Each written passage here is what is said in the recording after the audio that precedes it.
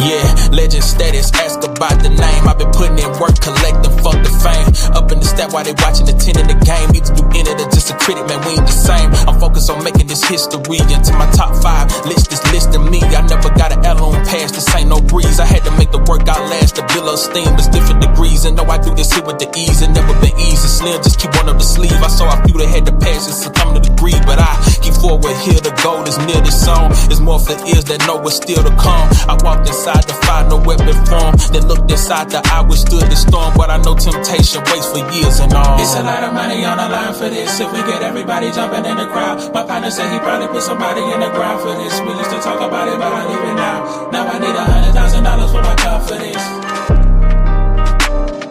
$100,000 for my confidence.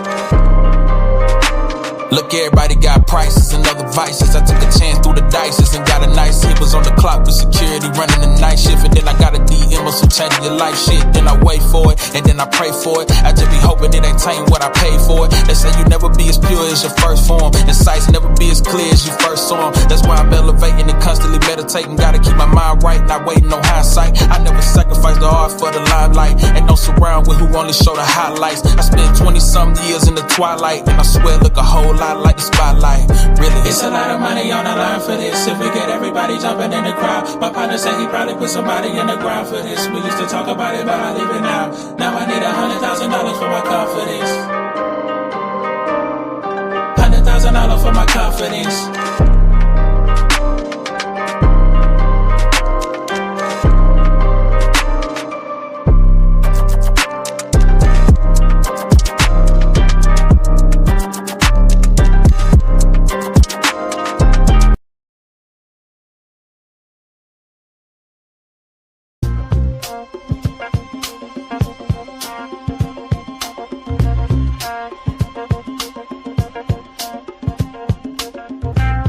Not this shit again.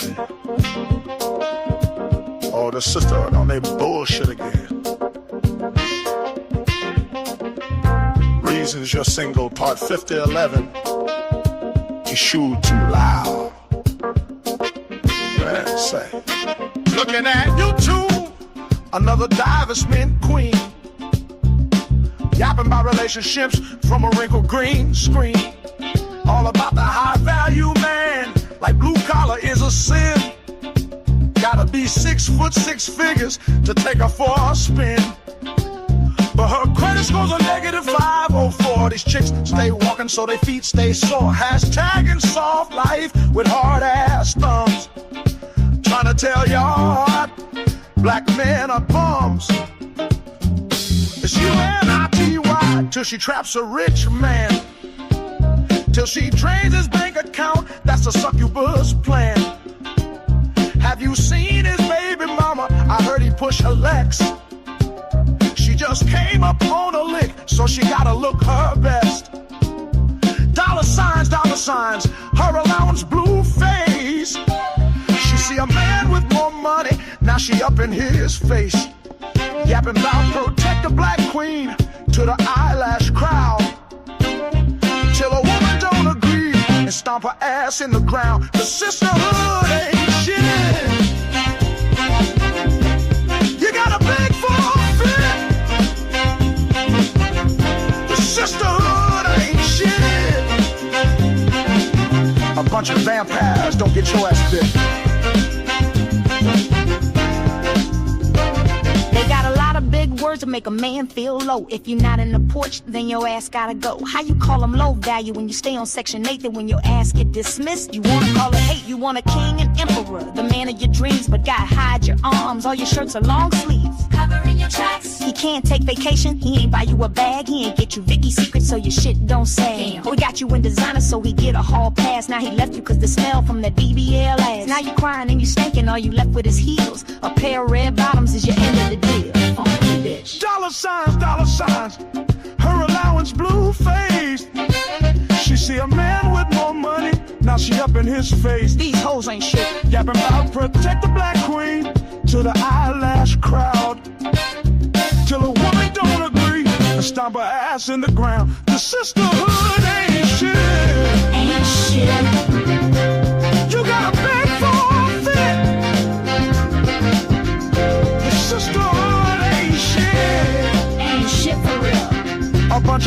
Eyes don't get your ass dead. So here's a toast to the sisterhood and all that boo-hoos, acting like taking accountability is something taboo. Here's a toast to the ones whose only goal is a ring, and to get it they'll do damn near anything. The skeezers, the schemers, the ones you can't trust, the ones that think they caught one but get left in the dust. This ain't for all women, the real ones I love. Real women, keep your head up, y'all as sweet as a dove. The sisterhood ain't shit, man. Pass me, what place are you in? If I'm in second place and you pass me, what place are you in? First. First place. Yes. I'm in second place and you pass me. Well, how would you be in first place? Because I passed you. I passed you, so I'm in first. I'm in second place, though. Congratulations. Now I'm in first because I passed you. I passed you. Are we running? Are we driving? It doesn't matter. I passed you. I'm in first.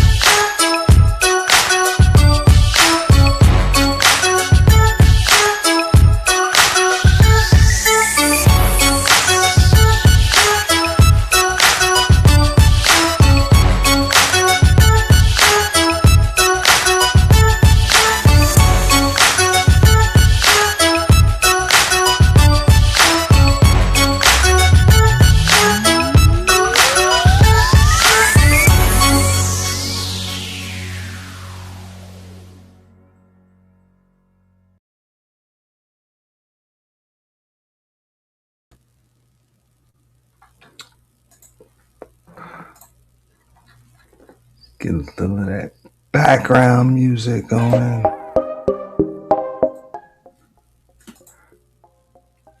Man, good evening, everybody. Hey, y'all do your boy a favor. Make sure y'all like the stream, share the stream, support the stream through Cash App, Super Chat, Super Thanks if you catching the replay. Tonight, y'all heard the intro, you know what I'm saying, Sisterhood Ain't Shit theme. But guess what? The ladies of the Sisterhood, y'all safe tonight, man. Y'all safe tonight.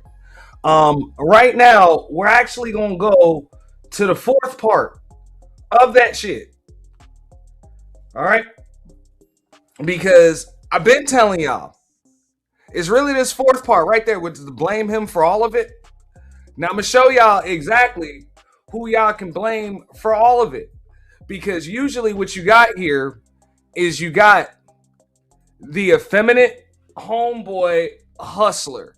You know what I'm saying? Now, this was a game, if y'all remember Kevin Samuels, he used to play this game, right? That's the way he would get him in the building. Motherfucker would light candles and shit and have some shit lighting, a pendulum in the back, and some cool, you know what I'm saying, like R&B / jazz shit playing in the background, you know. And then the motherfucker would just perpetuate goddamn chaos with what the fuck he would do.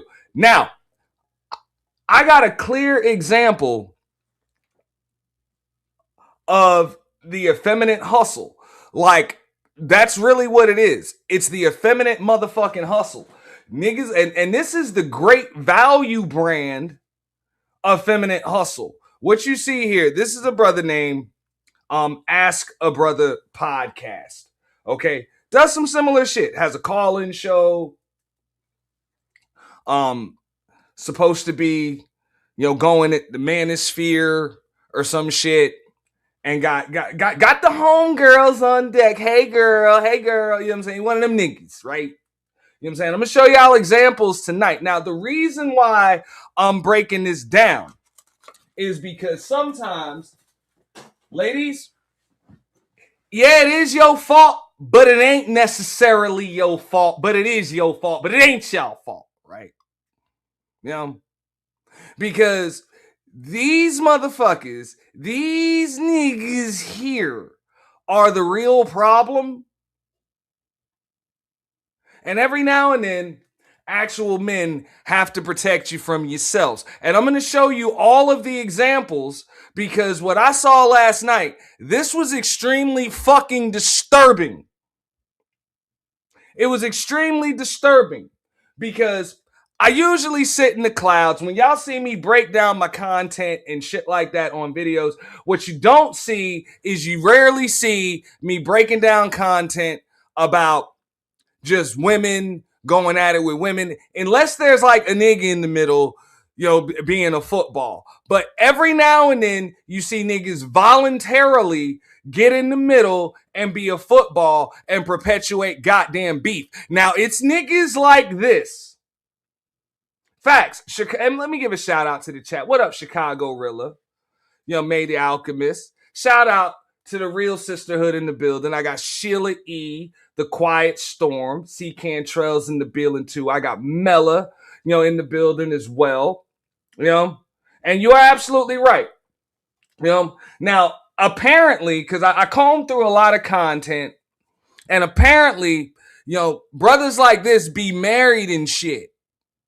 So I believe these niggas being like lavender marriages. I don't know for sure, but we're going to break it down. We're going to talk about it. What up, Love Wisdom? Shout out to Love Wisdom in the building too.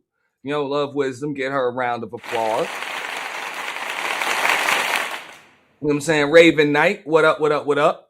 Black Pearl, Cynical One, Big Bridget M, what up, Bridget? Hamblin Jones. Trinity's always first.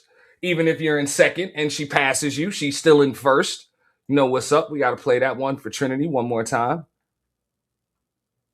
If I'm in second place and you pass me, what place are you in? First. First place. Yes. I'm in second place and you pass me. Well, how would you be in first place? Because I passed you. I passed you, so I'm in first. I'm in Yeah. She is first, no matter what. Shout out to Trinity. Okay. Now, what the fuck is a lavender marriage? Is when these effeminate menstrual show motherfuckers that really are into men just get married to a chick. And it be out in the open and shit. It be in the open. They just do that shit to keep up with appearances, maybe even make babies and shit like that. But they still be in the... That's them lavender marriages. Okay? I wouldn't be surprised if that's the case. But I'm not just going to put that on the dude. I don't know about that. All right? Now, keep in mind, motherfuckers like this... And I'm going to give you guys some context and some backstory without getting too messy. But I'm going to just be real. Motherfuckers like this come around your chick. Because if you to come around my chick, I had niggas like this try to come around before. And you just got to check them motherfuckers. Like, for real. You just got to check them. Get them the fuck out of here. This is worse than having a messy ass fucking homegirl. Because every now and then you got to deal with that. You got some messy ass homegirl that always in this shit. And your old lady don't want to get really away from her. But some nigga... Nah, dog. It's like we niggas just gonna slap you until my palms bleed, motherfucker. Like, for real. Because motherfuckers like this cause more problems than not. Now, it's the evening, so I'm gonna just keep it 100. All right, and I'll give you guys some backstory so y'all understand. what made me check this out, I saw two chicks going at it. They used to be cool. You know what I'm saying? This was Lucky Marie, Jazz Noel. I saw them going at it. They used to be cool doing shows together. Now they kind of, you know what I'm saying, beefing. They fell out for whatever reason. I think it has some shit to do, you know what I'm saying, with some extra messages with another dude. Whatever. That's woman shit. And we'll let them have that. We'll let them have that. That's why I said the sisterhood, y'all safe. Well, the ladies of the sisterhood, y'all safe tonight. But when I see a nigga that's not a relative or a coworker getting in the middle of that shit, playing both sides, pretending to be cool with everybody, but still commenting on that shit instead of just saying, look, man, that's between y'all, man. I fucks with both of y'all, man. Don't put me in the middle of that shit. Like, that's what grown-ass men do. They don't get up on panels with both of these chicks while they fucking beefing and be talking behind the scenes, laugh, laugh, giggle, giggle, ha, ha, key, key. Okay?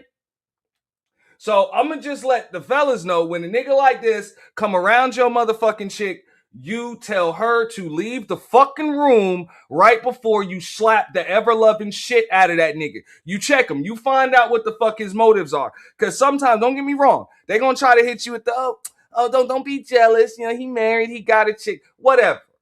Believe it or not, there ain't no reason to be jealous of these types of motherfuckers. And you about to see exactly why. There ain't no reason for that shit. Motherfucker gotta protect you from yourself. All right? Because I get it. Niggas talk all night. Hey, girl, sister girl. Hey, these niggas, they the problem. The fuck out of here. Fuck out of here. Because to be honest, if you was trying to fuck my chick, I still wouldn't respect you, but nigga, I would understand. I would understand, because you know what I'm saying, she my chick. Of course you want to fuck, bro. All your niggas do. You know what I'm saying? I get that. Whatever. But still, get the fuck out of here. Like now. Well, I was just trying to fix things with the girl. Fuck that. We don't need fuck you. All right? No new friends, nigga. You know, no new friends. We just making enemies over here. Fuck out of here. But niggas like this, oh, nah, that wasn't it. Okay, so what the fuck is it then? The fuck is it? The fuck you around for? Fuck you around for? You up in women's shit? You see these women fighting? You ain't selling white t-shirts and water guns at the door, motherfucker. What the you ain't trying to fuck nothing? What the fuck is your motive, nigga?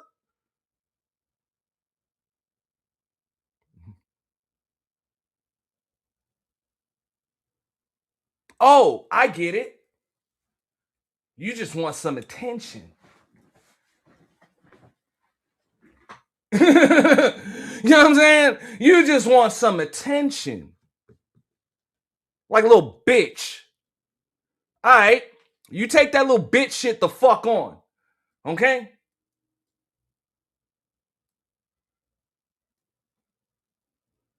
My chick got enough fucking homegirls. She don't need your ass too. That's the way you got to check these niggas. So I'm going to show you. I think this shit is over the span of maybe about 48 to 72 hours. The way this motherfucker, this nigga, literally plays both sides. Let me show you this shit. This shit is amazing. Fucking amazing. You cannot make this shit up, right? And immediately, as soon as I saw it, I'm like, yo, nigga got to call this shit out. Real shit. Like, before I even get into this, you got to see the fake ass effeminate homeboy hustle. Like, this great value brand, nigga got the fake plant and shit, fake house plant in the back and shit. Yo. Yo. Fucking polyester blazer on and shit. Yo, you cannot make this shit up. Shout out to Kevin Samuels. Like, for real. For real. Look at this shit. You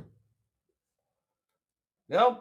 But at the end of the day, the reason why I feel the need to call this shit out is because you see this shit going on, especially in these spaces, a lot. This is not the first nigga, the second, third, fourth, or fifth nigga to bullshit like he's helping women, friendly with women, respectful toward women, when he's actually just hiding behind them on that effeminate shit.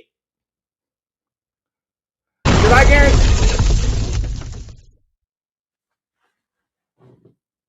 he's tagged. So you ain't got to come up unless you want to, or you want a response or something. You want to do a response or some shit. And fuck out of here, bro. Niggas about to check you, bro. Because at the end of the day, we know you're not friendly, you ain't respectful, you're not protecting them, you hiding behind them like the bitch you are. Now, I know a word that goes around in these spaces a lot. They use that word mammy a lot when they talk about women that kind of be caping for men. You know, regurgitating, what they call male identified talking points. I'm going to tell y'all that do not come in here mammy in this motherfucker tonight. I'm not blocking nobody, but I will roast the fuck out of damn near anybody that comes in here trying to hold this motherfucker's flea-sized nuts for him. Because that shit don't fly in arenas of men. It doesn't. You know? So I'm going to get right into it. First, I'm going to break down the interview that he has with Lucky Marie when he's on his hey girl, sister girl, giggle, giggle, key shit. And then we going to show you what he does 48 hours later with the ops.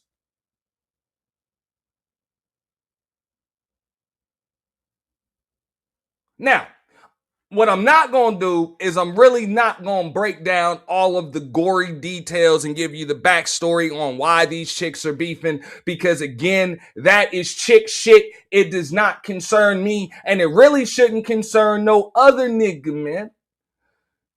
You either going to watch that shit, maybe your titty will pop out or some shit, whatever. Hopefully your chick don't jump in, whatever. But if them chicks gonna fight and ain't none of them yo chick, what the fuck you in this shit for? Let's get into it. Jeff, St. James, the revolution is going to be because of us. Do you think that your followers truly know you or the version you've curated for yourself that you put on social media? All versions are me. I think they know the version I choose to tell them, which is the version of, depending on what we're talking about, if it's my struggle with religion, because I was raised Christian, but I have a lot of questions that Christians can't answer. Same. I don't agree with how Christians act. I think everybody who says they're Christian look like the people in the world, So I may do content that's regarding that, and then they'll get to learn my mindset with that. I may do a little bit of funny gossip stuff that they like and they want to chit chat about. So it's just like we on the phone talking. And I may talk about that. So it just depends on what we're talking about, or my rants. I'm like, y'all, this is a ghetto stream. And the reason why I'm breaking this shit down, you know what I'm saying, for the ladies, the ones that are trying to or have some kind of sisterhood going, this is one of the reasons why you fall the fuck out. Usually you get infiltrated by some effeminate homeboy hustler.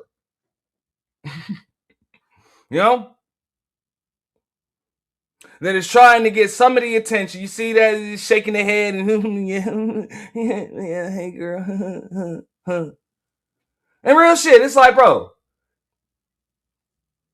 you gotta ask that motherfucker, fuck your motives, bro. What the fuck you around for? Don't you got a chick? And why the fuck is your chick so cool with you all up around these other chicks? Something ain't right, nigga. Something ain't right.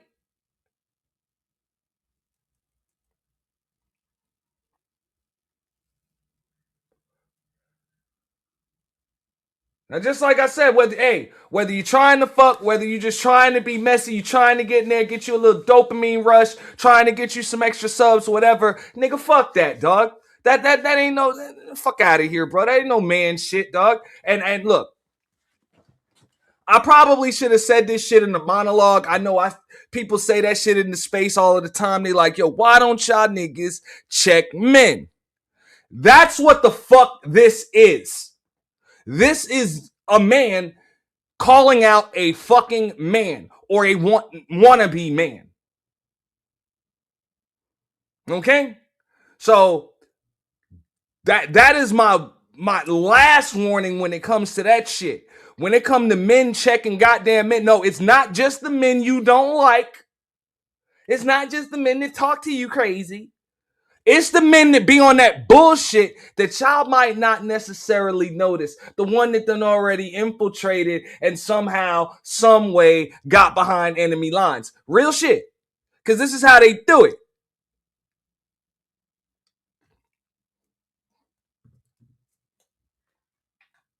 Pissed off. Yeah. You should be. Yeah. I think that if anybody has ever felt that, they could relate. But what happens sometimes with people who don't know me, who aren't my There's another subscribers, one. they come with the fake positive stuff, but you hear. You know what I'm saying? Right. But you don't hear. You're not here if we wanted to talk about Erica Kirk grooming a 15-year-old girl. No. But you want to come here if we're talking about Lucky talking about another creator.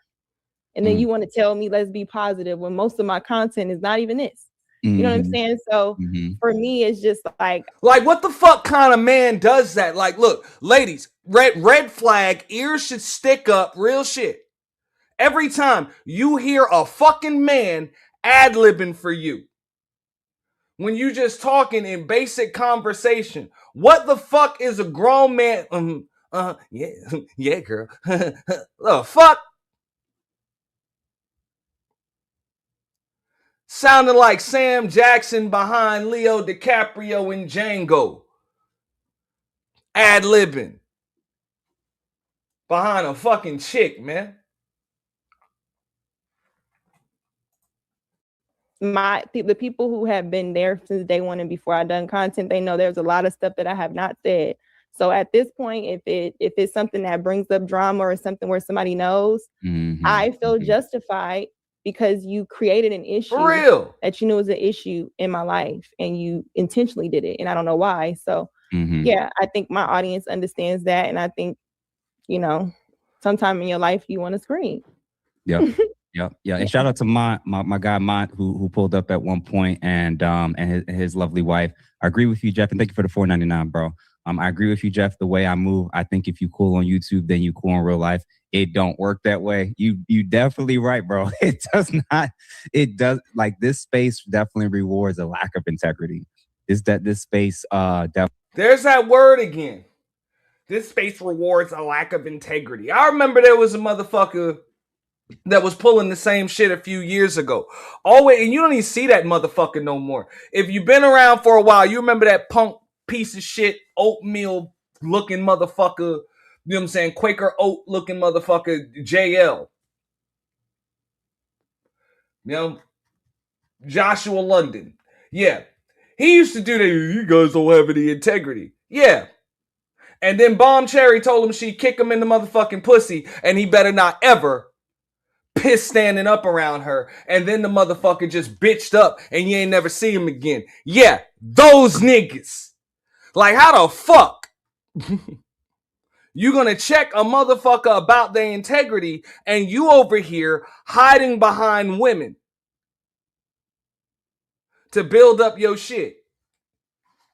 And not even just hiding behind women.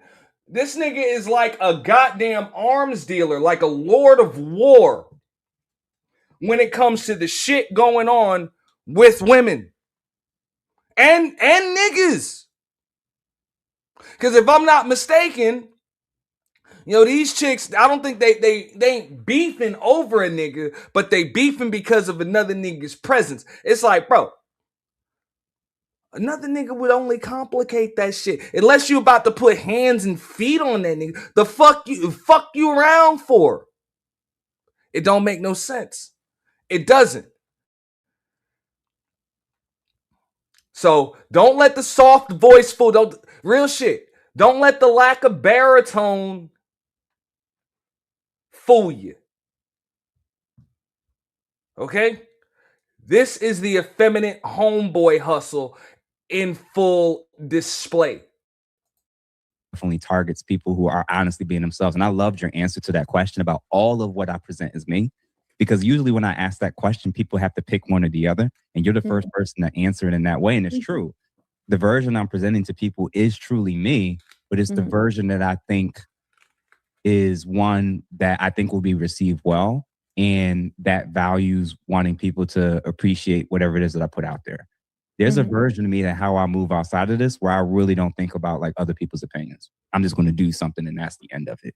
So so that's both, and both of those are me. Like, I'm not completely 100% people pleasing, but I'm definitely not in the whole, I don't care about what anybody thinks. I fluctuate depending on the topic, person around me and situation. And the nigga just, like real shit, nigga just literally lifted up his motherfucking skirt just now. You heard that. Like, I was listening to this shit earlier, and I'm like, yo, nigga just lifted up his skirt. Nigga told you, yo, man, hey, I just switched that shit up depending on where the fuck I'm at and what the fuck I want. So right now, I'm the effeminate homeboy pretending to be your fucking yag best friend. Even though I'm not really yag or your friend. But it's some drama going on. It's some tea getting spilled. Maybe I can be a part of that. Get me some views. Kiki. Fucking weirdo ass nigga. Sounds like you too. So I actually respect that. Thank you. Couple more super chats. Spit real a quick to make poem sure ass I didn't nigga. miss. LL Nix, something to think about. Appreciate you, bro, for the $20. Salute Jeff, West Coast Lucky. Everyone like and share this video. Yeah, man. Everybody, please do. We're teetering around 250 plus people concurrently watching as we speak. So definitely appreciate and thank you, sir, for the super chat. So just two more questions. Relatedly, the whole conversation about dynamics behind the scenes, men, women, all that. Now, what's the right way to say it? I've seen your name trending in the last week or so in relation to my homegirl Jazz Noel, for everybody that's wondering. Is it difficult to tell me about you don't even have to go into specifics, but how did that situation impact you or change you, if at all? It didn't change me at all. It impacted me because I actually liked her. I actually encouraged her on her actual success, like the things, her talents. And I was under the impression she was trying to get away from male-dominated stuff, typical girls, girl, whatever. And I thought that I've always, since, like I said, the original girl I did content with that introduced it, she was kind of similar with mindset. So every time I see that mindset, I never shy away because it challenges me. Now, I just had to stop it right there.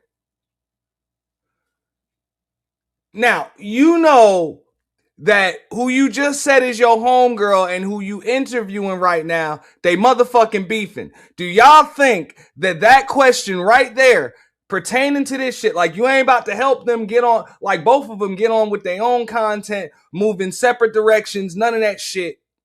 Because that's what a true friend would do. You actually want to talk about the goddamn beef or tea that got spilled in between them.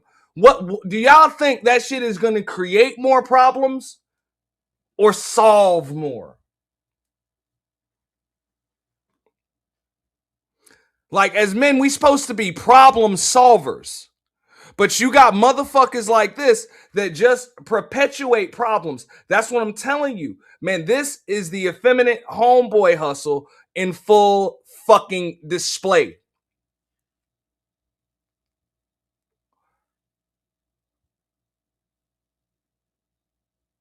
on display for the whole world. And it's a damn shame that I gotta be the first, if not the only motherfucker that calls this shit out.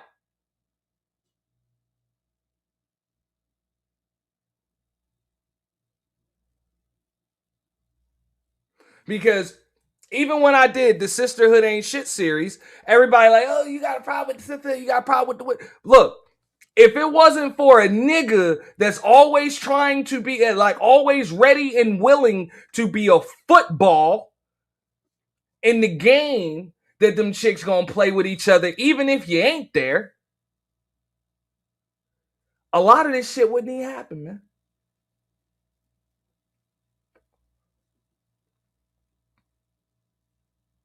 It wouldn't even happen.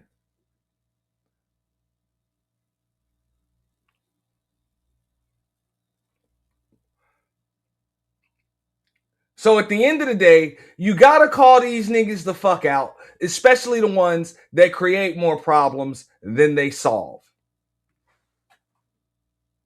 And I'm gonna explain why in a little bit. Maybe sometime help me think maybe that's why I don't connect with women. Let me try to think, more like women. I think I am a woman. I think like a woman. You know what I'm saying? So with that situation, to me, I thought it was genuine. I thought I was doing everything differently. But it became a problem when she brought somebody to me that everybody knows this situation. Everybody knows, unless you're just new or whatever. Mm-hmm. And when she brought it to me, because this person wanted her to bring it to me, according to what I understood, I told the boundary, like I say, everybody, because I've actually was on cruise season a lot more than I've ever worked with Anton, but that's mm-hmm. another story.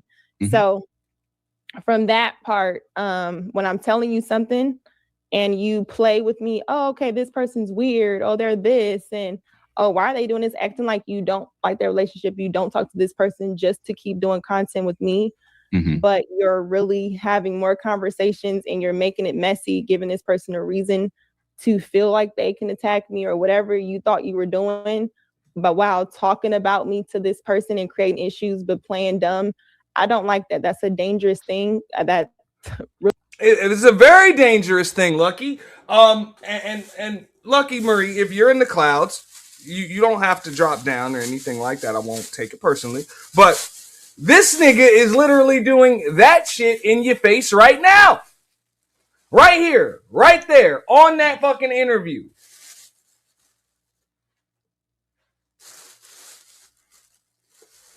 Playing the same goddamn game that a snake-ass, two-faced bitch is gonna play in your motherfucking face trying to get you to spill your guts just so they get a little piece of the tea.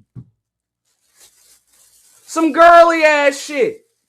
Now, niggas expect this shit from the women because y'all women. Y'all going women. Like, that's what they do. You know what I'm saying? I grew up, you know what I'm saying? Mom and auntie, you know what I'm saying? They had the 5 foot, 6 foot long, stretchable fucking phone cord in the kitchen, you know what I'm saying? Hang on the fucking wall, you know what I'm saying? Shit, you know what I'm saying?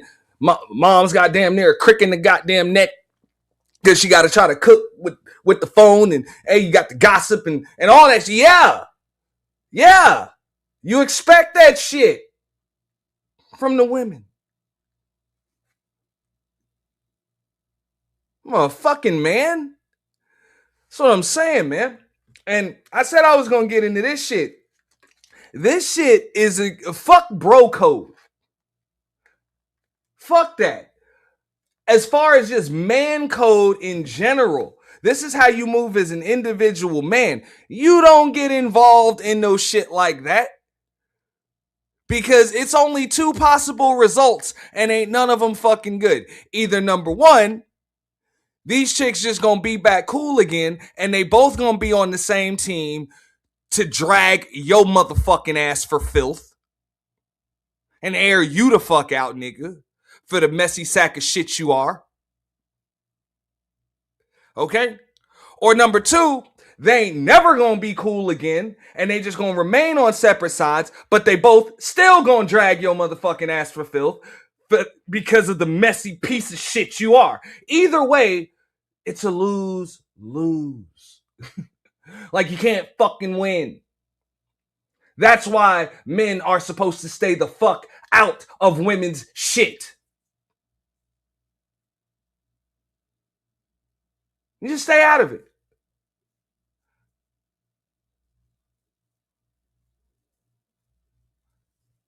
Pick a side if one of them chicks is your chick. But if that ain't the case, nigga, you back the fuck up. Get you some popcorn. Pay attention. And if anybody asks you shit, you don't know nothing.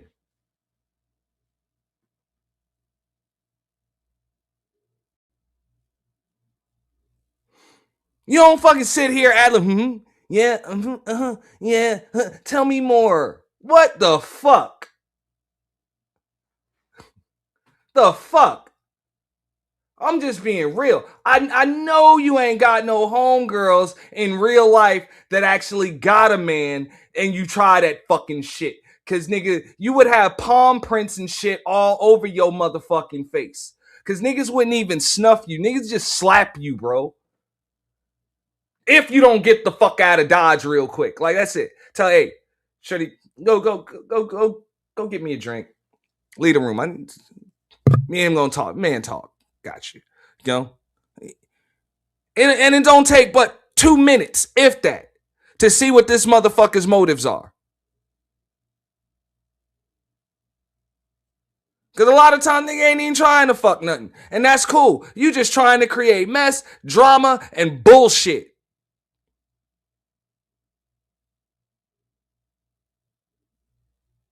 And as far as YouTube is concerned, I guess you just want views or clicks or something. Get the fuck out of here.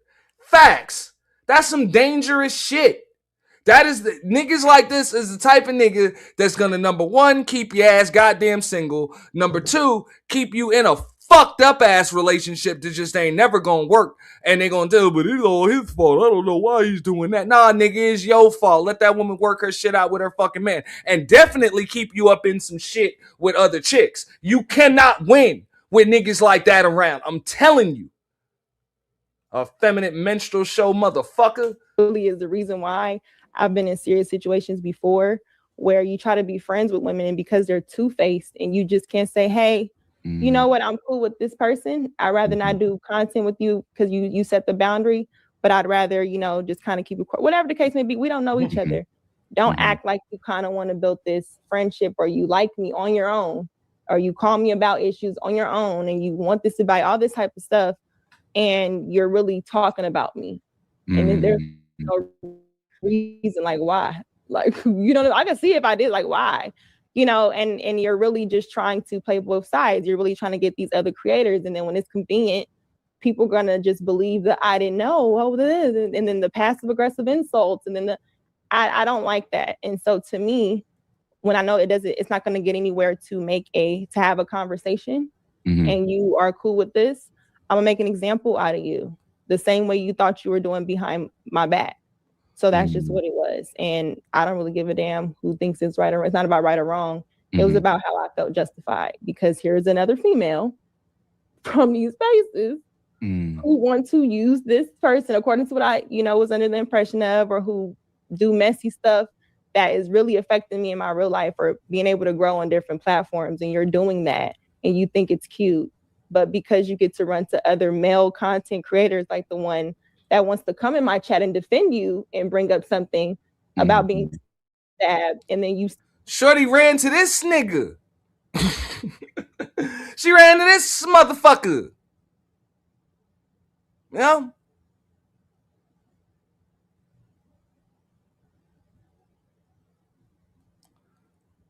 Like I said, motherfuckers like this create more. This is the real problem.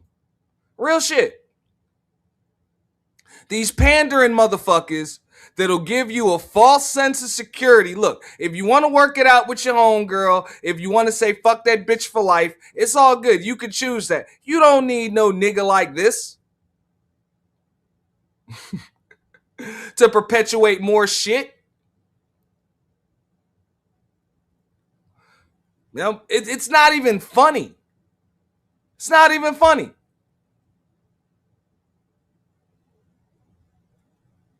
Where I'm from, niggas like this will cause a chick to get busted in her head with a bottle or some shit.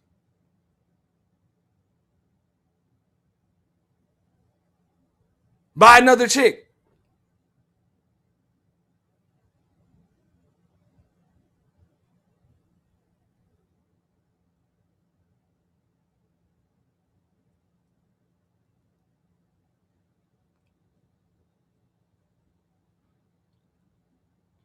And then as soon as a nigga step to him and check him about his intentions and his goddamn motives, the first thing he gonna do is either bring up some goddamn women or start trying to hide behind one. I'm telling you, man, do not fall for this shit. And that includes y'all, fella. Don't fall for this shit.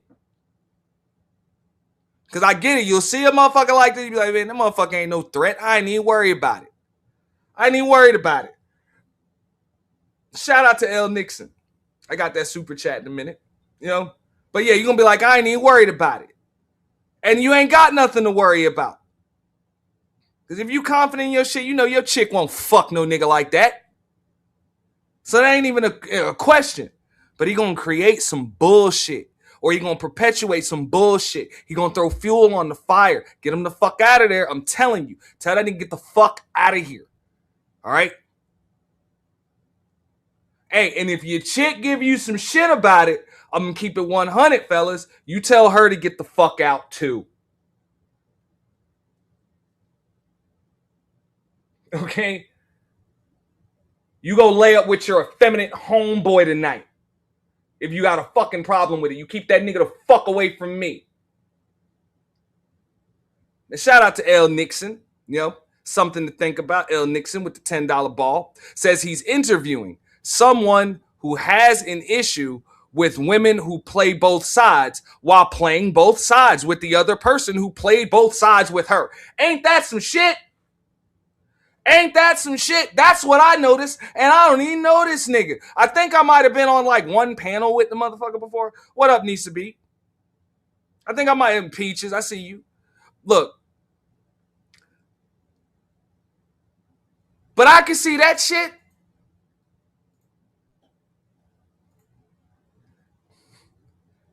And I get it. I want to say like, yo,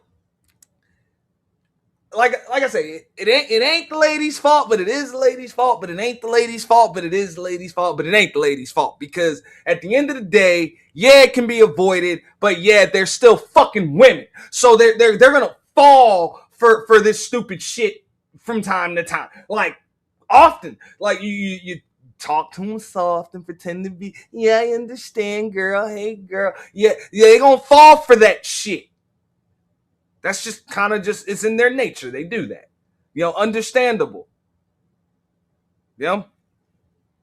But y'all are getting a heads up from me right now. And if your nigga ain't feeling that motherfucker, trust his instincts. For real. You can get this nigga's ass kicked. Seriously.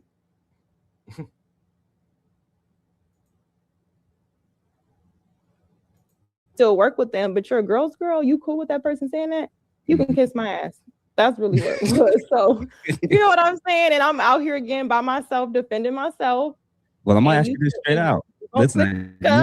Listen, I'm going to ask you straight out then. Do you regret the relationship you did have with Jazz, or do you wish it could improve? I absolutely regret it. Absolutely. I honestly want to delete all the videos, never existed. Because it's embarrassing just on my part, because I know where my intentions were, you know? And that's just what it is. And people warned me. I didn't listen. So. And real shit. If you a real friend, because I get it, these chicks was cool before they fell out. So if you was cool with both of them, now it don't make no sense for you to fall out with one of them if it didn't have nothing to do with you. That part I understand. But if you a real friend, like if you a real friend, instead of just a messy ass, effeminate, menstrual ass nigga, what you gonna do right here when she says, hey, absolutely not, no, we ain't gonna patch shit up. A real friend would just say, yeah, I don't want to talk about it. Okay, I guess you don't want to talk about it no more, so I won't even bring it up no more. So what are your plans for content in the future? Whatever. Next topic. But no, there's still about 5-6 minutes left in this segment and a lot more interview left. We only gonna watch the next 5 or 6 minutes, and then we gonna get into the other half because he goes up there and starts fucking with the chick's ops. You know, after that. You know? And giggle, key with her. Ain't that about a bitch? Man, shout out to L Nixon again, man. Y'all be like L Nixon, you know what I'm saying, who is our official show sponsor for the evening. Shout out to L Nixon. He said he saw her live and didn't tell her before asking her to do the interview. That was, oh damn, let me start over, man. Y'all don't mind me, man. I'm gonna have to start drinking so that way I can start reading shit properly. My bad. He said he saw her live and didn't tell her before asking to do the interview that he was cool with her ops. He waits until the middle of the interview to tell her that they talk all the time. And we're going to get into that. And shout out to Nicer, who's a member for 3 months. We are simulcasting at both the home of the official YT Purge as well as Auntie's The Boiler Room. So y'all make sure that y'all click that membership link. We got members only content. We got announcements to be made. We'll also be moving over to Twitch, okay, and starting the simulcast from Rumble pretty soon too. But shout out to L Nixon, shout out to Nicer, shout out to everybody with the memberships. And I'll check the cash apps in a minute, man. Appreciate y'all.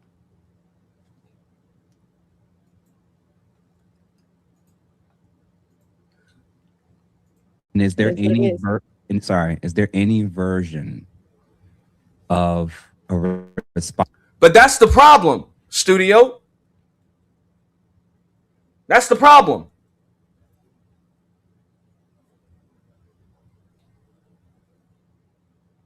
What the fuck, man, is covering some shit between two chicks? That is some weird old shit. And to be honest, it's just stupid. And even if you just covering it, you cover that shit with a bird's eye view. Like, fuck it. From a safe distance. You don't play both sides with no goddamn... Like I said, that's against man code right the fuck there.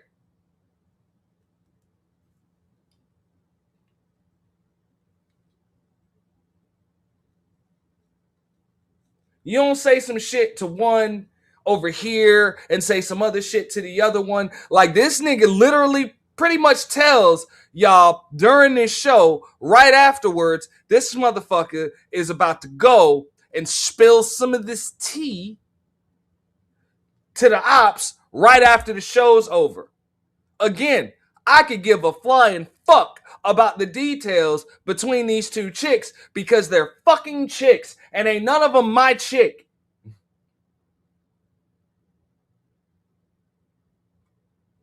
That's not the YouTube game.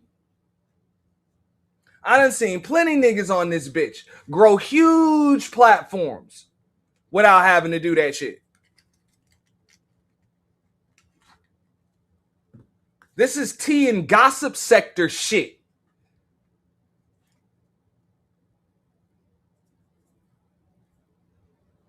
This is some great value Kevin Samuels shit.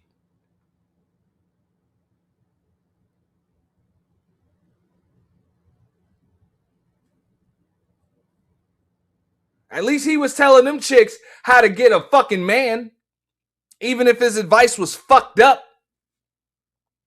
He wasn't telling them chicks how to be homegirls with other chicks. What the fuck is that? What the fuck is that? The fuck kind of man does that? I'll tell you what kind of man. When that motherfucker come by your crib, you like, hey, you want a cold one, you want a shot, you want a beer or something, and then I'll have some Pepsi. You have any wine? Ass nigga.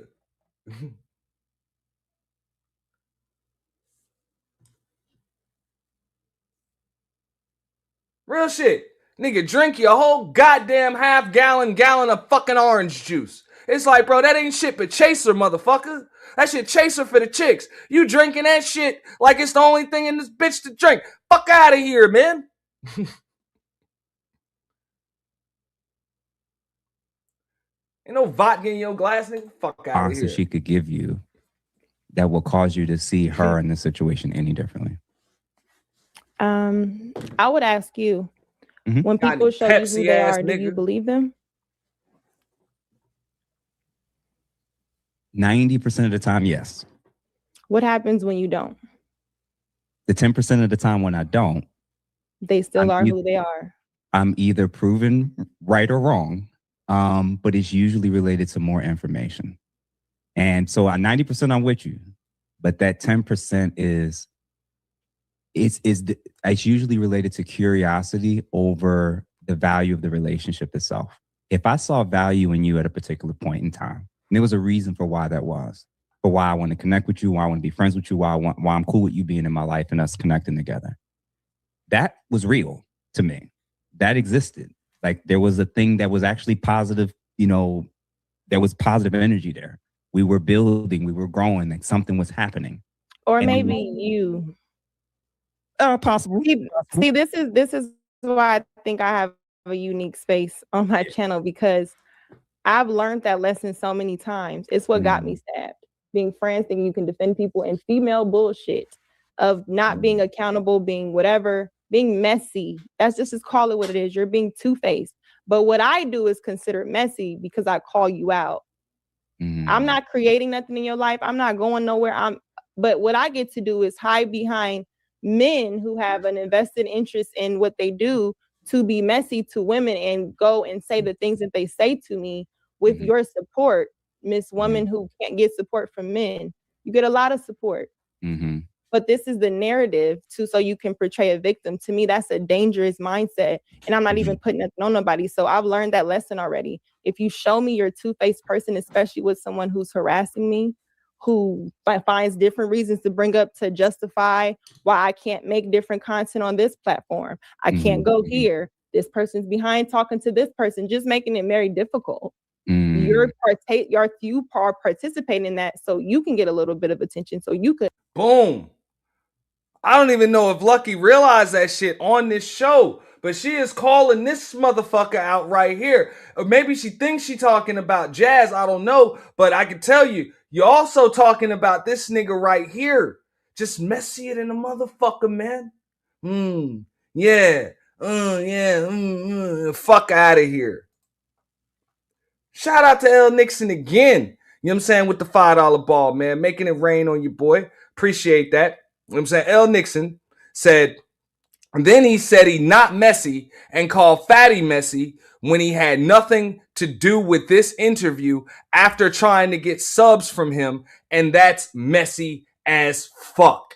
Yes, it is. This whole shit is messy as fuck. And it is being perpetuated by a nigga that has his full on, face first, effeminate homeboy hustle on display.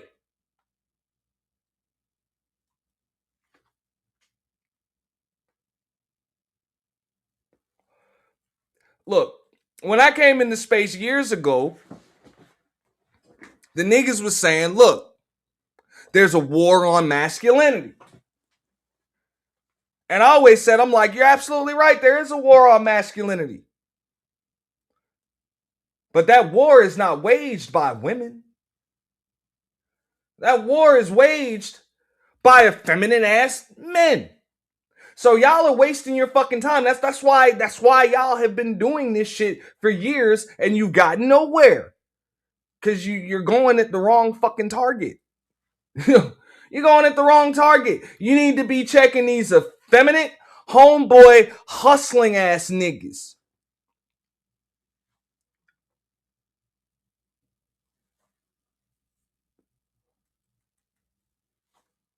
Because they the ones that muddy up your motherfucking waters.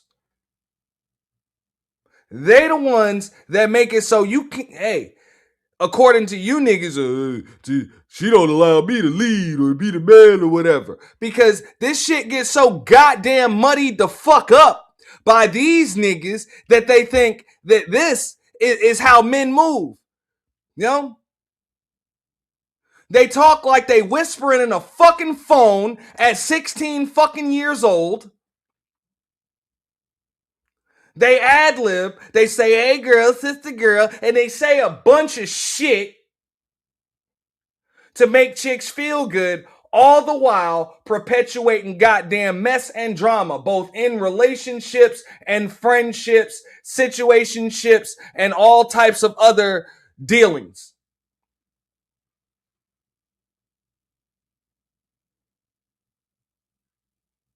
80% of that time that y'all niggas spend cussing out and going at women, 80% of that shit, you might as well put it in to going at motherfuckers like this. Just like this, right here. This is your enemy. Your enemy does not have a vagina. Trust that.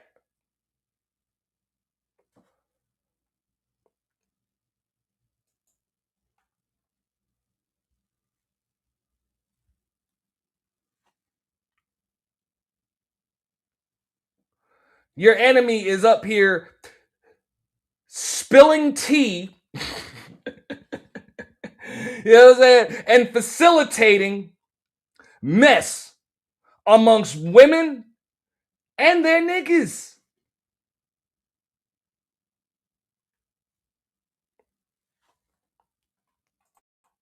That's good for you, but you don't get to do that with me, and people don't get to call me messy because I want to call a person like that a dumbass bitch. You don't just get to do that.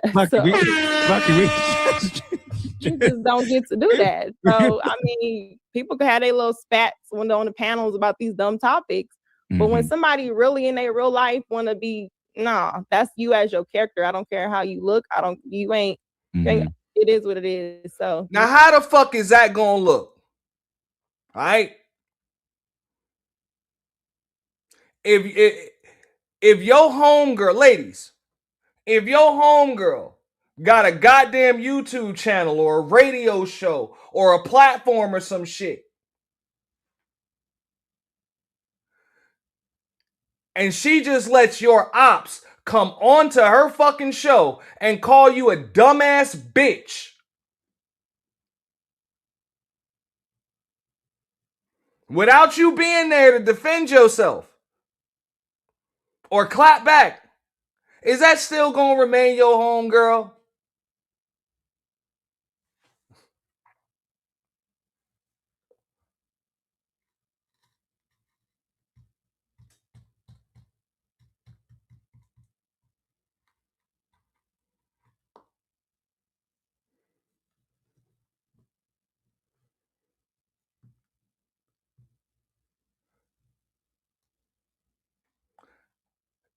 The nerve. But people gonna be like, oh, but he don't raise his voice, so he ain't messy.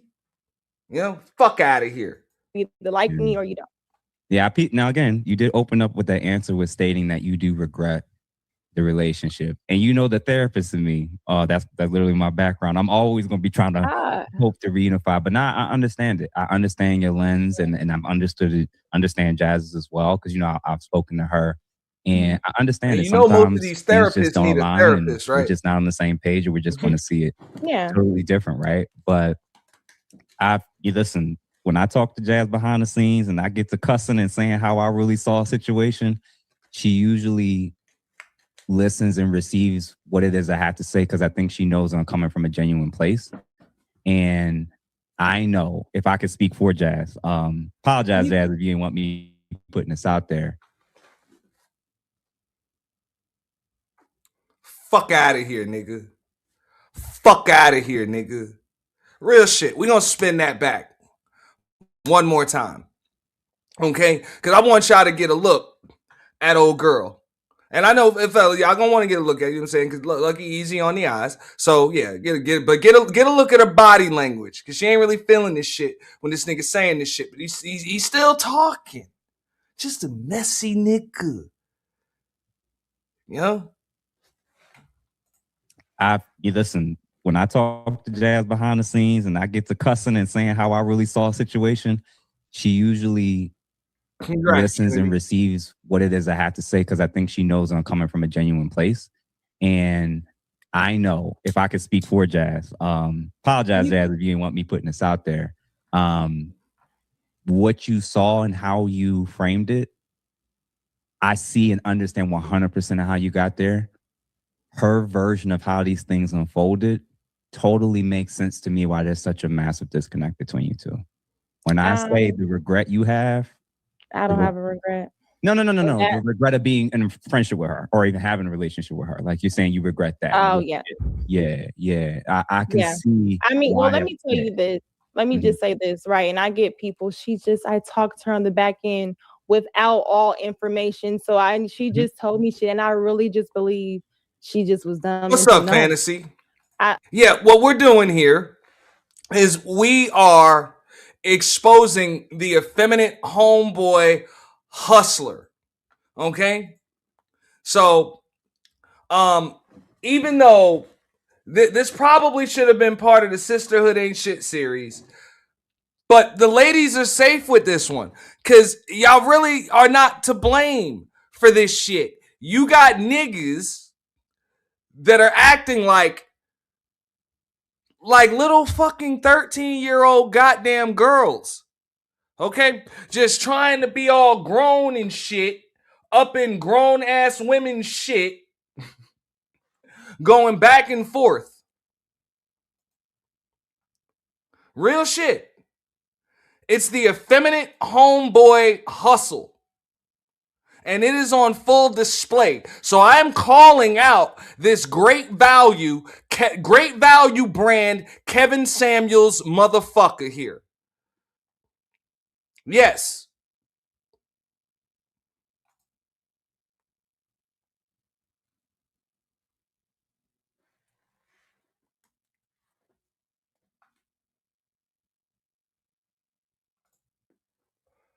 Because it's one thing, man. Hey, them chicks gonna fight. They gonna do that. Sometimes they get cool again later on say, hey girl, whatever. Sometimes it be like, fuck you for life. But one thing that all men are supposed to know, like this is man code 101. If there's anything that'll bring women together, it is to drag a nigga for pure, unadulterated filth. So you can't win with this shit. So what the fuck is your purpose? And you ain't trying to fuck nothing. You ain't trying to stick nothing. So what the fuck is your purpose? I know what it is. You just trying to get some goddamn attention. That is some effeminate shit. For real.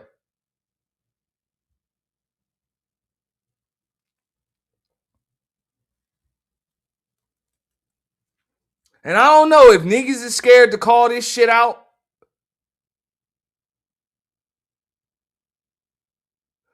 Cause they like that might jeopardize the mission. We gotta have smoke for these women and shit. Nah, bro. Nah.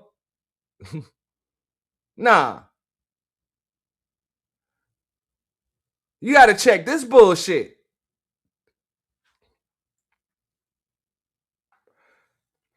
Cause more than half the time, this be why them chicks be beefing and shit in public. It be some motherfucker like this. Giggle, keying. I just happen to catch it on live stream. It's usually happening in the back.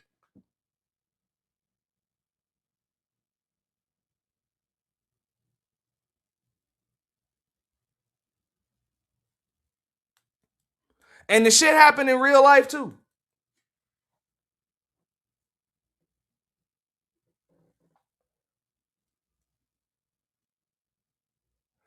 That motherfucker even gave so many tells in this interview he had with Lucky.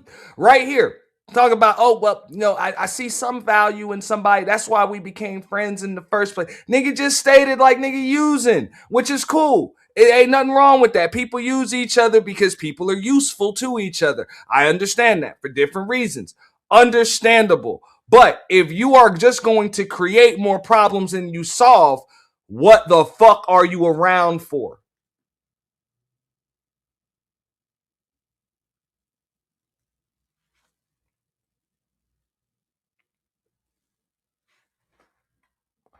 Telling you, this nigga says he has a background in psychology and he's a therapist and shit like that. Yeah, I get it. You one of them therapists that likely don't miss an appointment with your fucking therapist. I'm sure of it. Let me ask you, how can you be dumb if you say, Lucky is really the one putting me in this situation? I don't feel this way to someone I told you is doing these things and you see it. And you tell this person this. How can you not know that? How can you also for yourself say, yeah, I don't know. I'm not even going to block you. I'm not going to do these things, but you're telling Lucky, I've tried to block them. I don't know how. That's a liar. That's a person who's deliberately trying to be mischievous and play both sides. And then when you can't play both sides and get whatever your benefit was, you then run somewhere and you get to play victim. That's all I'm dealing with. I don't care who you're friends with. I don't care none of that. If you don't get to lie to people just so you can keep using them, that is manipulation. And you don't get to do that. So anytime a person withholds the truth of what they really want to do to be able to do whatever they want to do with you, that is not an honest person. Now you could feel like you talk to Jazz. That's fine. That's how you feel. Yeah, of course. Me, I once I see who you are and you choose to move like that, and you choose to then not just say, you know what, I was being fake, or I was playing both sides. I was trying to be cool with someone. She did say that. Yeah. That as a woman who comes to me arguing with me about femicide, about being a girl's girl, and I'm saying this is really happening to me. You could have asked more questions. You did, but I don't want to know. You want to be cool with this person? That's fine. But to me, it's just like, I'm not asking nobody to be on my side. I'm just asking the person, if that's not what you wanted to do, you didn't have to. But you don't get to lie to be able to still do kinds of whatever benefit you have to have your cake and eat it too. And then when it blows up in your face, I'm just going to send these men to say whatever to you or feel like they need to defend me because you're the bad girl. Bro, and some of these dudes are weirdos. Yeah, hey, and now it's time to switch to subject. Girl, some of these dudes are weirdo. You hear this shit? You damn right, nigga. You got one of them looking right back at you on your motherfucking laptop monitor or your webcam, whatever the fuck is feeding you, your stream feed and shit. You know? Like, and he talk about he got a degree in psychology. That's why he changed the subject right there, because he know damn well Lucky just called his ass the fuck out.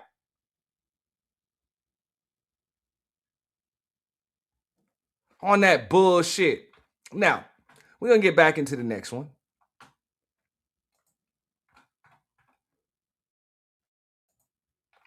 Because I'm going to show you.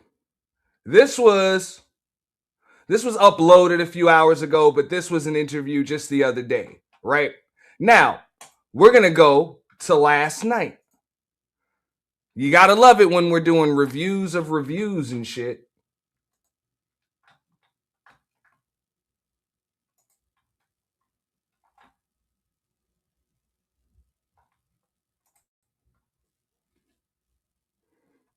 Okay? Now, we got the woman in question, Jazz, her stream. She's breaking it down. Now, she has not dropped the link publicly. I'm going to give you guys a little bit of context with that. She has not dropped the link publicly. So that means she had to send the shit out in private. Okay? So she going to make sure one person gets to click this goddamn link.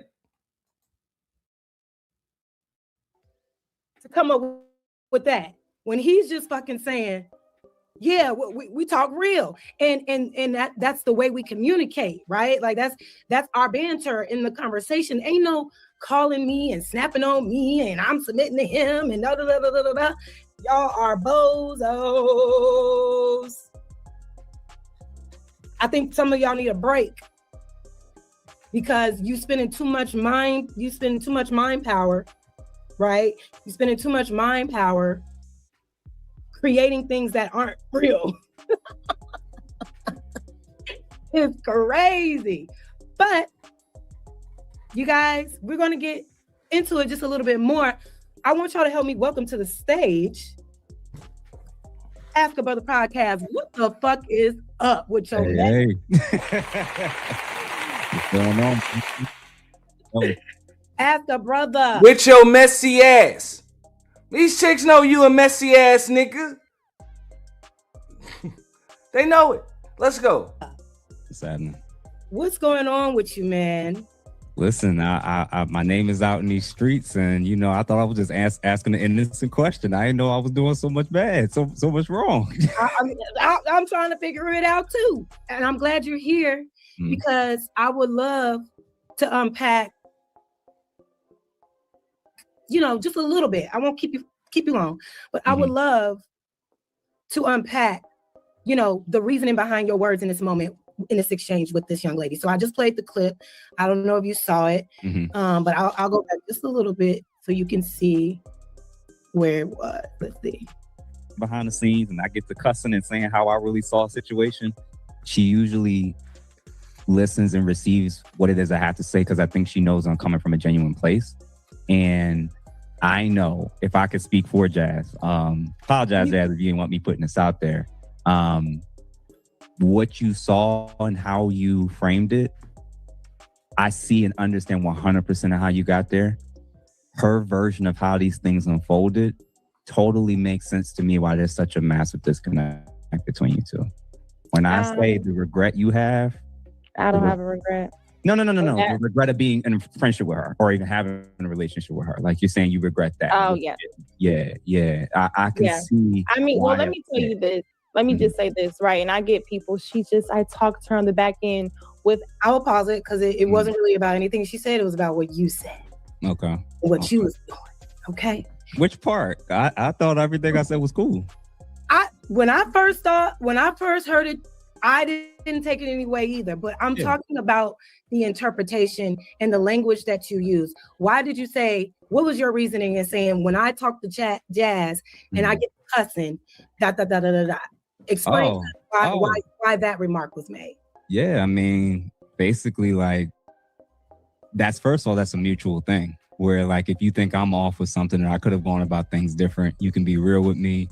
You can joke around. You can cuss and be like, yo, Jeff, get your shit together. Like something like that's a totally normal, mundane thing that anybody that I'm cool with, both on this social media thing and my real life, if we're actually cool like that, we can have that dynamic. Right. So like how is it being framed in terms of people talking about it? It's being framed as apparently my nigga, my man is a lame, a hoe because what? Yeah, because I have a man, right, that I should be submitting to and listening to, but hold on. You are calling me, cussing me out. What? Screaming at me. Yelling at Fuck out of here, bro. Fuck out of here, bro. The fuck out of here. The fuck is that?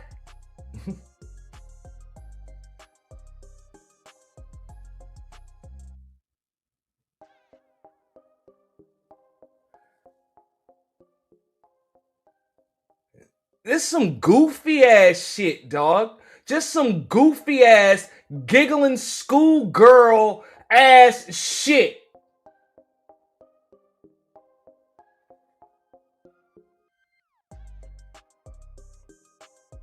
And real shit, somebody said that shit a while ago up here. The devil's in the details. Again, I don't give a shit. That's some shit between some motherfucking women, or that's some shit between you and your goddamn man. Huh? What? Oh my God. Huh? Wow, girl. Yo, man, don't fall for this shit. At me. And I got a whole man now. Yeah, that's right, that's how they this is that whole like the combo of like jealous men / manosphere talk thing where it gets. Oh, hell nah.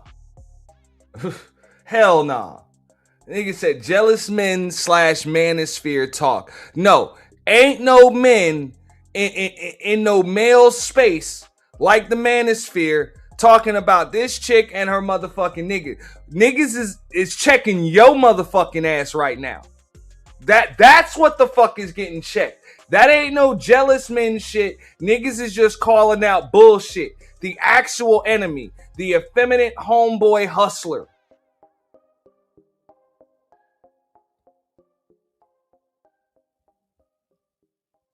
Again.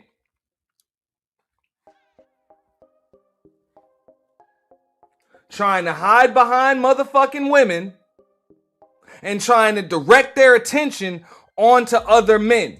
Fuck out of here, nigga. You're the problem. She's up here reviewing your stream with her ops right now.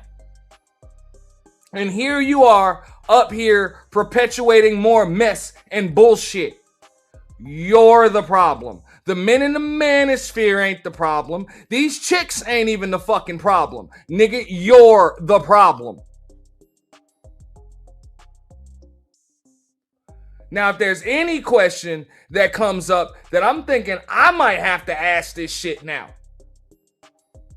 And I don't want to get too messy, but Jazz Noel, if you in the clouds, I'm curious. Do you actually have a motherfucking man?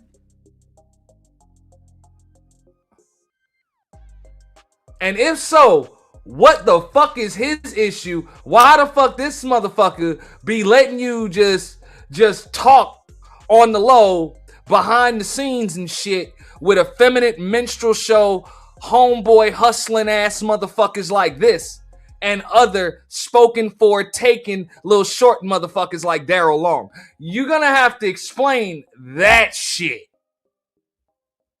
Cause I didn't want to get into all of them details, but niggas saw them fucking messages, and it's like, bro, you sure you actually got a man? And if you do, that nigga got a pulse?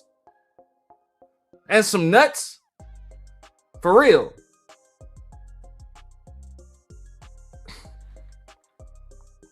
Okay. I don't know. But that shit need to be checked. For real. Think I'm gonna let some nigga fucking sit there giggle, kiki with my chick? Like, the fuck out of here. Who the fuck are you? Who the fuck are you? Why are you here? A little too weird. I was like, in real life, like, just for context, you know, for people that you can look on my photos online. I have women that were on my side of the aisle in my wedding. Meaning, I had a couple guys that were on my side of my party in the wedding. I had a couple ladies. Like, this idea that like men and women can't have this dynamic and it not be you submitting to another man. Like, we just keep it real with each other. Like that's it. No, men and women can have a certain dynamic, but not this one. Because one thing that grown-ass men are not going to allow is other niggas to be bringing his chick problems or helping to perpetuate problems and drama in his chick's life. And if anything, if any drama is perpetuated in my chick's life concerning a fucking man, god damn it, it's going to revolve around me. That's what the fuck that's about. That's why you can get the fuck out of here. I get it. The homegirl's going homegirl. They gonna do that shit. And then when they done, sure, they gonna come home to her man. Cool. But under no circumstances, nigga about to let you throw salt in the game and shit like that. Like, fuck out of here, bro.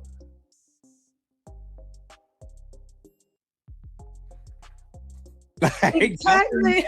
Nothing more. So, real shit. This chick talking about like she got a man, and I don't want to turn this because, like I said, she ain't the target, you know, tonight. But I know this shit was supposed to start with like Anton Daniels getting exposed, but in the last week, Jazz, you done got exposed for talking kiki and giggle ha behind the scenes with 3 different niggas when you got a fucking man. Am I the only one that noticed this shit? And if this nigga's a therapist and a friend, he can be like, yo, I ain't gonna be around because, hey, I'm gonna just complicate that shit even further. For real. Because I'm confident in who the fuck I am. And chances are, if you got all this other shit going on, I'm about to activate some insecurities in your motherfucking man. For real. So as a friend, I think I need to back the fuck up.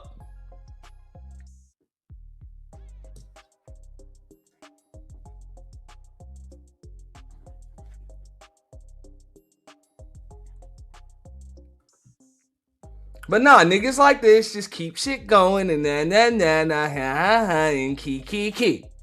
Like a little bitch. That's so weird to me, yo. When I heard that, I was like, wow. Oh man. Wow, like so you really have to be mindful and I'm bringing you up because it's just like this is how easy these narratives can get spun in this space. You're literally Now that I don't want to perpetuate any rumors like that. I would hope not. I would hope not, only because it'll end badly. But shit like this just doesn't help matters. Like I said, niggas like this will continuously, they will just perpetuate mess, drama, and fuck shit every which way. That's what the fuck they do. So if you got a nigga like this around you, you likely gonna stay in some shit with chicks. You gonna stay in some shit with dudes. You gonna stay in some shit with your dude. It just is what it is. And fellas, if your chick got a nigga like this around her, it's always gonna be some shit. Guarantee it's always gonna be some shit. But for all the men listening, like the actual men that are listening, y'all ain't having this shit. I already know. I ain't gotta tell y'all twice. Y'all are not having this shit.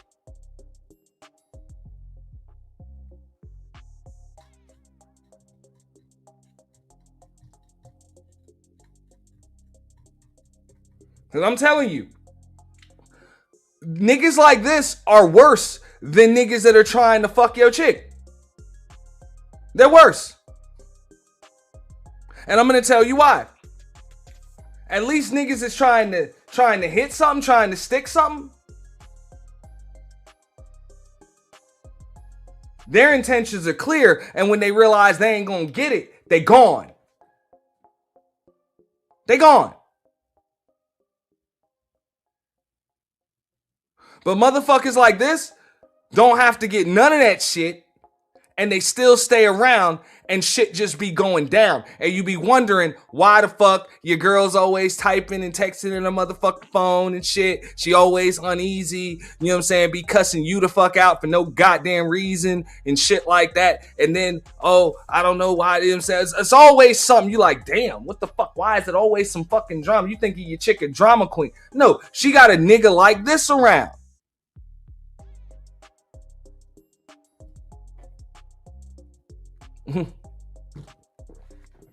Yeah. He in the thick of it with her, so they have a common ground that her man can't relate to. That's weird. That's fucking weird. Like, that's just weird as fuck.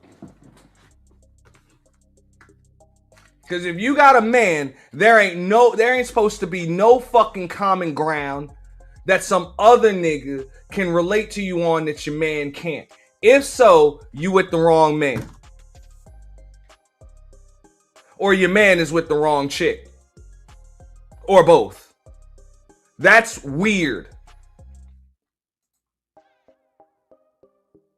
Like, I can understand doing this shit if y'all co-workers, you kind of want to maybe smooth shit out, so that the workplace environment is still straight, don't nobody get fired and everybody can be productive. I can understand it if y'all family members. Like, okay, you can step in and maybe diffuse some drama. But this shit,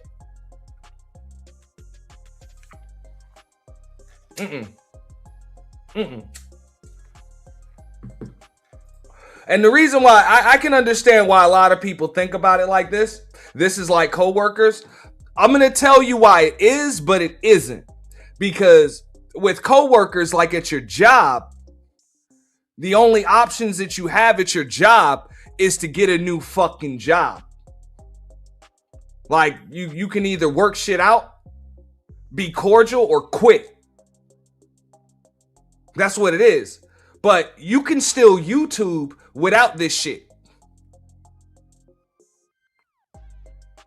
So at regular jobs, you can't choose your coworkers.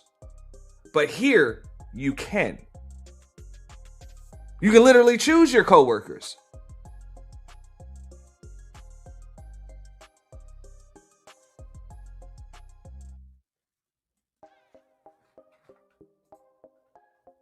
just casually just talking and you're just seeing how you interact with me.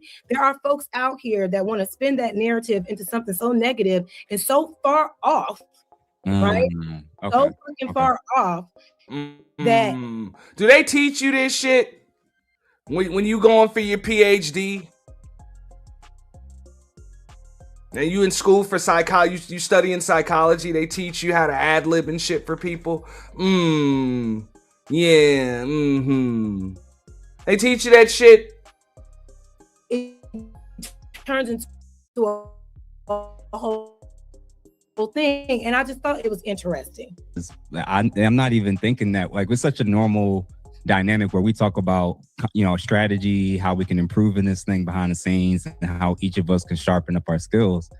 Totally normal, like, stuff to me. So in my mind, it's like, if you feel like I fell off with a particular interview, I didn't cover something a certain way, I didn't focus enough on the women's side, or was too hard on this or that, you're one of the few people in this space that literally want to tell me like what I need to hear. So, and I'm like, I literally return the favor, and sometimes that do involve cussing. Like, that's right. That's what it is. I'm not batting 100, and we know your ass ain't batting 100. So I'm like, what? I don't get. This is hilarious to me. This is some weird shit, man. You it seems like you ain't batting 100 because you acting like you switch hitting. That's why it's weird. It's weird. Like, that's what I'm saying, man. These niggas playing defense, man. Y'all gotta check this shit. Matter of fact, I'm gonna do it for you. It is. I don't know what, like, the moment I've gotten in contact with you, the amount of drama I've been pulled into, right? Me getting tagged.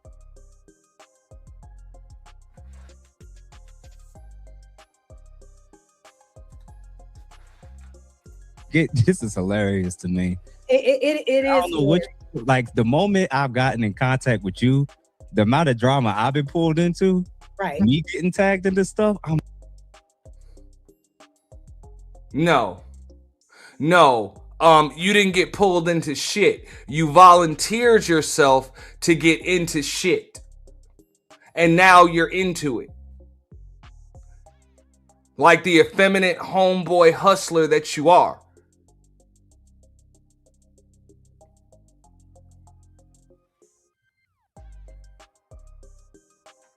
And Mella, that's not in a man's nature to just take advantage of a woman's weakness. It's in these effeminate motherfuckers' nature to attack the weak, find weak spots, vulnerable points, and shit like that in women or whatever, and take advantage of that shit. But I've said it before, and I'll say it again. Ain't no weak links in my motherfucking chain. Okay? And that goes for men and women. If I believe that you're weak, I'm about to distance myself. For the simple fact that you'll probably be worthless when I need you the most. I don't look for weak motherfuckers to work with and build with. Or people that are just going through shit. Because even strong people can be weak at times. It happens. But you just let them do them. Let time run its course. Let it heal the wounds. And then people come back, stronger. But nah, you don't use that shit as an opportunity to just go ahead and grab clicks and views and shit like that. You do that shit when your ass is desperate, or when you're an effeminate homeboy hustler. When you're a great value version of Kevin Samuels. I'm like, yo, this is crazy to me. I don't get it. I don't understand it. But listen, man, people in the chat, people really, really rocking with whatever that you're covering right now. So you're killing it, honestly. And I told you this before when we did our interview last year, that if you just lock in on this, the people gonna start to roll in. And as you see, you about to get monetized, I heard. So I'm like, listen, man, you doing your thing for real. Like, you can't. My view, honestly, is like, in these situations, I told you this before, your emotions got to be outside of the shit.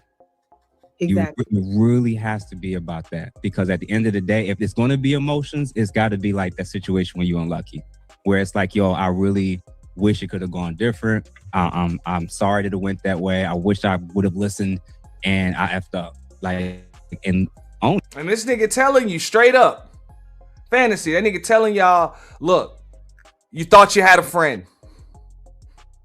You thought you had a friend. Ain't no friendship. I'm here for clicks. I'm here for views. So if y'all got mess, y'all got drama, I'm about to get paid on that shit and fuck whatever else happens.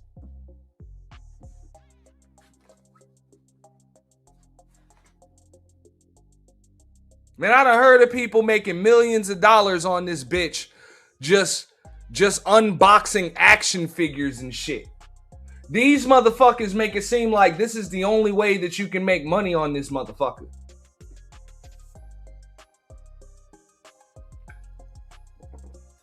You know?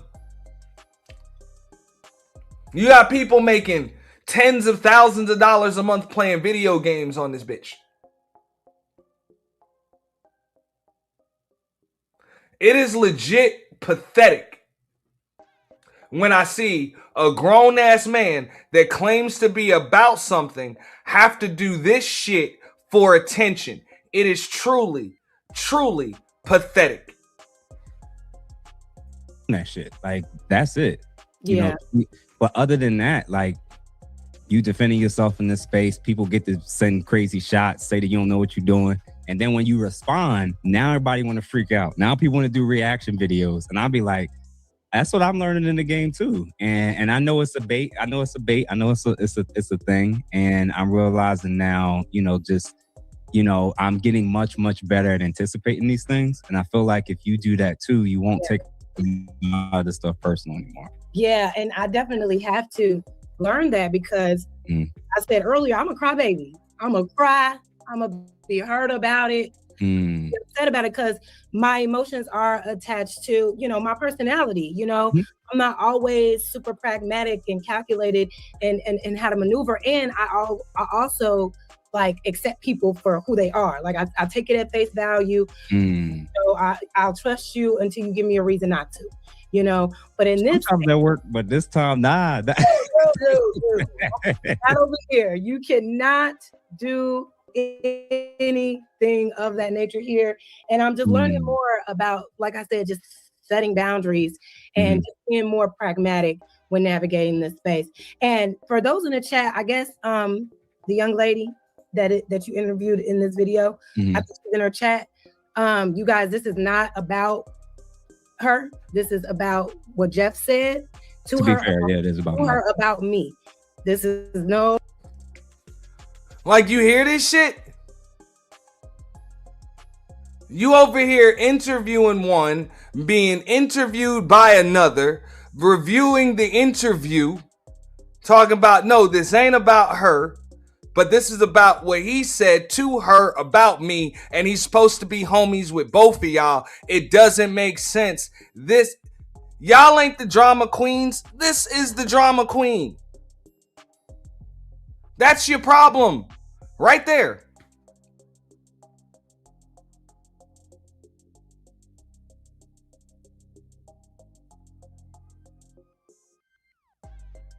It's like that homie you got that will swear up and down they ain't a thief, but every time they around, some shit come up missing.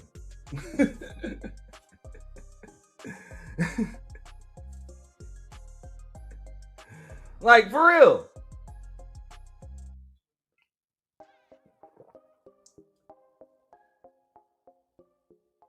Can't fall for this shit. No issue with what she said at all. So let's not hype that up. But yeah, that's all I just wanted to ask you about, and just get your insight on, So me and you having a very simple a back and forth about this situation. Me just saying, like, the idea that I can challenge you, you could challenge me, turned into you're submitting to another man off of this content stuff. Yes. All right, yeah. I'll keep that in mind, man. Bro, that's like I can't acknowledge anything, man. This is weird. It's weirdo stuff. And what I've also realized, man, is I think this content space is set up in such a way to where people that want to see you in a negative light will look at it from that angle to make you negative. Yeah. If that makes sense. Like it almost doesn't, like if I don't like you, then if you're with this person, it's for this negative reason. It can't just be for something you set up 6 months ago, right? So their view is they're going to be looking at you through the lens of, if I have an issue with you, everything you do is going to be negative. Yes. I'm going to have a pessimistic view of you, your motives, your actions, your behaviors, everything you do. I'm going to look at it's the equivalent. To be fair, it's kind of the equivalent like people who hate Trump. If you hate Trump, he ain't do nothing right all year. But and that's how people I think are going to see you and me and everybody else in the space. You got the people that rock with you, the people that are fairly balanced, and then you got these cats on the other side where it's like it doesn't matter what you do or say. If they've decided that they don't like you for a certain reason, it's going to shape their entire lens of you.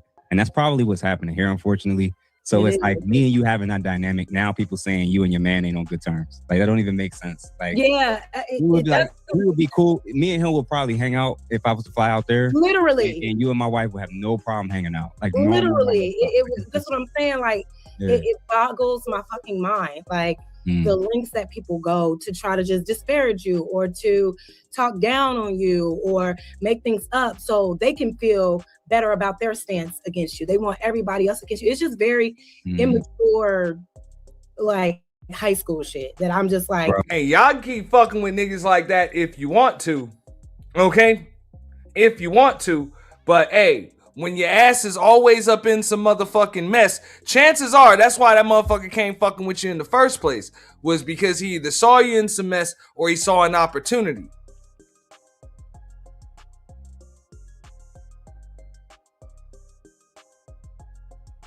That's it. That's the only reason why motherfuckers like that about to come around. Don't really add to shit. Don't really provide shit. Ain't no motherfucking solutions to none of your issues or your goddamn problems, because if so, nigga would have kept that shit behind the scenes. He wouldn't have did this shit on a goddamn live stream and then another one after that with two different chicks that are going at it for whatever the fuck reasons that chicks go at it for.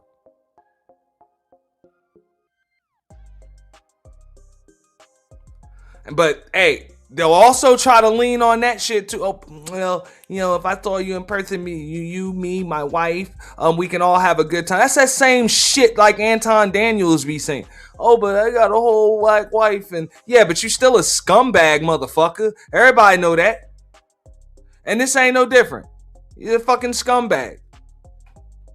Oh, getting a full, I'm getting a crash course in all of this shit right now. So yeah, well, remember, you got to kind of, I told you this before, you got to be like me when it comes to this stuff, because once you recognize the triggers and once you recognize your crash outs, but also who the crash outs are, right, all you got to do is set things in place. You ain't got to, like, by the time you're saying something, it's usually you planning or doing something in advance. You're not really reacting to people like they think.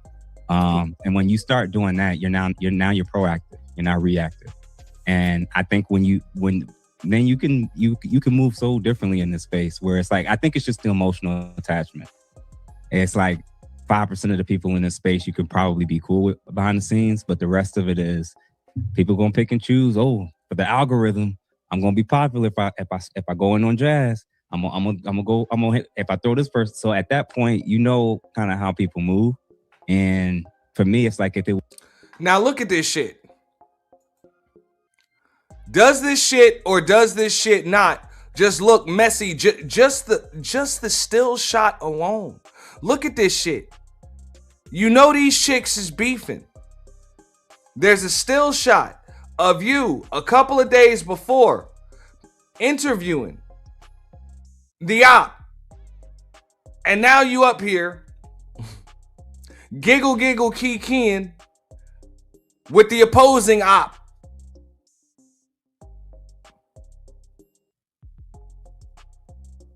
But I'm also going to rewind this shit to the beginning, and you're going to see what's up when he came up. Let me bring that shit back to the beginning when he comes up, because I want y'all to hear these words. And if anybody wants to come up, you come up. I'm not going to be up here all fucking night. So It's crazy. But you guys, we're going to get into it just a little bit more. I want y'all to help me welcome to the stage Ask a Brother podcast. What the fuck is up with your Hey. What's going on? Oh, Ask a Brother.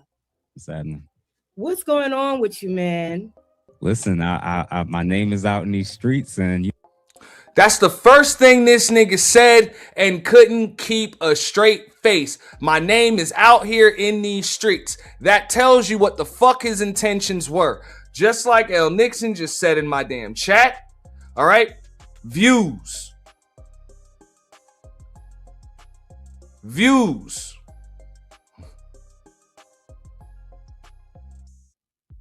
Attention. Like a fucking girl. Like an Instagram thought. Like an Instagram thought with a new booty.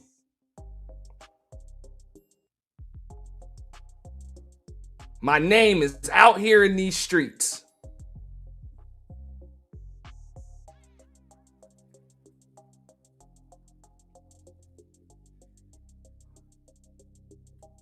Now, when a motherfucker end up getting hurt or some shit, and I ain't talking about they feelings, like, I don't think they understand how this shit be working.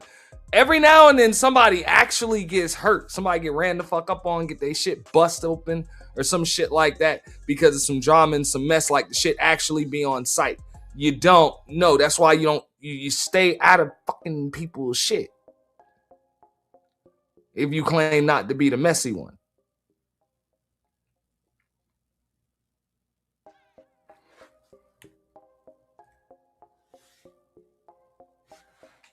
Welcome to the stage Ask a Brother podcast. What the fuck is up with your hey. What's going on? Oh, Ask a Brother. what's happening? What's going on with you, man? Listen, What up, Knighted? my name is out in these streets, and I thought I was just asking an innocent question. I didn't know I was doing so much bad, so much wrong. The fucking nerve, the unmitigated gall of niggas to do this shit and then play dumb.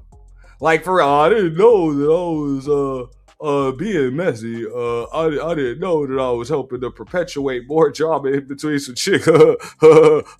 Giggle, giggle, kiki. Yes, Nightish, we are exposing the effeminate homeboy hustle. We are exposing all of the great value Kevin Samuels made in China knockoffs around this bitch. You know?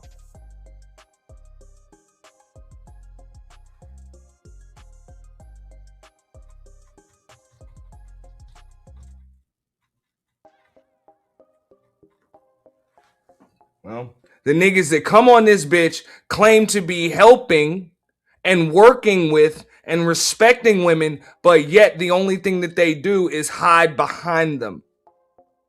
Those pussy ass niggas. Yes, we calling that shit out today.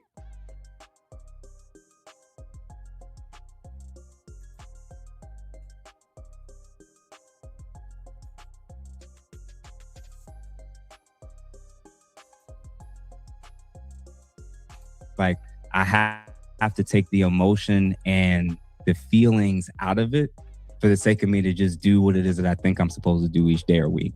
And if you're supposed to cover it how you know you would want to, or how you would want somebody to cover it if it was about you. So the only people I'll be real quick to just say something and get them out of here is usually people who I've felt and experienced that disrespect from different fronts.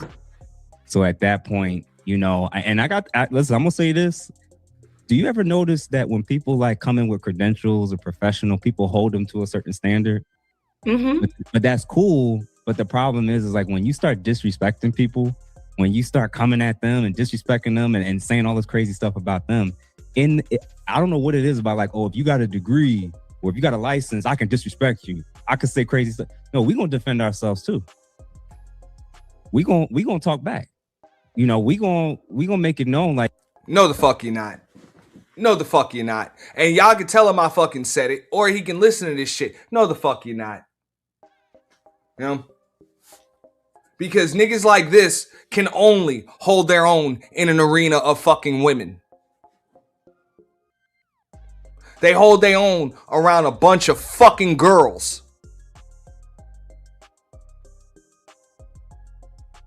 And if it's an arena of men, it's a goddamn controlled environment. You trust that. It's a totally controlled environment. But when you in a spot where you got to expect the motherfucking unexpected and really handle yourself on men that's going to pull your bitch card and call you out on that bullshit, niggas like this ain't nowhere to be found. So nigga don't give a fuck about your goddamn credentials.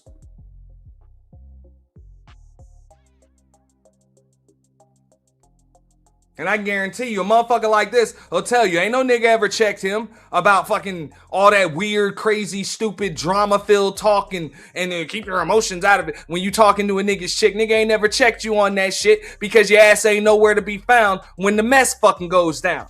When the shit pops off.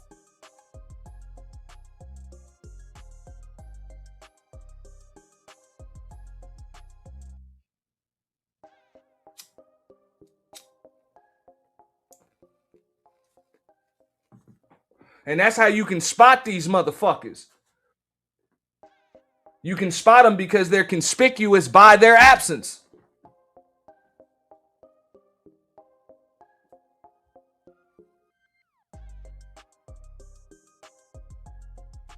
They ain't never around when men are going at it about man shit.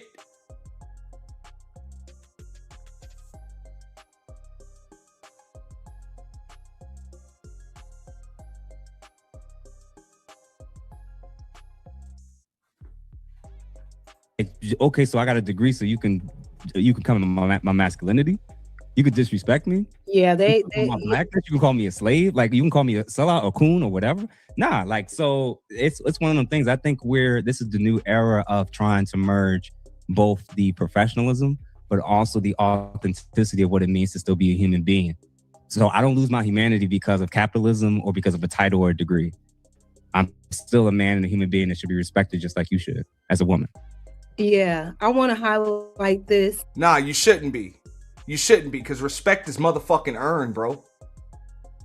Respect is goddamn earned. And if men don't fucking respect you, there's a reason for it. It's not because of your motherfucking degree, and it's not because of who the fuck you voted for.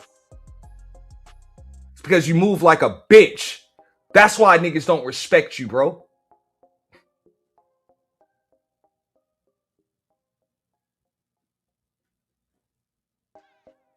Thank you for that, Jeff. I want to highlight this. And I guess I wanted to gave you the link with the simulcast open, just for whatever purposes. But I forgot that your audience do not fuck with me.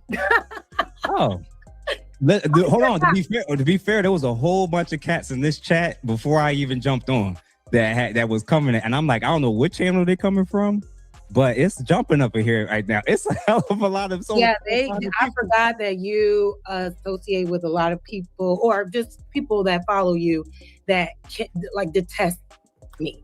So y'all relax before y'all get kicked from the chat. Yeah, we're gonna have to wrap this up because that's a little bit much. But I want to talk about this real quick.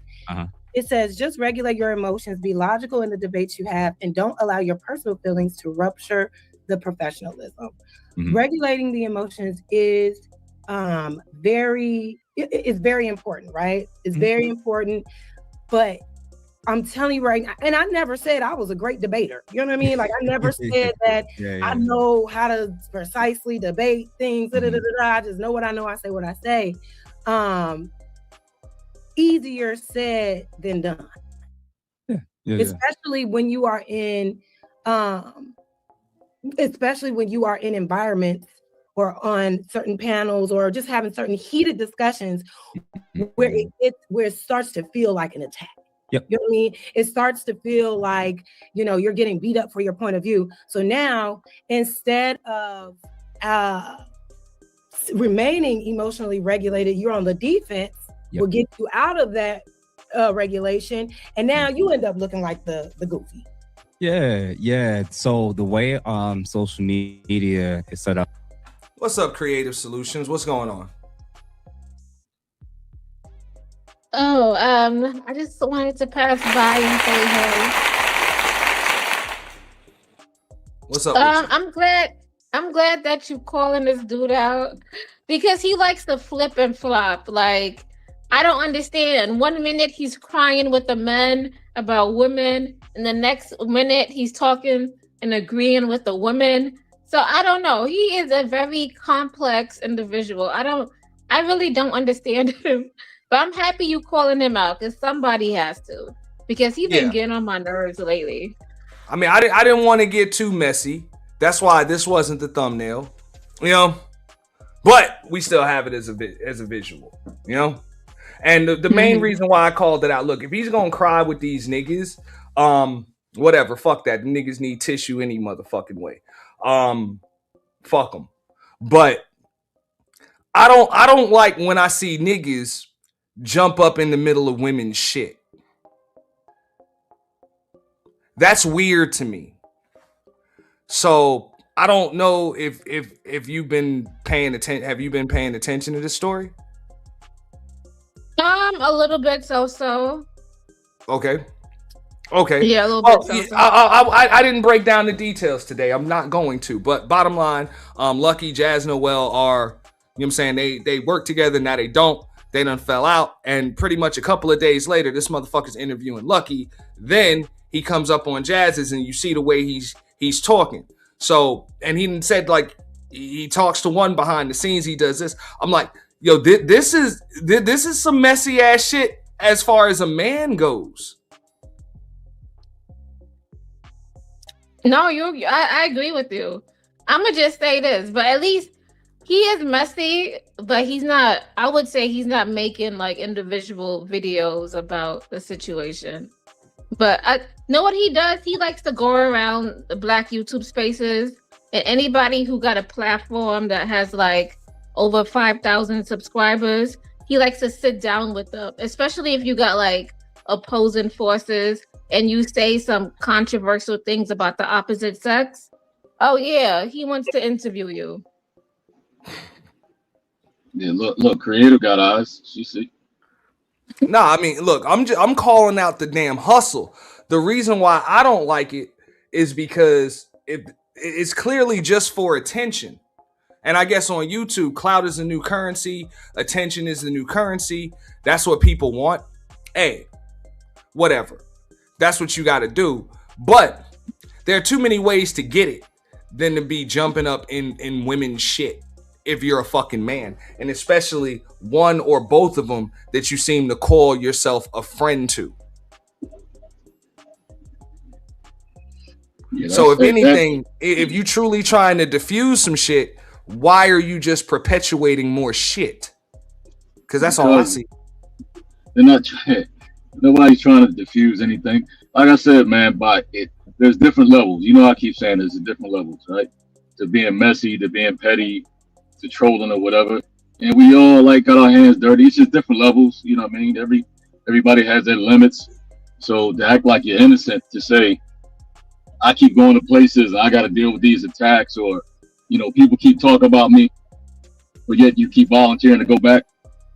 Come on.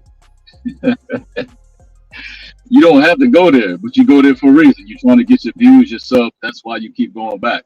So nobody's not doing anything that you're not volunteering to do. You're volunteering for. You signed up for it.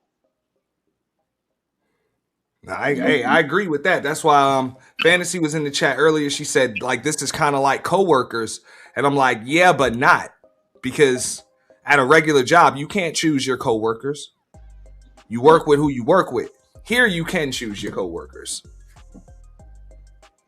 It sounds like new people at the workplace trauma bonding over the issues that they face because no one else understands. You know what I'm saying? You know, I mean, think about it, right? I mean, let's just be honest. You in the clouds or you hear stuff was going on, especially when you know one of the persons that's involved in the situation, right? I mean, and it's clear to see, right? It's clear as day. One person saying, hey, look, you can mess with who you want to mess with, but I got issues with this other person. Just let me know, and I'd rather you stay over there, respectfully. And then you don't do it, and you play both sides. You see that going on, you act like you don't see it, even though you friends with the other party, and then you do a live stream to do the exact same thing and not tell the person until the middle of the interview. Oh, by the way, I talked to the other person like a lot. So now you in the middle of the interview, like, okay, this is her people. I wish I'd have known that before I did the fucking interview. Like you're perpetuating the same fucking thing. So here you are at square one. It's like, well, damn, if you would have told me that, maybe I wouldn't have did this interview. You know what I'm saying? Come on, man. Then we playing dumb like we don't know what's going on.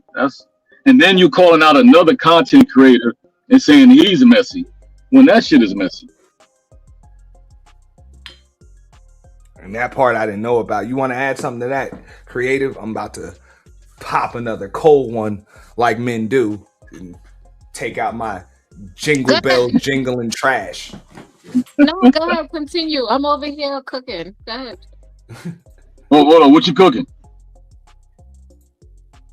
I'm making some chicken and rice with vegetables. Okay. One pot. But go ahead. Okay, that's what's up. You're hungry. No, I'm just keeping it real. Like, ladies, watch out for niggas like that. They're gonna create more drama than not. They're gonna have you either single or fighting with your motherfucking man, and damn sure fighting with your goddamn homegirls. If you into some shit with some other chicks, the shit only gonna get worse around a nigga like that. And fellas, man, check a nigga like that soon as he come around, man. You know. If you confident, you ain't they gonna try you with that. Oh, you ain't nobody jealous of this nigga. You know, it's just motherfuckers like this create more problems than not. And as a man, it's my job to help you to avoid problems. I just don't like the fact that's the best way to solve a problem is to avoid it. And this nigga is a problem waiting to happen. He's multiple problems waiting to happen or trying to happen. Get him the fuck out of here. I mean, listen, we're all adults, supposed to be. And some people claiming that, you know, they're smart, they're intelligent. But for a group of people to say that didn't act like they don't see what's going on. Come on, man. Well, Creative saw it. Exactly. Now, I know a lot of... Go ahead, I'm sorry. This doesn't even have to do with, like, we might not like a specific person or content creator or whatever. Still doesn't mean that you can't take out your bias and actually see the play that's happening in front of you. You know what I'm saying? But, you know, in this space, people, it goes by who they like, who they don't like. So they ignore all the facts and they'll go with the, you know what I'm saying, with the narrative. Mm-hmm. I get it. You know what I'm saying? I get it. That's the way the shit moves. Like I say, I don't know the dude. So that shit don't make me no difference. I just know, look, I kept my ass in the motherfucking bushes. I knew that shit was messy. That's why them numbers spiked where the fuck they was last night, because the shit messy and everybody love mess. Like that's the game, you know. But that's why you just stay your ass in the motherfucking clouds unless you're trying to get a little filthy too. Hey, why you got the great value? That's what that nigga is. That nigga fucking great value Kevin Samuels ass nigga, man. Look at this nigga, man. Look at this shit. Hold up, let me bring up the other still shot. This motherfucker got a goddamn fucking wool, and don't get me wrong, ain't nothing wrong with a wool blazer, but this motherfucker got flannel underneath the wool blazer. What the fuck is that? Like in your house, nigga, you got to be sweating.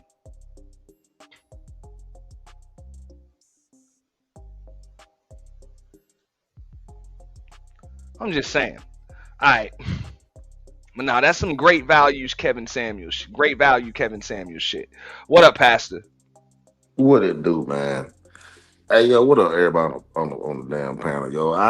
I had a conversation like this earlier with the fellas, and we're talking about therapy and therapists and affirmations and why a lot of this mess ain't working, yo. Like a lot of these people, most of these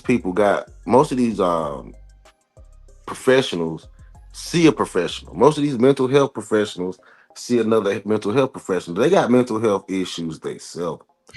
I think that he is an effeminate man. I haven't really seen him on a lot of the like. I haven't seen him really on a lot of the panels where brothers be going hard. I mean, and to see him in the middle of the little girl beef is kind of silly, man. You know, And I you see wouldn't. it too. That's what I'm Yeah. saying. I'm like, bro, I don't see you ain't in no arenas of men. Mm-mm. I will never see him around or the nigga will like where it can get kind of challenging yet.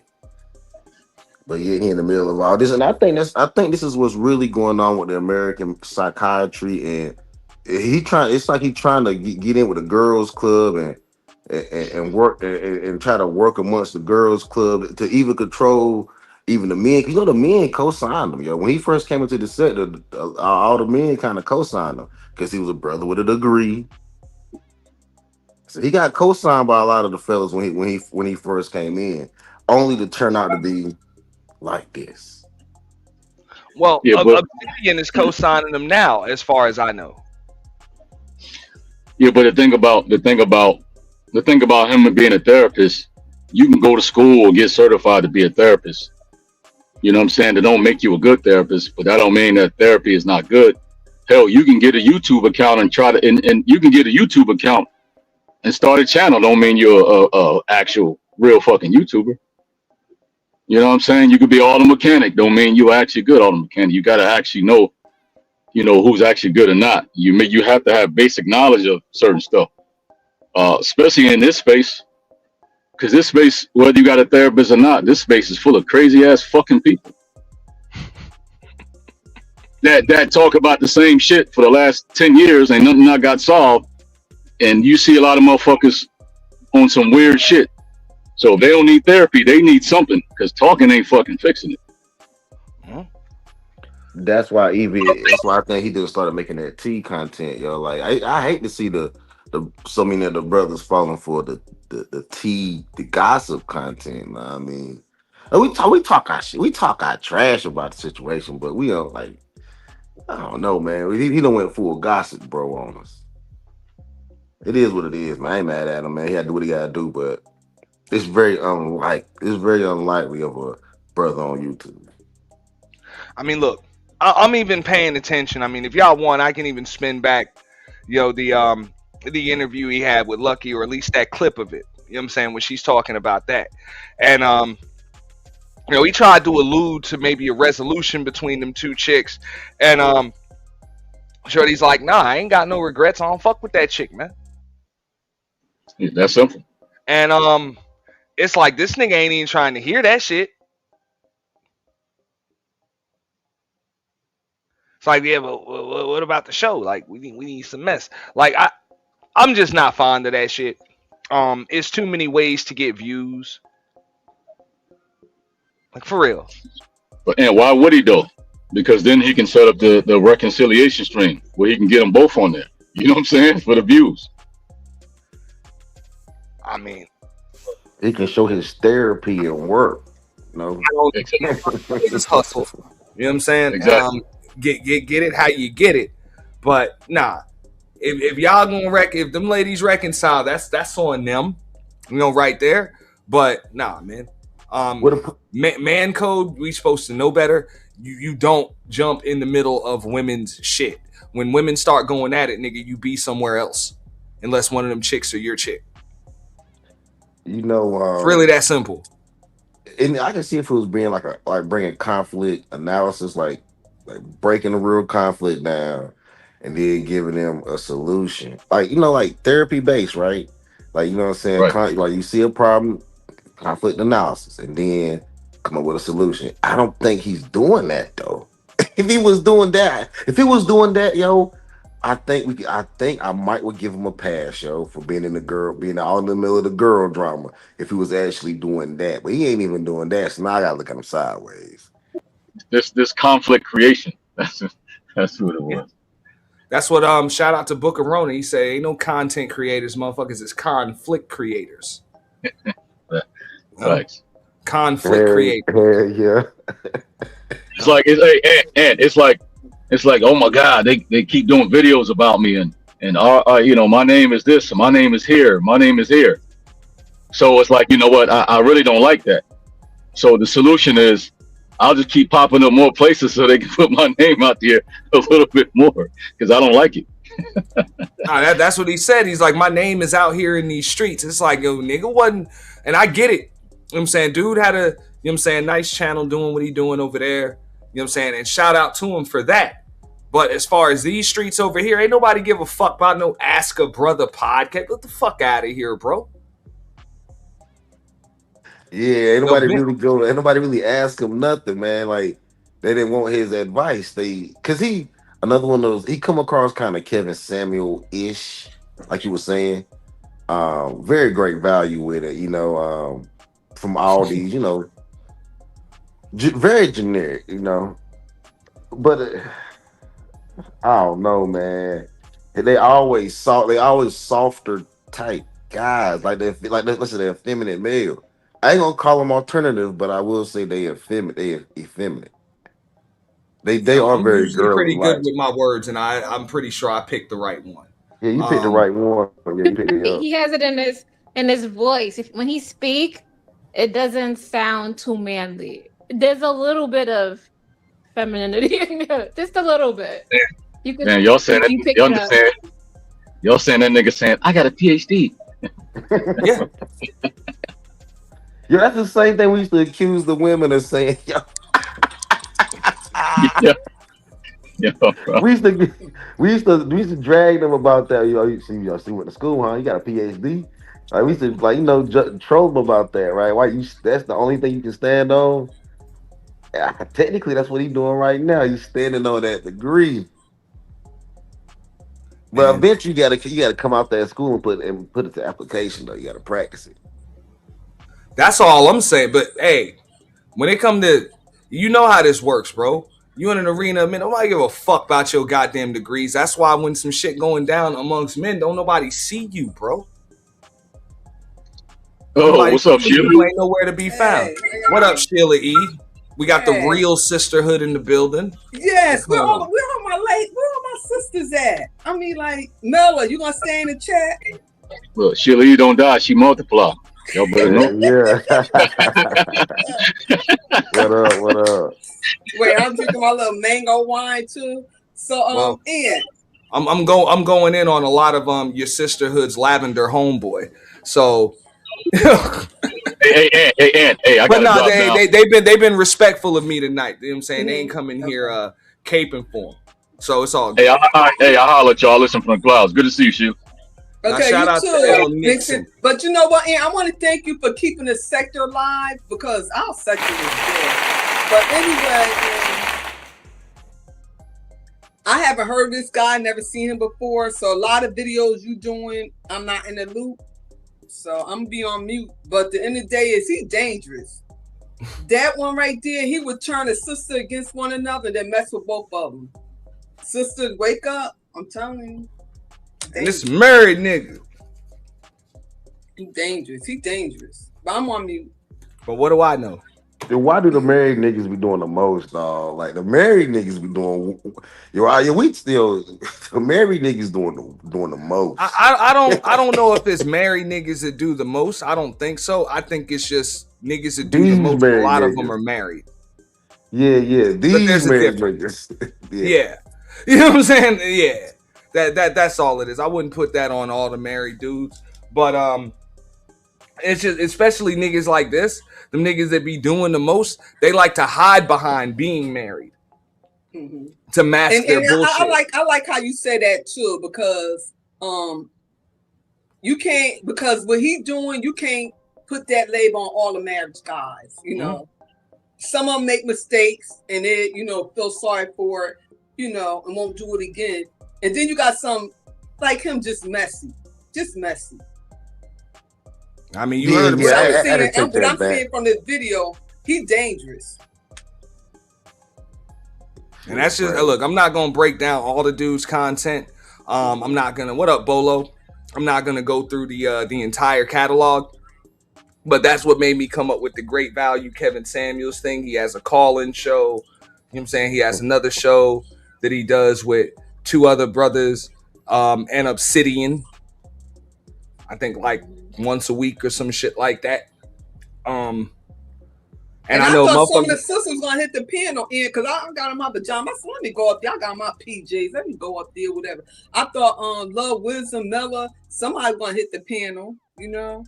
Now I appreciate. I would love to hear their point of views. I would really, you know,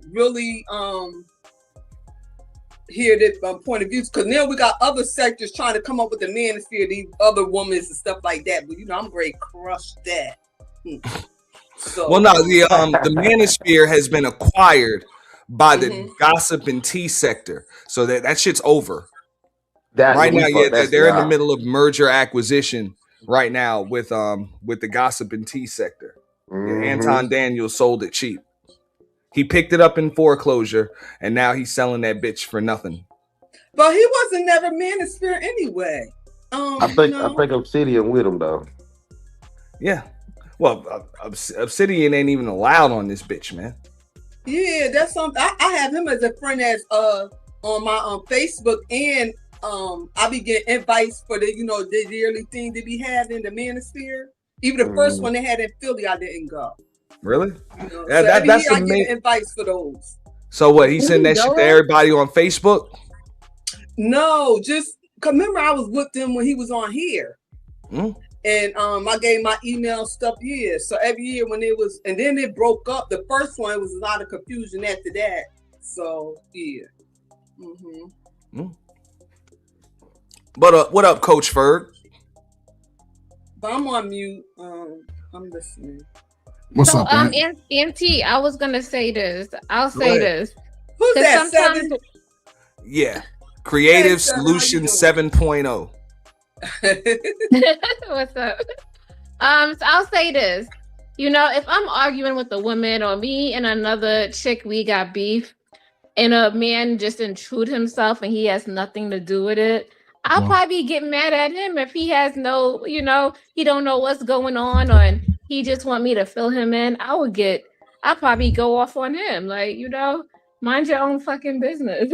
Right, 7. We got Men are supposed to know that. Yeah, he already know. Like, men are supposed to know that. That's why you stay out of women's shit. About the most I will do, because I am ignorant at times. I stand on the sidelines, but y'all need to shut the fuck up. I be over there talking shit. And then I walk away and let them just do what they're gonna do. You know what I'm saying? Y'all need to leave it alone. You know what I'm saying? To throw a wrench in there, and then I walk off, man, try to break that shit up a little bit, then I'm gone, man. I'm letting them finish it out. Yeah, bro, but you ain't no therapist either, so your reaction is normal. So that plays into, being a man. You just be like, man, I ain't with that shit. Y'all go ahead and work that shit out. There you go. But you see what this nigga doing, right, Coach Ferg? Oh yeah, man. He got on the African American attire. Listen, man, I don't know how old y'all brothers are, but a nigga that wear a hat everywhere he go, hide his head, I don't trust that nigga. But y'all different. I'm sorry. He said he don't trust him. That nigga dressed like the huckster, like Bill Cosby on his business. No, he cool, man. He probably just turned 40, just found himself. He in America now. He don't look like I don't know where he from. Where he from? Don't nobody know where he from? Okay, but I don't know. I don't know. He might be American. He might be American. Yeah, he's born and raised here. He ain't from nowhere. Yeah, he knew. He knew. He found himself though. That's all I can say. He found himself. He turned 40. He found himself. He finally got married. He finally got married. That's what it is.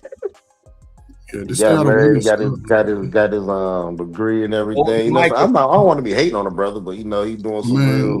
A lot of us got a degree and got married. A lot of us, man. But these are not my sisters, like blood sisters. So it's you two fight. Y'all can talk it out amongst each other. Yeah. I think I'm the oldest one on the panel, so I'm Generation X. I'm Man, that old ass nigga up here, Ferg, is older than you, Philly. I'm gonna throw my weight. Look, Ain't That's our nothing Gen get X past sister. my generation. We know all the games. Tell her, sister. Tell him. Yes, We ma'am. know all the games. Real shit, man. I'm proud to be called an y'all. old ass We nigga, the man, and that's trailblazers. okay.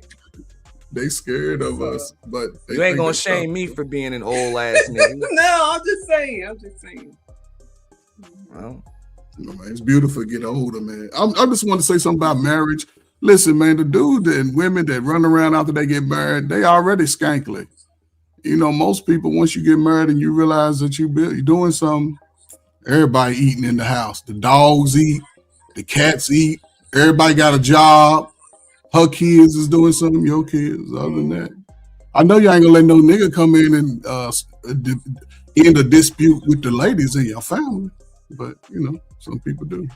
but that's what I said. I'm like, look, if none of these chicks are your chick, and you not a family member or whatever, the fuck you trying to diffuse some shit for in public? Right. That don't make no sense. So I'm gonna ask Ferg, the married brother on the panel, what would you do if you had a nigga like this consulting in your wife's ear? How would you handle it? If I can only imagine. He's a therapist, but your insurance company ain't paying him. Go ahead. I'm a therapist too when it comes to my wife and my kids. And, I'm a therapist, but no, keep it real. Go ahead. I don't know how is he gonna come over to my house. Is he just going straight through my wife through me, or am I done? I don't know how to answer it because I got friends. You can't come over my house. She out calling you.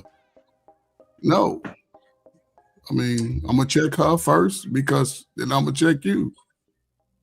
But I don't know, man. I never had that type of situation, so She I really gonna don't have know to how leave the handle room. Me and that motherfucker gonna have to talk. She ain't gotta leave the room. She can hear me cuss him out. She can hear me cuss It's him not out. even one of them Her sit down talks neither, because there ain't no reason for that nigga to get comfortable. Me and that motherfucker about to talk, so she can go make me a drink, whatever. Just leave the room for a minute, because this ain't gonna take but 2 minutes. But he's trying though. He's a unit. He trying to, yeah. He trying. He trying. He like he's like a dark skinned Cheyenne Bryan on the male side. That's all. Yeah. How long he been in the sector for, Ian? 6 months, so maybe a year. Yeah, going on a little over 6 months or something. I mean, his channel's doing extremely well. So That's I would have to give him a little more time than that. I mean, if not, his channel kind of growing at lightning speed. If it's only 6 months, it's growing rather quickly. But I think I first saw him probably about maybe 6-7 months ago. Okay. Yeah, and people like that. People like when you can placate to emotions and moods and shit. You keep people, you ride once. It's just like being an American president. You ride one countryside, then you go over and say, oh, this country said something. And then you in the middle like, now calm down now. Don't nobody get hostile. We're going to talk about it. But that's where the money's at. So you can make money. Give you control over everybody in the situation. I just don't understand.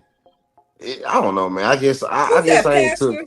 Yo, what's up? How you doing? How you doing, Miss? How you doing? Doing great. How you been? Living life. I don't understand why cats want to have that kind of control over people on the internet. Yeah, we supposed to be up here having free thoughts, free conversations. I don't know, man. I think these cats trying to get all these women up under them on their panels and stuff. It's the same thing, man. It's YouTube. I don't know. It's weird, dog. We're gonna see how it play out, though.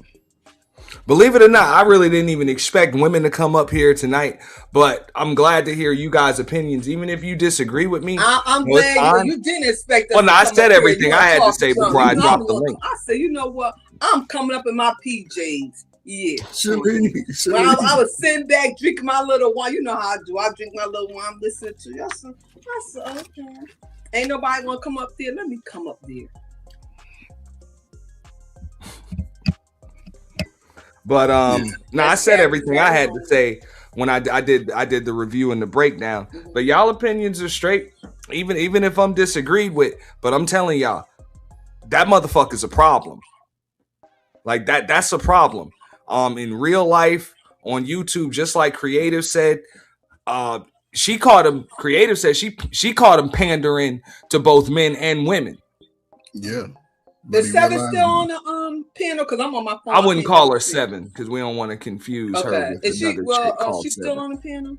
Yeah. Yeah, she's still up here, but she said she was What's her moving input on that situation? Did she hear me? She just came off mute. Can you hear me? Yeah, we can. I love her. She got the cutest little voice. Go ahead. Oh, okay, yeah. I've Now, seen you him all hear over that? Hey, spaces. hold up, wait, real quick, Creative. Sheila hear that Brooklyn in your voice. That's why she's saying it. I like her and Sassy, and she don't know me, but I know her because she beef sector. So I like her and she remind me of Sassy, a little, you know. Yeah. So what's your input, sis? Yeah, so this guy, I've seen this guy all over the spaces. Like he be pandering to men, he be pandering to women. It's like he be all over this black sector. Like anybody who got 5,000 subscribers or more and you're polarizing, he wants you, he want to hear from you. You got to hear him because he be talking, he be in there crying with these men, be like, these women didn't want him when he was in high school and he was in college. That's the shit that he be on. That says a lot then. Starting to make sense. I'm gonna watch him too. I'm gonna watch him too. I'm gonna peek him out because I never seen him before. I have his link in the description. You know, I ain't trying to take support from nobody. So I could go to it when I drop down. All right. Because I don't really be in these sectors like that because I be doing my little, you know, I'm a grandma. So when I be on the road, I only be on YouTube when I'm home here in the country. So when I'm home, Cassandra Brown, let me answer the chat real quick. This is Ask a Brother, BROTHA, Ask a Brother podcast. Okay, and tonight we are exposing the effeminate homeboy hustle. All right, Kevin Samuels perfected it. Use it to bait and switch them women, get them in, and then give them that smoke. This dude just does it to perpetuate mess and drama amongst fucking women. So we just broke down how he tried to play both sides with Lucky and Jazz. And yeah, he's doing all types of slimy shit. Both behind the scenes, in front of it. But then I'm pretty sure, just like a lot of these motherfuckers, and not even just the effeminate motherfuckers, but a lot of these motherfuckers, they like to perpetuate mess, but they refuse to get dirty. They refuse to get filthy with it. You know? So, they'll go and they'll start fires and perpetuate fires, and then when the smoke come, oh, that ain't got nothing to do with me. Ass niggas. Yeah, hide their hand ass. Yeah. That nigga, it was just for content. Yeah, there you go. Because I think there's a lot of money in keeping the women crazy on YouTube. Of course it is. Crazy. Yeah, I think it's entertaining. And for somebody that's a little bit drier in the personality, I'm just saying, for somebody that's a little bit drier in the personality, you might need that flair of the women to give it some, make it exciting. Ain't nobody trying to sit here and ain't nobody trying to sit here and hear him break down the whole DSM-5 and psychiatric disorders, and ain't nobody trying to get that shit, man. Because he got it. He just repeating what he learned when the therapist was talking to him. Well, no, what I heard, even with both of those exchanges with Jazz and with Lucky, somehow, some way, he found a way to take shots at the manosphere. Yeah, so he playing both sides. To touch on what Creative was saying, I'm pretty sure when he's talking to those niggas, he finds ways to take shots at women. At the women, yeah. Nigga just play both sides. Yeah. And how old is he, man? In his 30s, 40s? I'll give him that's late dangerous 30s, early too. 40s. Y'all still believing in stuff like that? Y'all that old? Damn, it's crazy. And somebody need to call him out with his bull crap too. I just did. That's a YouTube. Let me tell you something. They pick and choose here on the internet. And that's why I can't be in no cliques and different stuff like that. Yeah. Because all this stuff be happening on YouTube in real life. I ain't never experienced nobody calling me a B, this, until I got on YouTube. Yeah, that's facts. It's facts. And then you got a lot of people hiding behind avatars. Then you got the AI. They could create this up with the AI. Then they got all these filters and stuff like that. I'm telling you, a real decent woman. Let me tell you something. My youngest daughter, Greg, get married. My oldest one married.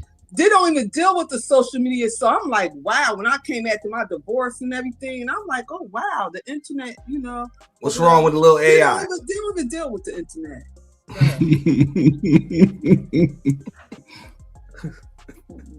Make some of y'all niggas look better anyway. So yeah, it's all good. Y'all can use it. Bullshit. I That look way AI, better. that AI. No, You know, you got the men. They be 60 and 70 years old. They got the picture when they was in high school. Yeah, shit. I'm 58. You see my 17-year-old avatar up there, don't you? Hey, yo, I can't really see niggas because I'm on my phone. be, niggas be superheroes and everything in they avatar. Yeah. I'm gonna start being Wonder Woman. Especially if they was hurt 25 years ago by the girl that they couldn't get. Man, it's like I don't know.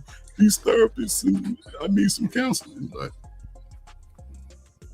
So creative. That's what he said. Cause I combed through, skimmed through a little bit. I really just broke down just these two scenarios. Yes. He be saying, and then he says that the marketplace always decides. Don't be mad when all these women end up alone. Really? He say stuff like that. I wonder where he got that line from. But they don't say nothing about when Kevin Samuel died, who he died with. I mean, like different stuff. I mean, you gotta watch what you say. You know what I'm saying? Because in the day, ain't nobody dying alone when they had family with them. Nah, you know, somebody will come see about your shit. Even if you got a wife on her. Eventually.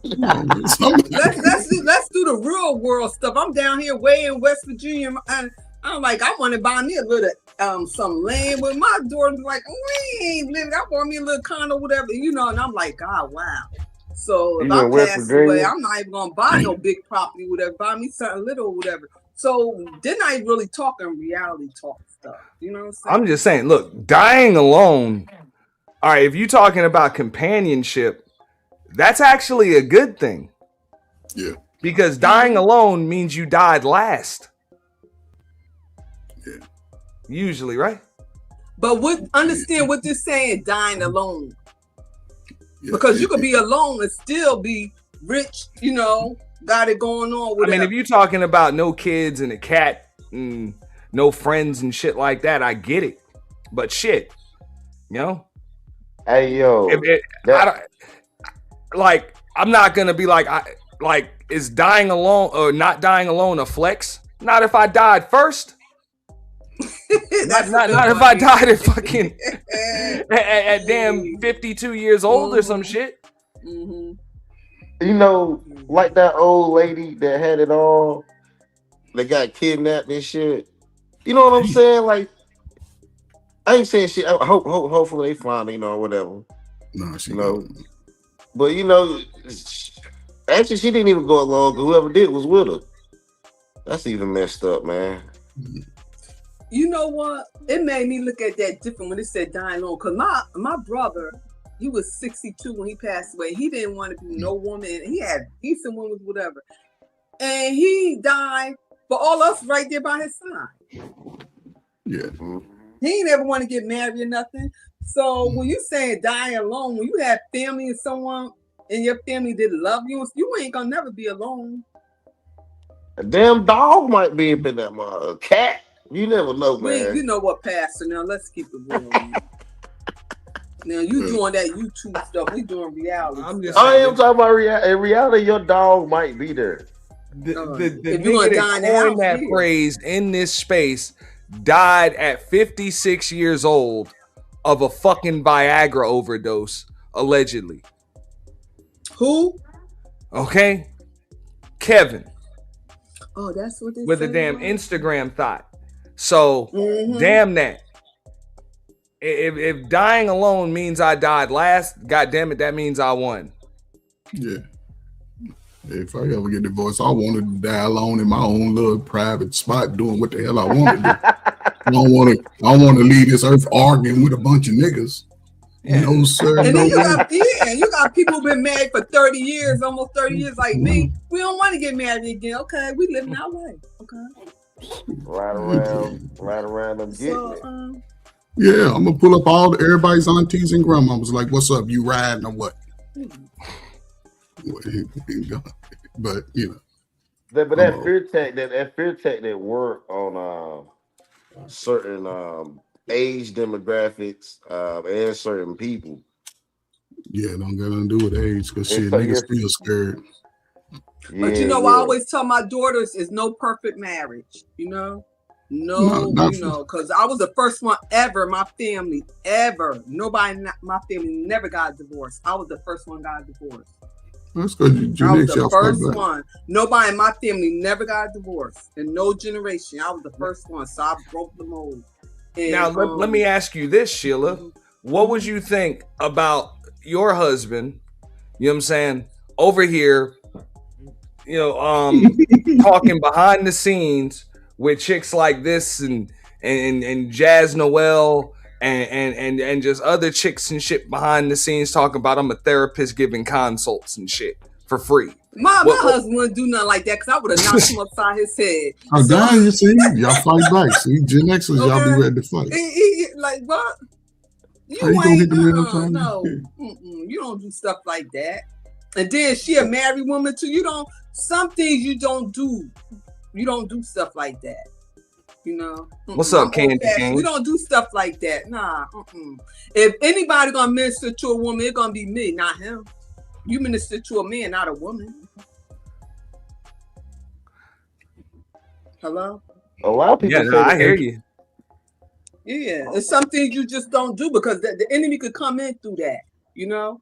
So no. But in his profession, he's seeing women too. He is seeing women. Oh no, that's his job. Yeah, but on YouTube, no, that's his spare time. No, the only issue is he presents him like I have a job too, but I don't present myself as my job on YouTube. That he actually does that. That's the only difference. My husband don't even know. My ex-husband don't even know nothing about no social media. I mean, it ain't about understanding about social media. It's understanding people too.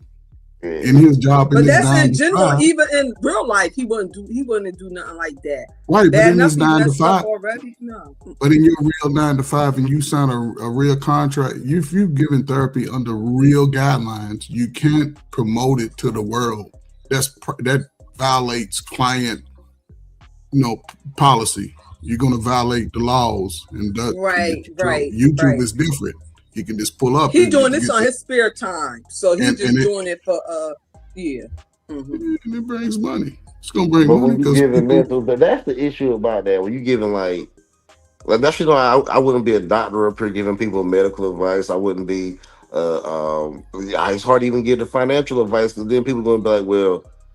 You certified, you da. So I see why he get on doing the T thing because that's safer for him to do than to actually. But not really, because if somebody does something that he suggests and they get hurt, and he's supposed to be a doctor, that could get you in a lot of trouble. Because niggas, they go lock up and give you a big old fine and take your license. If you do something, if you say something and you claim to be a person of a doctor, a therapist, a counselor, or whatever, and people take your advice that you tell them because it's under your job, then they could sue you and take everything you get.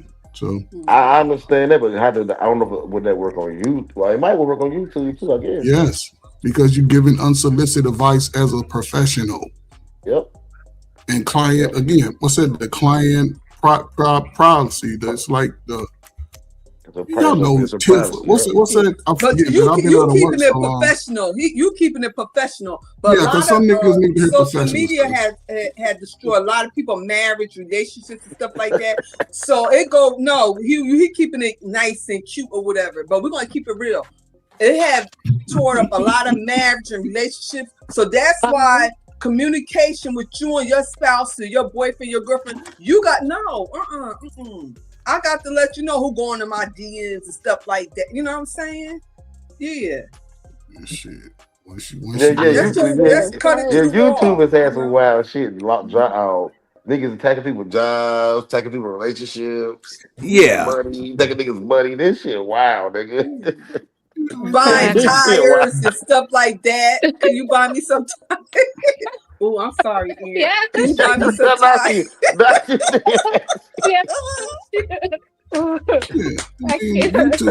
They come out here, they want tires, they want rent, they want. The way I see it, you got two types of people in this world. You got people that need favors, and you got people that do favors. Okay. Which one are you? I don't see anything wrong with that. But anyway, let's jump back. Okay, you don't see nothing wrong with buying tires and stuff. He just giving back to the community, huh? No, I mean, if that's their relationship, that ain't got nothing to do with me. Yeah. That's them. But that's what I'm saying. Don't have nothing to do with us. Why y'all bring it on YouTube? Because people are petty. That's why they want to bring it and put it out there to try to shame somebody, make them feel bad. That's why they do it.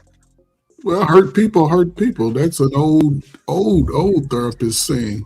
If you can, Look, y'all, I'm feeling my wine now. Whatever y'all do on YouTube, we don't want to hear it. Y'all buying tires, y'all paying rent, y'all doing. We don't want to hear none of that. Keep it to yourself. Because you know what? When you put it on YouTube, we're gonna talk about it. Well, a dude is proud that he finally been able to buy the tires for the girl he wanted. That's an accomplishment for him. He's been waiting 3 years. So he got to tell the world, I paid $400 for some tires. That was funny. I can't. Come on, man. Y'all wild, man. Yeah, I'm gonna just let him talk. Y'all wild. Okay. Y'all just adding stuff. Y'all just adding shit. You said what? Y'all just adding stuff. You talking about the sisterhood? We could be free tonight, y'all. No, I Come was on, talking about like let's take it over. When I said I wasn't referencing anybody in particularly. Wait, when I said I'm the president of the sisterhood. Come on, ladies, let's take this shit over. No, Gen X, get out the game. Get out the way, Gen X. Get out the way, Gen X. You don't want to run into these millennials. Get out the way, sister. No, man. Nah, YouTube has been crazy. Yeah. You really think so? I really don't. It got room to turn up more, but you know. And this shit ain't turned up. This shit is watered down. You have great value Kevin Samuels knockoffs. You got niggas whose names rhyme with fucking Kevin Samuels. Getting ran the fuck up on. Won't stop popping shit, and then their family ends up on t-shirts calling themselves chess players and shit. Like, you know, things change. It's okay. Shout out to L. Nixon, $5 ball. You know, y'all be like L. Nixon, man. Put it in colors, man. Our show sponsor for the day. He said on some tropical therapy shit, bro. You know, bro said, I'm a dude playing a dude disguised as another dude. Yeah, that was that Tropic Thunder. Tropical. I can't see the chat, so anybody speaking, talking junk to me, this is y'all night, because I can't see the chat. I'm on my phone. Appreciate you, L. Oh, Nixon in the house. Oh, I know C1. What about Mella? And what about Love Wisdom? They in the chat? You want them to come over here and drag. I mean, I just want to call out. Where all my sisters at? Where all the sisters? Where the sisterhood at? This shit right here is worse than pandering niggas. Because it's one thing to come up on panels and spew a bunch of shit that people want to hear and give people a false sense of reality. And it's another thing to be behind the scenes when women are beefing and whatever, they thought they were friends or one of them thought they were friends. You don't go there and then you over here. Nah, that's what this motherfucker doing. Wow. Wow. So her and wow. Shit, do you catch for this nigga? See, somebody like him, I had to punch him in his head because you know what? See him right there. See, I got to go get on him. Y'all have to excuse me, but I would have to go get on him because that's what I'm saying. Like Sheila, you got to tell him because you move around. A lot of these people don't understand how bad shit can get, man. Yeah. Somebody will get fucked up out here. Yeah. Mm-hmm. And motherfuckers is playing these games talking about it's all for content. Like, man. And these chicks will do that shit faster than these niggas will. And see, one thing, we dangerous. We real dangerous. In the Bible, you would talk about us. We dangerous. So y'all can't put nothing past us. You know? But when you trying to turn us against one another, one of the sisters got to know, that's when we're gonna turn on your tail and whoop your tail. Yeah, but they say I'm crazy when I said that. No, As a man, you're supposed to know that shit. Like, you're supposed to know that. That's why you stay out of women's shit. You know how many guys in the graveyard for women that set them up? Man, that too many. Y'all ain't ready for this raw stuff. Y'all ain't ready for this. Most of them niggas with no calf muscles and shit.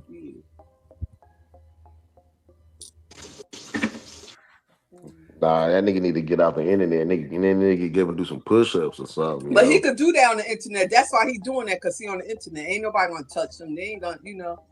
I mean, one thing I found out about this raggedy internet, you could be whoever you want to be on this raggedy internet. Mm-hmm. And one thing about y'all guys, I'm talking junk. Y'all always cling on to the rejects. It's always the rejects woman. The ones that ain't got nothing going on. Or, they got the cutest little voice or whatever. They don't care about the rejects. Because let me tell you something about a good-looking woman. And I'm almost 60 years old. We're going to cam up, show you everything or whatever. Y'all always like those rejects. So that's, you get what you ask for. Now. And the ones on the pen, those are submissive, they never had no husband. No, they wasn't chosen. And then y'all ain't gonna be chosen with these no rejects here on social media, but carry right along. Man.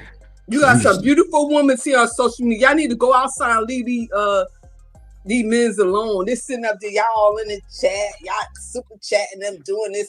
I mean, go outside. God, really? Some of y'all got good jobs, y'all nice. Touch grass and shake ass. Damn it. Yeah, be quiet. You should have enough shaking ass and everything on this social media. You another one, but I'm not even gonna do it tonight because I'm gonna get you later. I plead the fifth. I'm in a good place. Pastor already know you dangerous. My bad, Sheila. Carry right along here. But you did place. say something. You did say something real though, like the play, how niggas play up that we call the dweeb, but the you know, niggas love and we love an underdog story. Niggas, yo, this space love an underdog story, yo. Y'all love a train wreck. That's what y'all love. Bam. Oh, yeah. That's what y'all like. I don't think so. I mean, a lot of people do want to see folks fall. Look, I done seen shit go down. All right, I've been peeping what was going on. I know you done seen it. You know what I'm saying? Going on in the other sector. That was some wild shit. So this shit is pretty watered down compared to what the fuck I seen over the course of this past week. You take it to another, like, you more like my husband. Y'all more like on a like the nerd side, but real logical too. You know what I'm saying? So that's how I could get with you a lot, because you remind me of my husband with just thinking or whatever. But the meanwhile, you get caught up in a lot of stuff too. When was the last time it haven't been a while, but you get caught up. But you some way, somehow you wiggle your tail up out and you come on top. I ain't in shit. Nothing. I'm in a good place. You went through a lot. You still here, and I give you your props for that. There you go. You know, that's why I call you my little brother. You know, props to that. But let me be quiet. You ain't shit neither. Go ahead. I'm on mute. And you know what? I'll agree with you. But I never pretended to be more than ain't shit. That's the difference. A lot of these motherfuckers come up here and pretend to be more than ain't shit. Nah, man, I know I ain't shit, man. Whatever. I don't give a fuck. So leave me alone. You know how many girls don't be bothered with me because of you?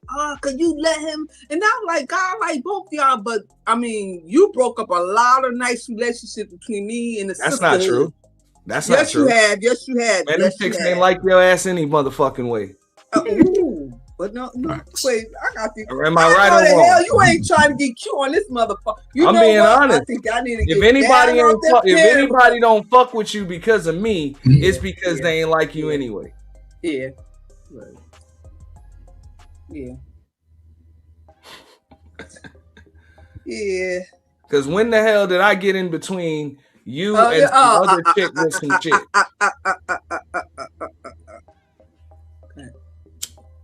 Okay, so we ain't gonna go there. This is like years. I mean, you know, I be having flashbacks. If the women stop supporting you because you didn't withdraw your support, probably because you didn't withdraw support from me, fuck them. They wasn't no real supporters of you. Yeah. They weren't no real sisters in the sisterhood. Yeah, a lot of stuff I didn't even know was happening. I'm like, okay, I had ranch and they took it with. I'm like, what's going on? Then I find out months later, shit, Aunt done did this or that. I'm like, because I don't be on here every day or whatever, you know? And what does that have to do with me? But that's what I'm saying. For you to do that, you ain't like me. I knew that, but I'm saying, God. And that's another thing about here, too, because everybody got their clicks. And some people, I ain't do nothing with them. They don't like me because this one don't like me or whatever. You ain't never like me anyway. There you go. You know? So that's why I roll by myself. I like who I like. And stay the fuck. Fuck them. That's what I said. And there's some of the women, I ain't no sister. In real life, I do have a sisterhood in New York, and we bad. But the end of the day is a lot of these women did jealous of each other, even guys or whatever, like in competition. But you can't be, I mean, like, where they doing that at? Because a real sisterhood, we're going to lift one another up. You know, and a lot of them, they talk all that junk on the social media, but in real life, they ain't going to be doing all that stuff. They cowards. And that's all I had to say in my mind, like, God, I can't grab you and choke you and bust you upside your head. So let me chill out. You still out here fighting in these streets, Sheila? No. Oh, you see the little purge I went to over there at the town? I done got my little, I got me a nice little, I'm waiting for the purge to come. And I'm supporting you, people calling me out. I'm like, I'm a fighter in real life, so don't call me out. Go ahead. Yeah, I mean, I don't discuss things that don't concern me. I know you don't, because you play favoritism 2 years. I'm sorry. No, I mean, there's no. I mean, in the purge, they be like, yeah. So one thing about me is Sheila is not weak. That's why I'm called a quiet storm. I'm gonna tear your ass up. If I like you, I like you. I'm you know. I'm gonna let you go ahead and cry or whatever. If I like you, but if I don't like you, I'm gonna tear your ass up. You're gonna know, Sheila don't like you. Miss Sheila, it sounds like you need to book you an appointment with the therapist on the screen. Yeah, Sheila needs a little help. Therapist. You better get up there and tell my you boy, bye. Get off this you might want to go. You might want to go on Ask a Brother podcast. Ask a brother nothing. You know. Talking about therapist, you know. I'm on social media. This my. He'll show you how to rock all that polyester and not get no itch. This ain't polyester. You know what I'm saying? Sad. I know you. This is sad. This is rayon. Yes, rayon. But we don't wear polyester. This OG sad. Yeah, we don't wear polyester. Gen X don't wear polyester. we wear satin or silk. This is for your time. I'm OG. I'm sad. This ain't no polyester. Well, he'll show you how to switch that shit up, get you some polyester and no itch. Ain't nothing wrong with polyester No cotton. itch, no Let me tell you snags. something. One thing about the clothes don't wear you. You wear the clothes. Bam. What about that? Sex. You know I'm a dresser anyway. I love the dress. So. Yeah. That nigga talking with his eyes closed. That's Aunt Cousin. Go ahead. Bullshit. Aunt man and his cousin. So he's subbing his cousin. Go ahead, Aunt. Carry it right along. Feeling real good. Bullshit. No, I don't fuck with niggas like that, man. You got to stay the fuck from around me. Niggas like that create more issues than they're gonna help you to solve. Real shit. So and more than likely, niggas like that in an arena of men, when shit pop off, they just disappear. Yeah, them niggas scatter. Yeah, they just disappear. You don't want niggas like that. So what the purpose you doing this live? So what you want to this is messy as fuck Monday. So you got to call out some messy shit. So I'm gonna call it out without all the details and shit, because that's women shit, and I get it. You know, women, y'all get into y'all shit. But as far as it just kind of chapped my ass a little bit just watching that shit last night, because I was in the clouds just watching, like, the fuck. Wait, Ian, so he was live last night? No, Jazz was live last night doing her review of his interview with a woman she fell out with a week before. Oh, okay. Look, okay, so I get a little messy. Okay, so Lucky and Jazz was working together, and I guess, you know, Lucky basically Jazz was dealing with this nigga Daryl Long behind the scenes. You know, talking, sending text messages, whatever. All the text messages and shit got aired out by Daryl. So either way, they fell the fuck out. You already know Daryl Long, little messy midget motherfucker. Okay, we know that. So they fell out over there. He crazy. Go ahead. But yeah, you half right. Okay. But yeah. So either way, these chicks done fell out, and they don't fuck with each other now. And this motherfucker over here playing both sides.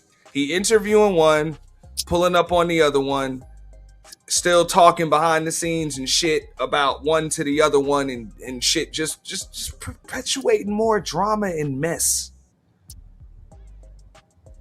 What's up, Miss Polly? Hi. Hi. Hi, Polly. You sound like Ask the Brother podcast. Oh. She laughing. Well, what you got to bring to that's really what it goes. We're discussing the effeminate hustler that is the football in a war between two women. Okay. Okay. I actually haven't heard of such a thing, to be honest. Well, you just did. The effeminate hustler. The great value Kevin Samuels knockoff. But you're saying that he's playing it as a football between the two ladies. Mm-hmm. He's trying to basically, trying to play both sides. Correct. Yeah. I mean, to me, at this point, it just seems like, some guys can talk really good and doesn't want to believe what they want to believe. That's the only thing I can see. That's what it is. Everybody wants to be number one, want to be his number one. Is that the case? Right. Everybody wants to be his number one. And so they'll keep pretending that everything's good on one side. Just at this point, they compete with each other. They ain't even worry about him. And that doesn't sound like. I mean, they ain't worried about him anyway. And that's what I was calling out earlier. This is one of them dudes. He ain't trying to stick or get up in nothing. Okay. He's just over here trying to get attention. Like a little giggly little girl. He's trying to be up in some shit. That nigga soft, man. That's how some guys do it, though. I think that's how some men do it, though. I guess I'm not surprised. Some men do that. That nigga soft, yo. That's all it is to it. The nigga soft, yo. So what you were saying, Polly? About some men who do that. I think I'm not surprised by some men trying to be in the middle because they like to feel like someone's fighting over them. Right. Right. Yeah. They want to feel validated and being wanted. Right. And like men don't like say that out loud. They're like, oh girl, I want some girl to want me. But I mean, everyone likes to feel wanted, right? So I think the fact that if he's causing messiness amongst them, it's so that he could be like, these women are fighting over me. Like they want me so bad. Look at this. Or That's not even the case with this, right? Yeah. This is a married dude that's just in here, just kind of just playing both sides. He's playing the effeminate homeboy, like the Yag best friend that's not really Yag. right. I guess I'm getting confused because I know he's being married and everything, right? He's being married, but being married doesn't take away the fact he likes attention. Mm-hmm. Yeah. I see where she's going. Now, I think this is the attention. The motherfucker trying to gain attention by association. I see. And I get it. A lot of dudes on here like to do that. I'll get attention by just saying that I'm around these women or these women are around me. Because it still makes them feel empowered that they're around women. That's pretty whack, though. I mean, okay, this is going to sound so wrong. Please, as we have all stated multiple times, there are a lot of men who have a lot of feminine attributes. If that is something that's feminine and it's about what he's feeling, he feels like this feels good and I like this attention, regardless of him being married or not. So if he likes the attention, then to him it's not stupid, it's glorifying. Here, I'm gonna replay this clip right here, right? Sure. One that wants to come in my chat and defend you and bring up something about being stabbed, and then you still work with them, but you're a girl's girl. You cool with that person saying that? You can kiss my ass. That's really what it was. So you know what I'm saying? And I'm out here again by myself, defending myself. Well, I'm gonna ask you this straight out. Listen, I'm gonna ask you straight out then. Do you regret the relationship you did have with Jazz, or do you wish it could improve?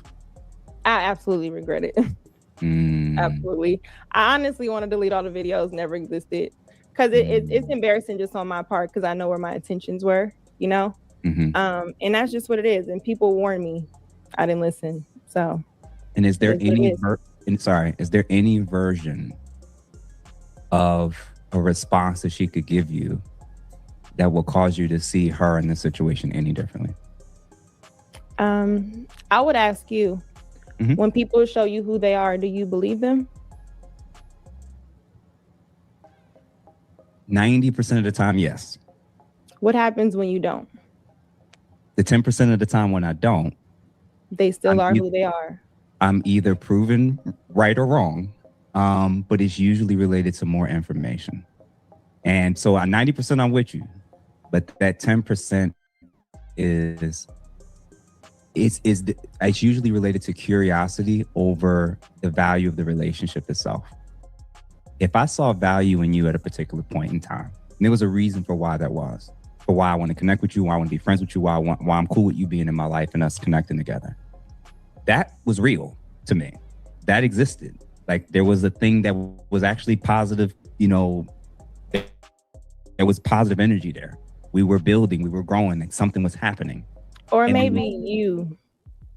Possible. See, this is why I think I have a unique space on my channel. All right. I'm gonna stop it right there.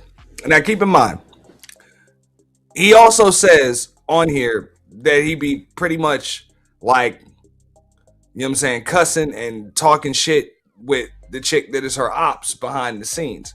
Now, Miss Polly, I believe that is some effeminate homeboy hustle shit.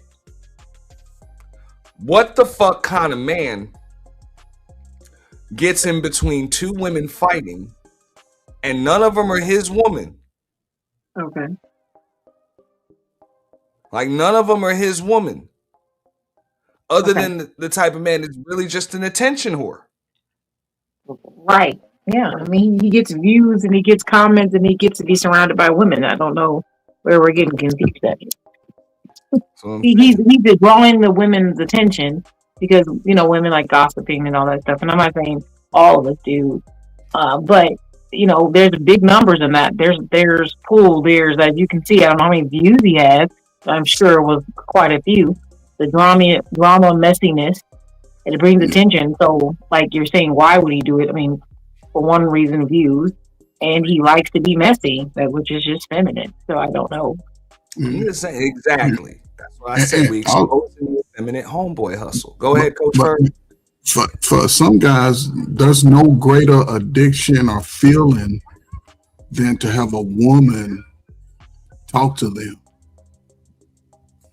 That's an addiction within itself, to have women that you probably would never meet, never have access to, talk to you, and you can sort of help them mind through whatever issue you believe they have, or just your course of building a relationship, because therapy also builds a relationship.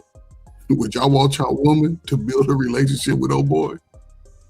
No, that's not happening. Fuck out of here. Like, literally, get the fuck out of here, nigga. Like, what? Nah. You always want hat inside. That's weird to people. Just like Candy Cane said, she said, "Let me handle my smoke with women. I got it." Like, we got a saying as men. Like, that's what I'm saying. Fuck the bro code. This is man code right here. You supposed to let them hoes fight. Let them chicks fight. Like, the fuck?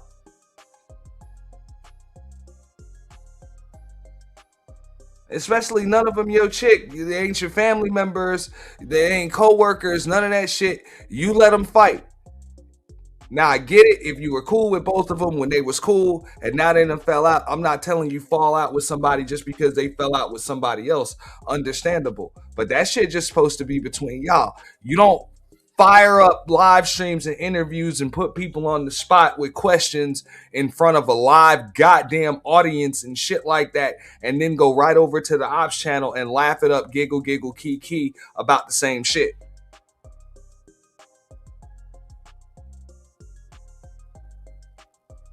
Just like Sheila was saying earlier, them chicks might either, number one, team up to go with your ass, or number two, they just gonna stay hating on each other and still go with your ass individually. There is no winning right there. As a man, there's no winning.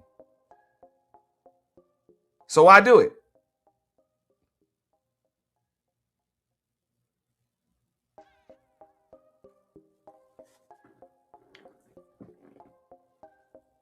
I mean, I can tell you why you still do it. Because you're so stuck on goddamn attention that you're not really thinking ahead, which is some girly shit. That's some little girl shit. That's some effeminate homeboy shit. So I'm calling that out. That's what they say in this space. Men are supposed to call out men. God damn it, I'm calling this motherfucker out for this effeminate homeboy hustle.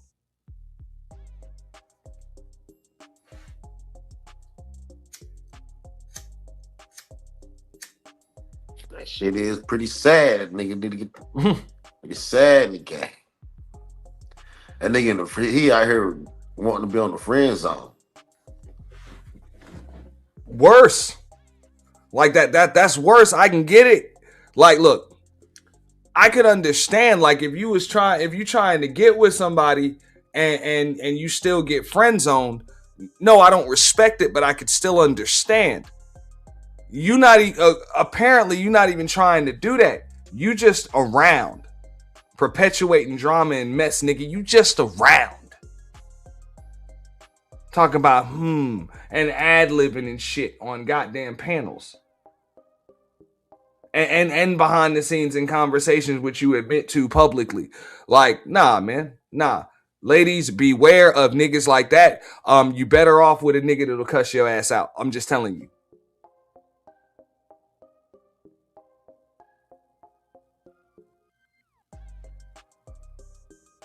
At least you know where the fuck you stand.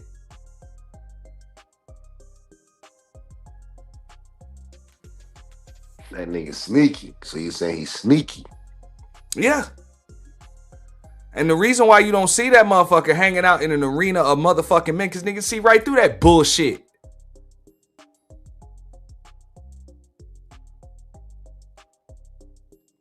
Just like you say, you done seen plenty of panels, discussions, all of that shit with men going at it for various reasons about shit. We got niggas now coming up in goddamn chats and starting up streams talking about I got the tea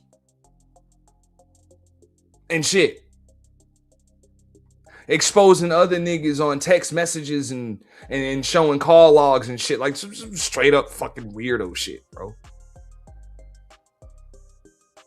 This nigga ain't nowhere to be found for that shit. Where the fuck your therapist skills at now? You could really utilize those talents. Nah, you already know niggas about to check you, bro. That shit don't mean a goddamn thing. So, like I said, it's women's fault, but I don't blame women. But you know what I'm saying? You know, it's their fault, but it's not. But it's their fault, but it's not. But it's their fault, but it's not. You know what I'm saying? Because they're still women. You know what I'm saying? They're gonna fall for a nigga that don't really raise his voice and talks to him in a nice way, but still does slick fucking shit. And they might look past. They're women. They fall for that type of shit. You know, I understand that. You know, Yo, that nigga didn't raise his voice, yo. We do. We have a weakness for that. That nigga didn't raise his voice at all. At all. And we'll be over here arguing as man for 3 hours at each other back and forth. Yeah. Come on. So, Man. you know, if he mastered, you know what I'm saying, his tone and inflection and shit like that shit's gonna work on the uninitiated or just a lot of women that y'all are gonna fall for that shit. You know what I'm saying? I understand that. I don't think that makes y'all bad or you know what I'm saying? Like I say, it's your fault, but it's really not because y'all are women. Y'all are susceptible to that shit. Mm-hmm. You know, I understand to that. what, Aunt? Y'all are susceptible to a fucking to a soft spoken nigga. All day.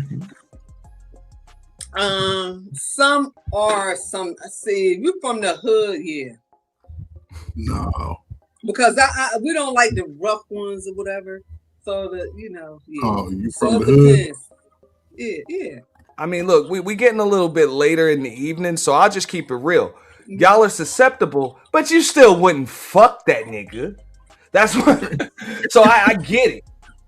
What you said? What? He can fix your car and bring you some Yeah. Uber Eats and shit. Because he you know ain't been what? there. But you might just spill your guts to a nigga like that.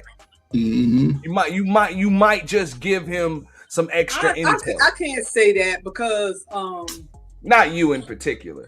No, Yeah. I'm saying I'm going to real world now. Those are good ones though. Because he comes off like a friend, They but good he's to a really a woman. piece of shit that's trying. Like God, a red flag. Aunt, he need therapy around here. The brotherhood. No. There is no brotherhood. I never claimed that there is somebody one. get angry on a piano. No, that's not anger. I'm just keeping it real. Like we see through that shit. Like I know when a motherfucker's insulting me, and I don't give a fuck if he raised his voice or not. What you do is how they do it, and I know it's not. Wait, hold on. You think the sisterhood? We want a man with Timbs and all, with the gold teeth and all that? Yes. They getting a lot of freaks out there. I don't give a fuck. No. Y'all are ladies. Y'all can like whatever the fuck We you don't like. want no. I really care less. And I was raised in the projects. We don't want no Timbs, no gold teeth. We don't want no all that stuff. Nah. But Gen X, Gen My X be husband's too the old for that. opposite. A nerd, educated. No, we don't. Because we're from all that environment. We don't want that. I mean, sitting up there like turning on with a 40 ounce and smoking weed and all that. Where they doing all that at? No. Yeah, Gen X. That's like you. What? What? I can't hear you.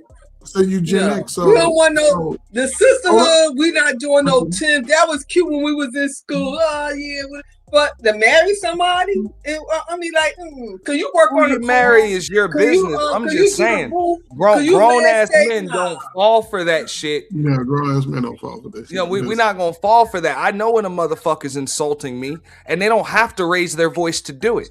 Well, don't get mad if you got the gift of gab. for the women. That's what he's doing. That's why he's talking to the women. Because he ain't gonna get some dudes up there. Exactly.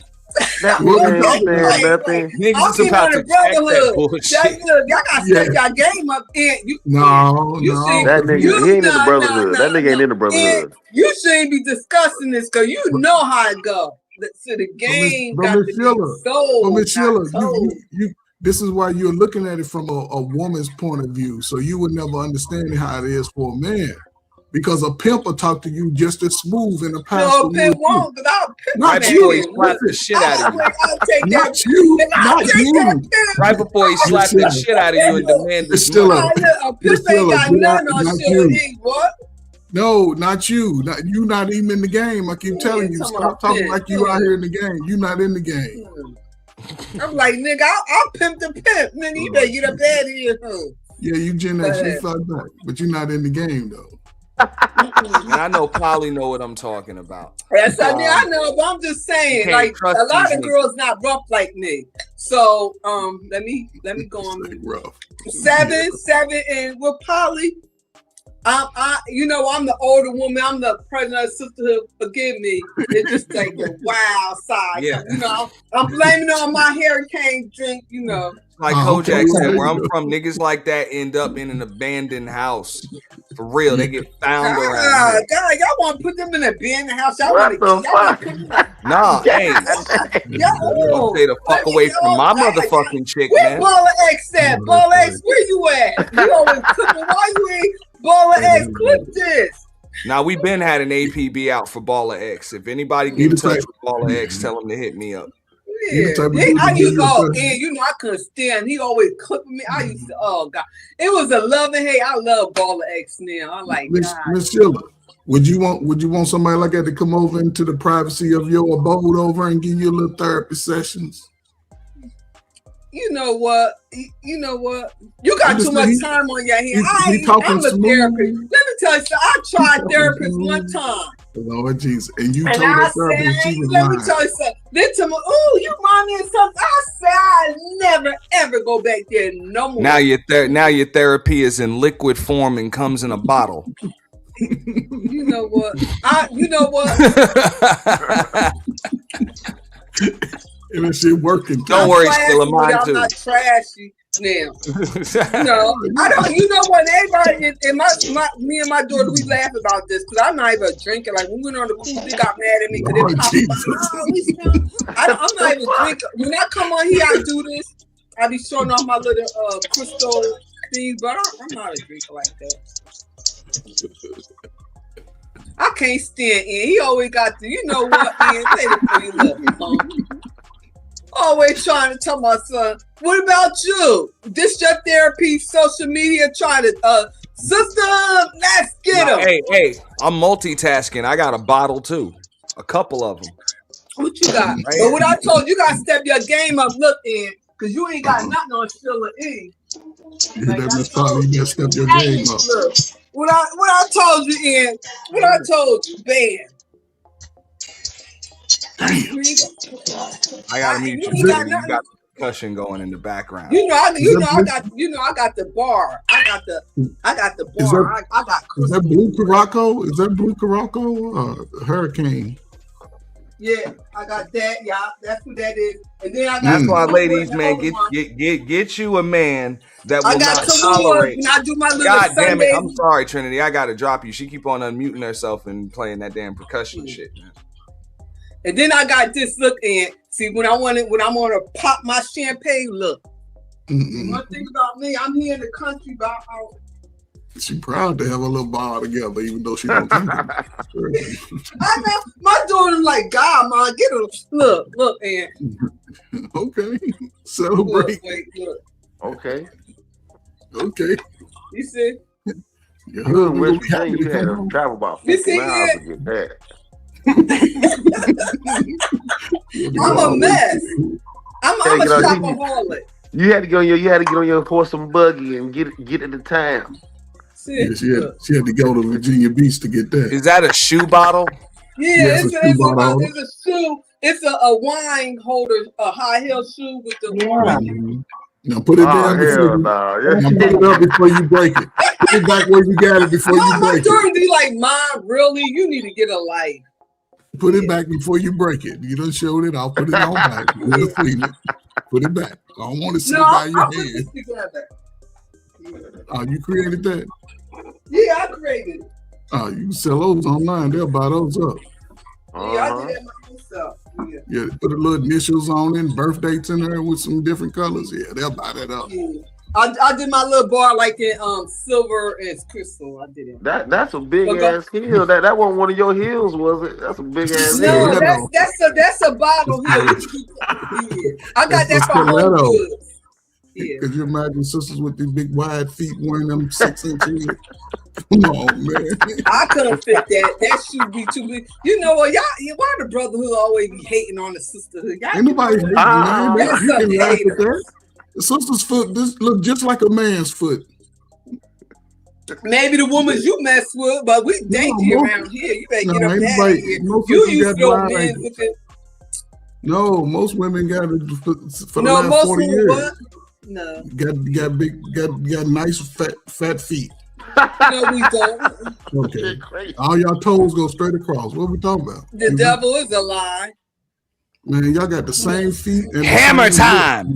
See, we I know she gonna do it. I see. Look Yeah, at you. that's No, right. it's Look, okay, Sheila. Don't worry about it. I'm gonna read this super chat, Sheila. Shout out to L. Nixon, our show sponsor for the day. He says, Sheila from New York. Don't let her fool y'all. They don't want no soft spoken. Fold your clothes and socks before sex. She's gotta have it ass stuff. Who's that? Shout out to L. Nixon. Something L. to think Nixon. about. Oh shoot! Bring witness the sleepwalk of the incredible. Keep it gangster, dog. Keep it gangster.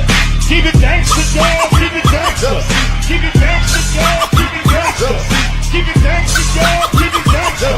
I wanna thank you all. I wanna thank you. I wanna thank you all. I wanna thank you. Keep it gangster, dog. Keep it gangster. Keep it gangster, dog. Everybody say that shit. The city is a lit. West side is a lit.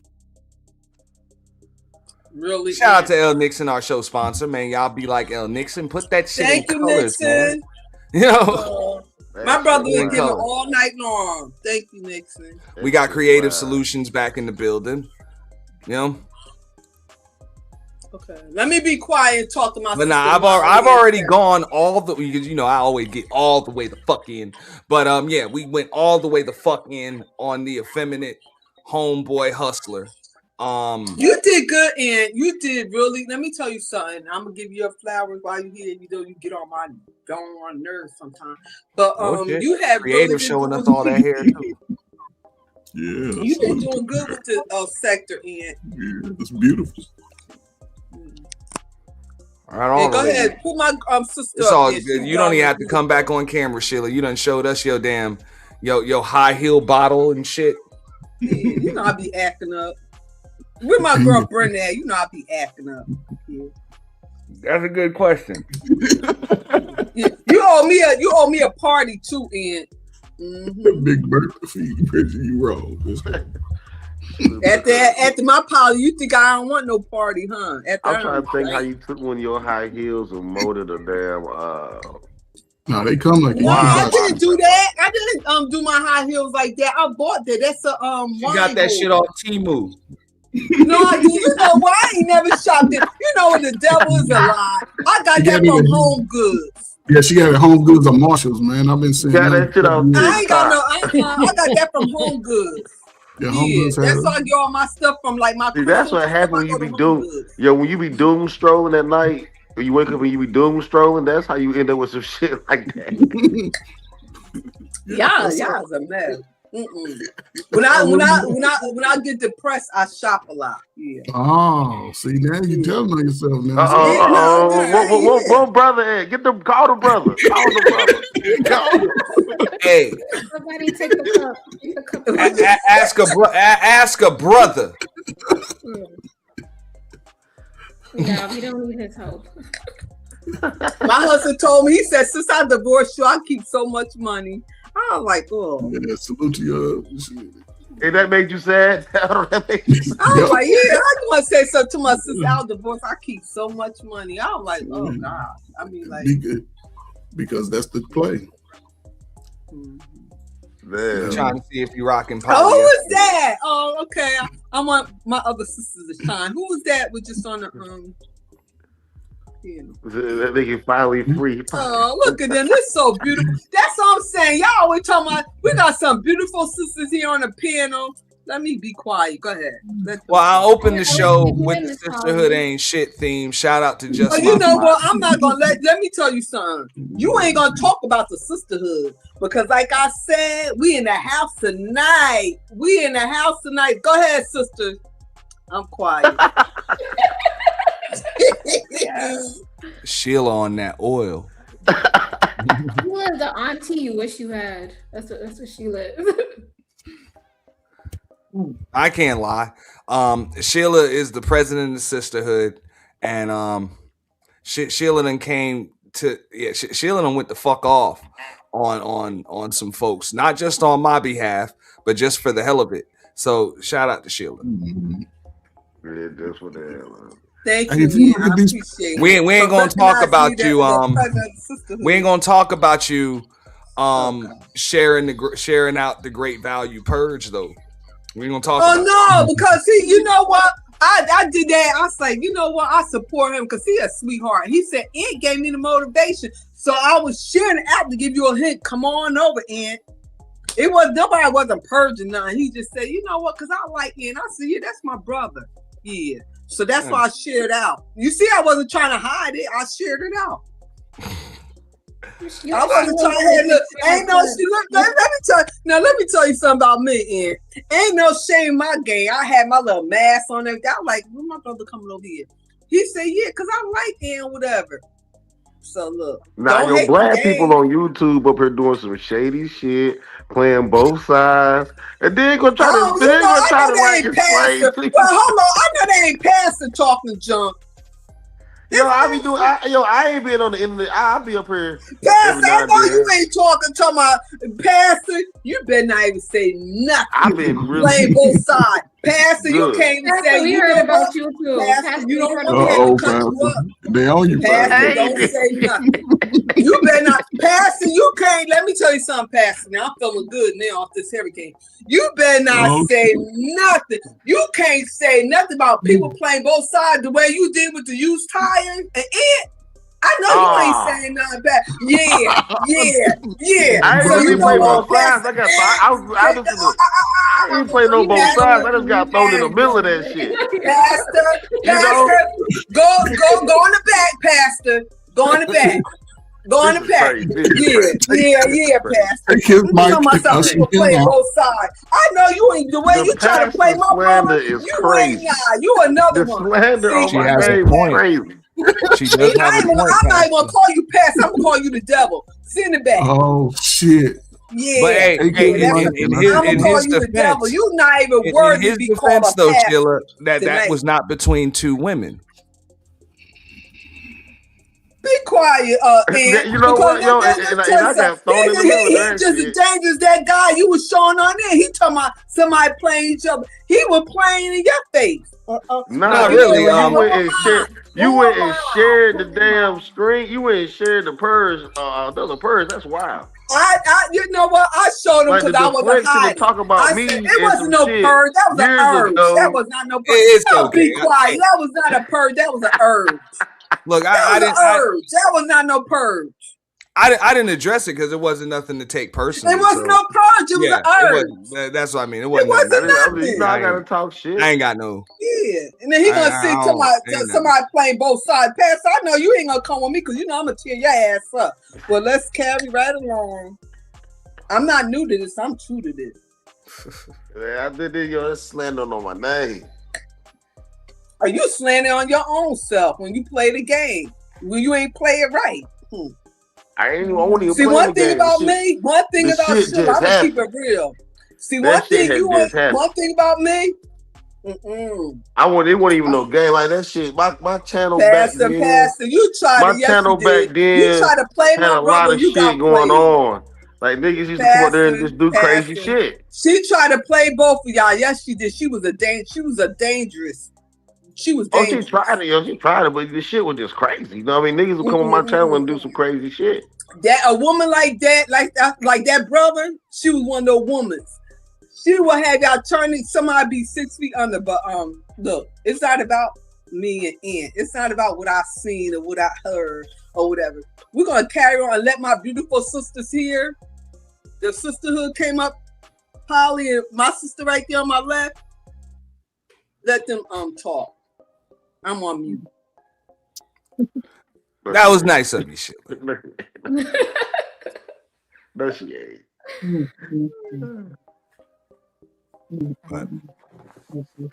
But those things are in the past. Things that are dead cannot affect the living. It's okay. I'm thankful for Pastor allowing us to use his channel and platform as a fucking war zone because I got to blast. You know, so yeah, that shit was crazy, man. But you know what? That is what it is, man. You know what, Sheila? But one thing about Sheila, I'm gonna keep it real. We Though. I thought you was on mute. What? Yeah. See, yeah, you gotta watch what you do because they're always gonna come back and snap you, bang. It's YouTube, like niggas do it. Like, that shit was really, man. We were entertaining back in the gap, yo. These niggas not entertaining no more with this shit, man. Pastor, just leave it alone. Leave it alone. No, I'm talking about this. I'm talking about brother speech. I'm talking about the brother, man. I'm talking about the brother. Because people are growing up. That's why, Pastor. You can be grown up and still entertaining. Look at Miss Sheila. Yeah, that's right. Yeah, but the problem The is old people can't be growing up entertaining and no they- more. The old niggas can't be old entertaining. Hey, yeah, I'm about to get messy real quick. How the hell you gonna talk about where Brenda at, right, Sheila, and you ain't show up at the high heels challenge to defend your crown? Oh man, I was contracted to do the visuals, and I'm glad I didn't put the defending champion on any of the damn visuals because you ain't even show up.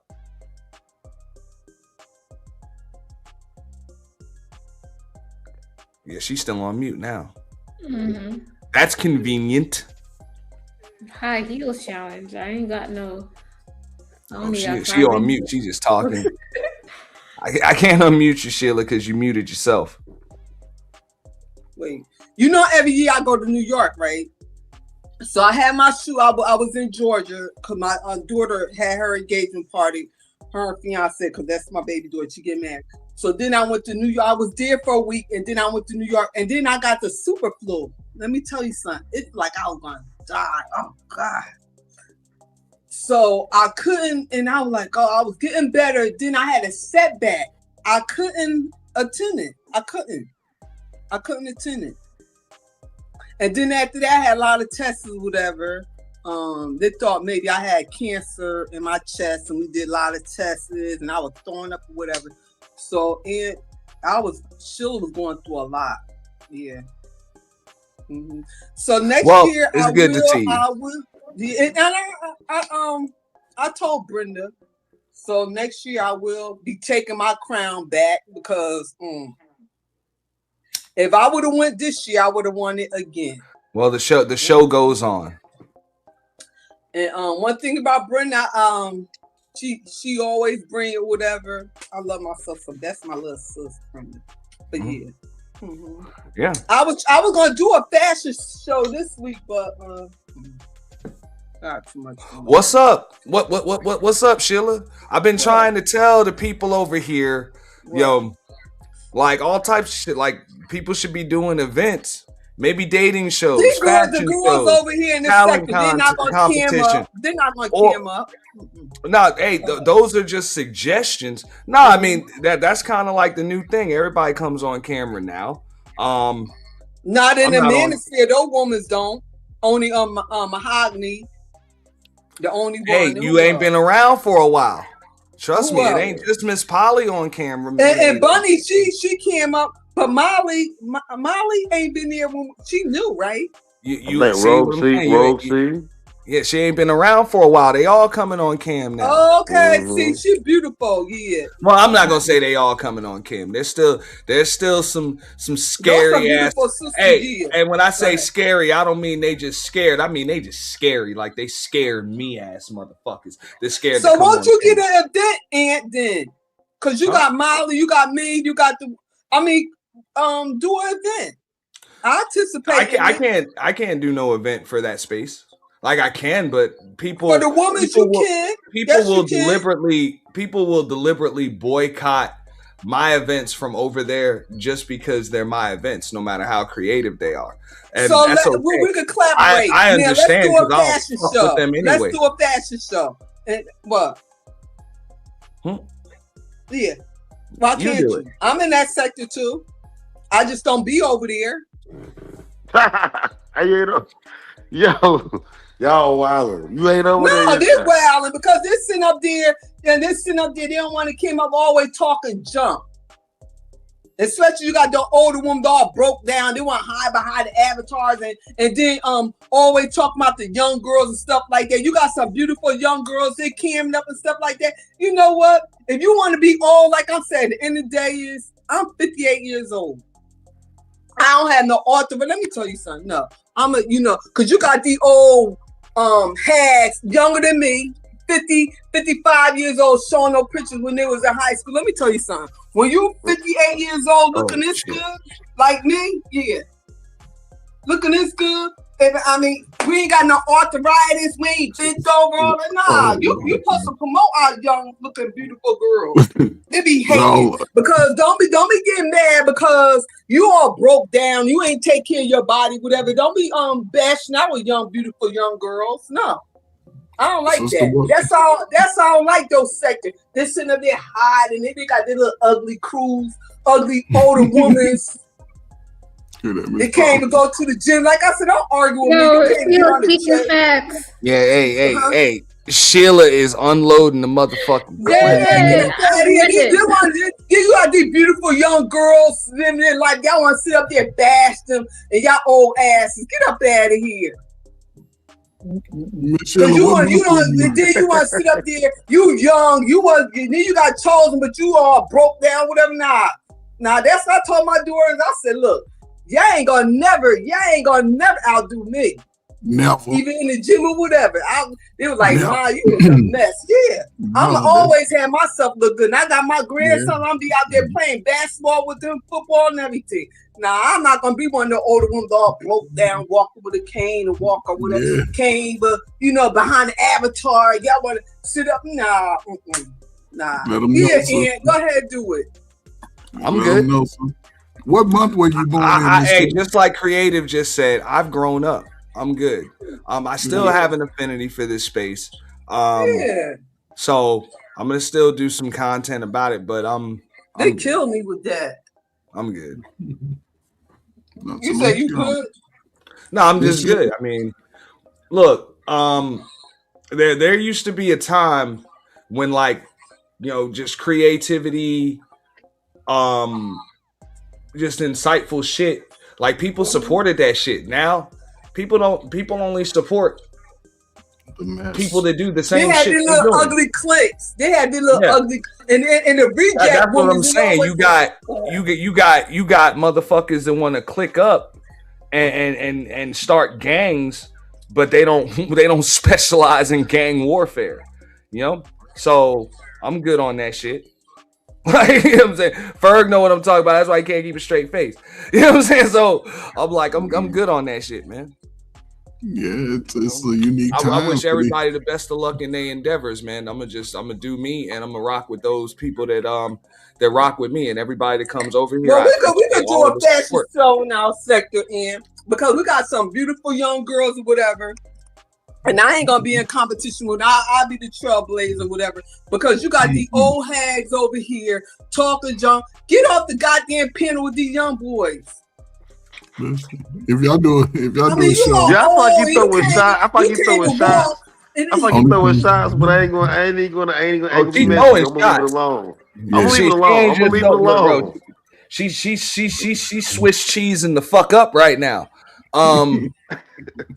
But we gonna let her do it. I'm gonna stay out of women's shit. They like the old hags behind stay the out of car. women's They don't shit. want those nice looking girls on their ass. That's why they do that. So I'ma you got stay out some of pretty women's young girls in this sector stepping up to the plate, and y'all still with the old hags. Get up out of here. Good. Yeah, hey, Candy know what's up. Stay out of women.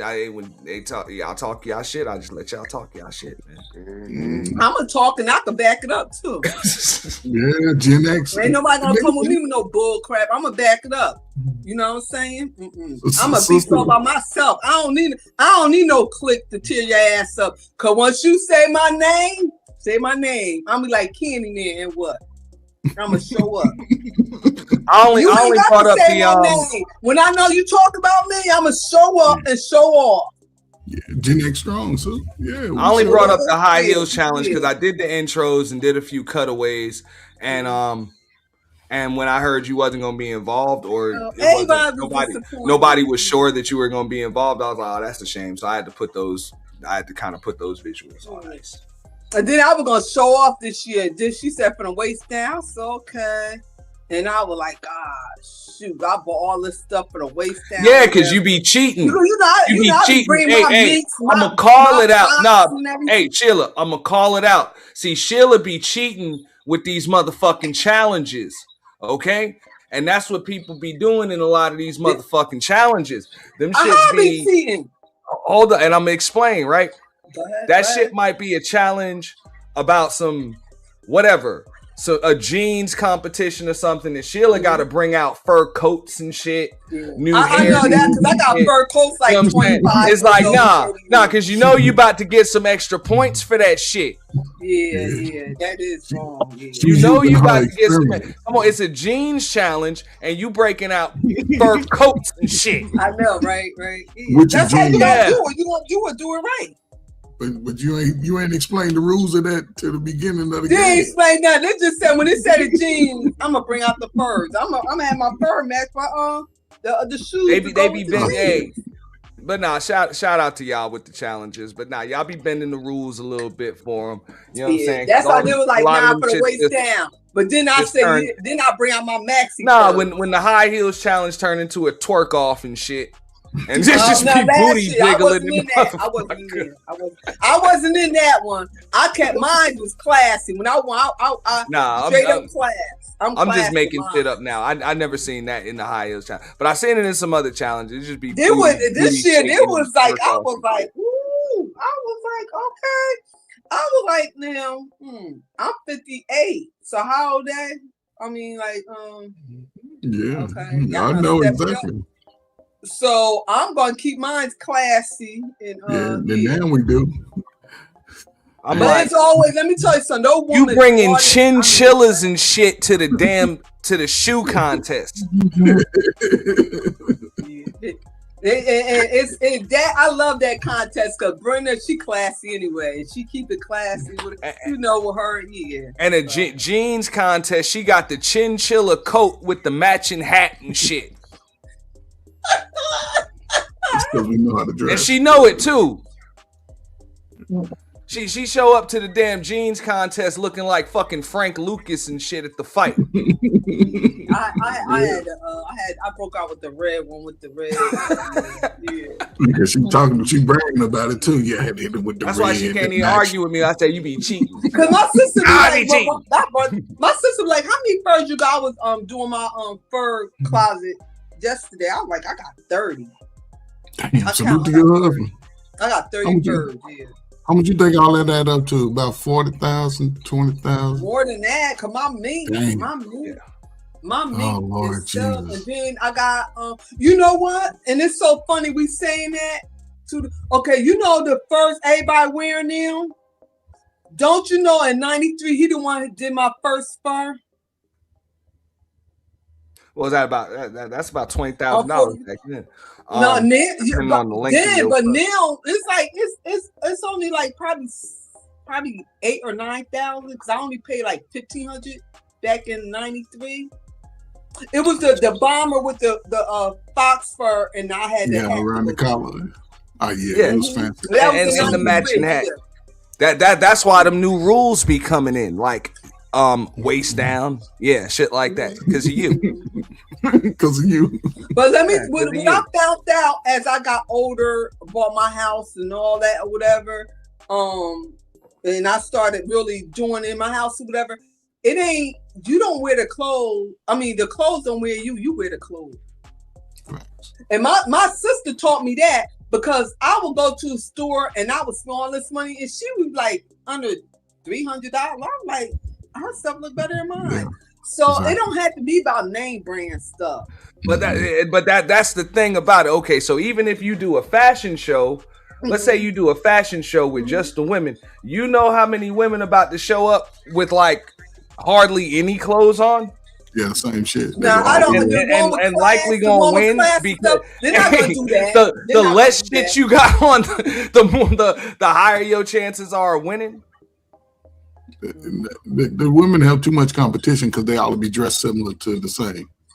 It'd be a few. But when you got somebody with class, me, I'm classy. I don't show, and you should know me by now. I don't show my body, so I could be classy with all my body covered. But how you gonna win? Miss Polly show up with her stuff just all out and shit. But Miss Polly is not showing her body. I'm just saying that's a tough act to follow. Yeah, she's not showing. No, no, I'm not in competition with the young ones. Not today. And she know that. I was like, not today. Look, can I talk? I'ma show Polly when in my age, 58 years old, this is how you could look and still look good.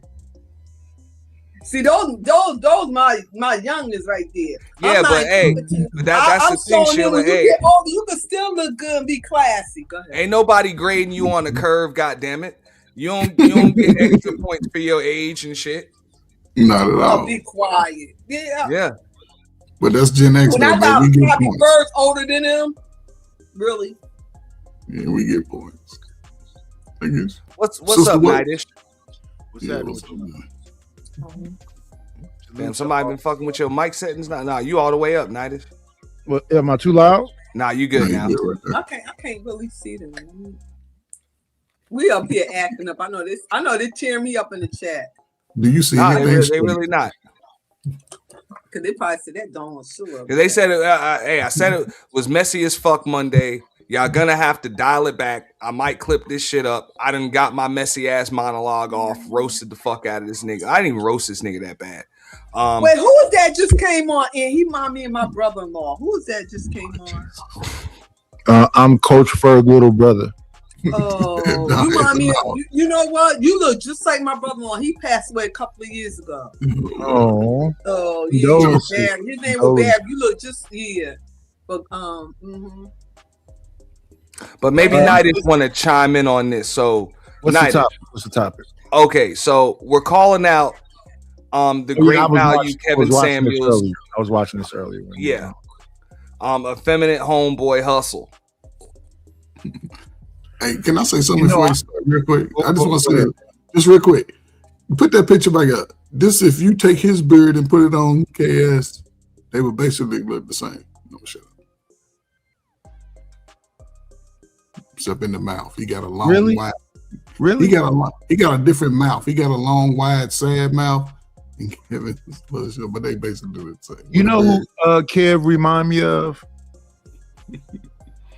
Ricky Smiley. Ricky Smiley.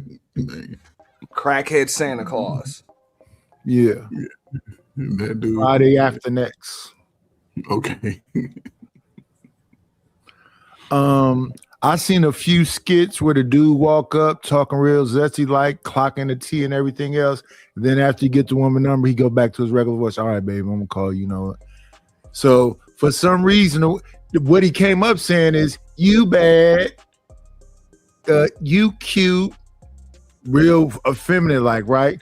He say, "I need some new pretty girls in my whatever," and she give, and then once she put the number in the phone, then he go, "Yeah, because I'm gonna call you." He flipped the switch. He say, "That's the new move." Ain't nobody finna do this stuff. But shout out to the men that can do it. Can be one of the sisters to get close to you and then flip the switch. But I don't think you have to flip the switch. Now, I understand, just like I said, I understand that women can fall for that shit because they're women. It's, it is what it is.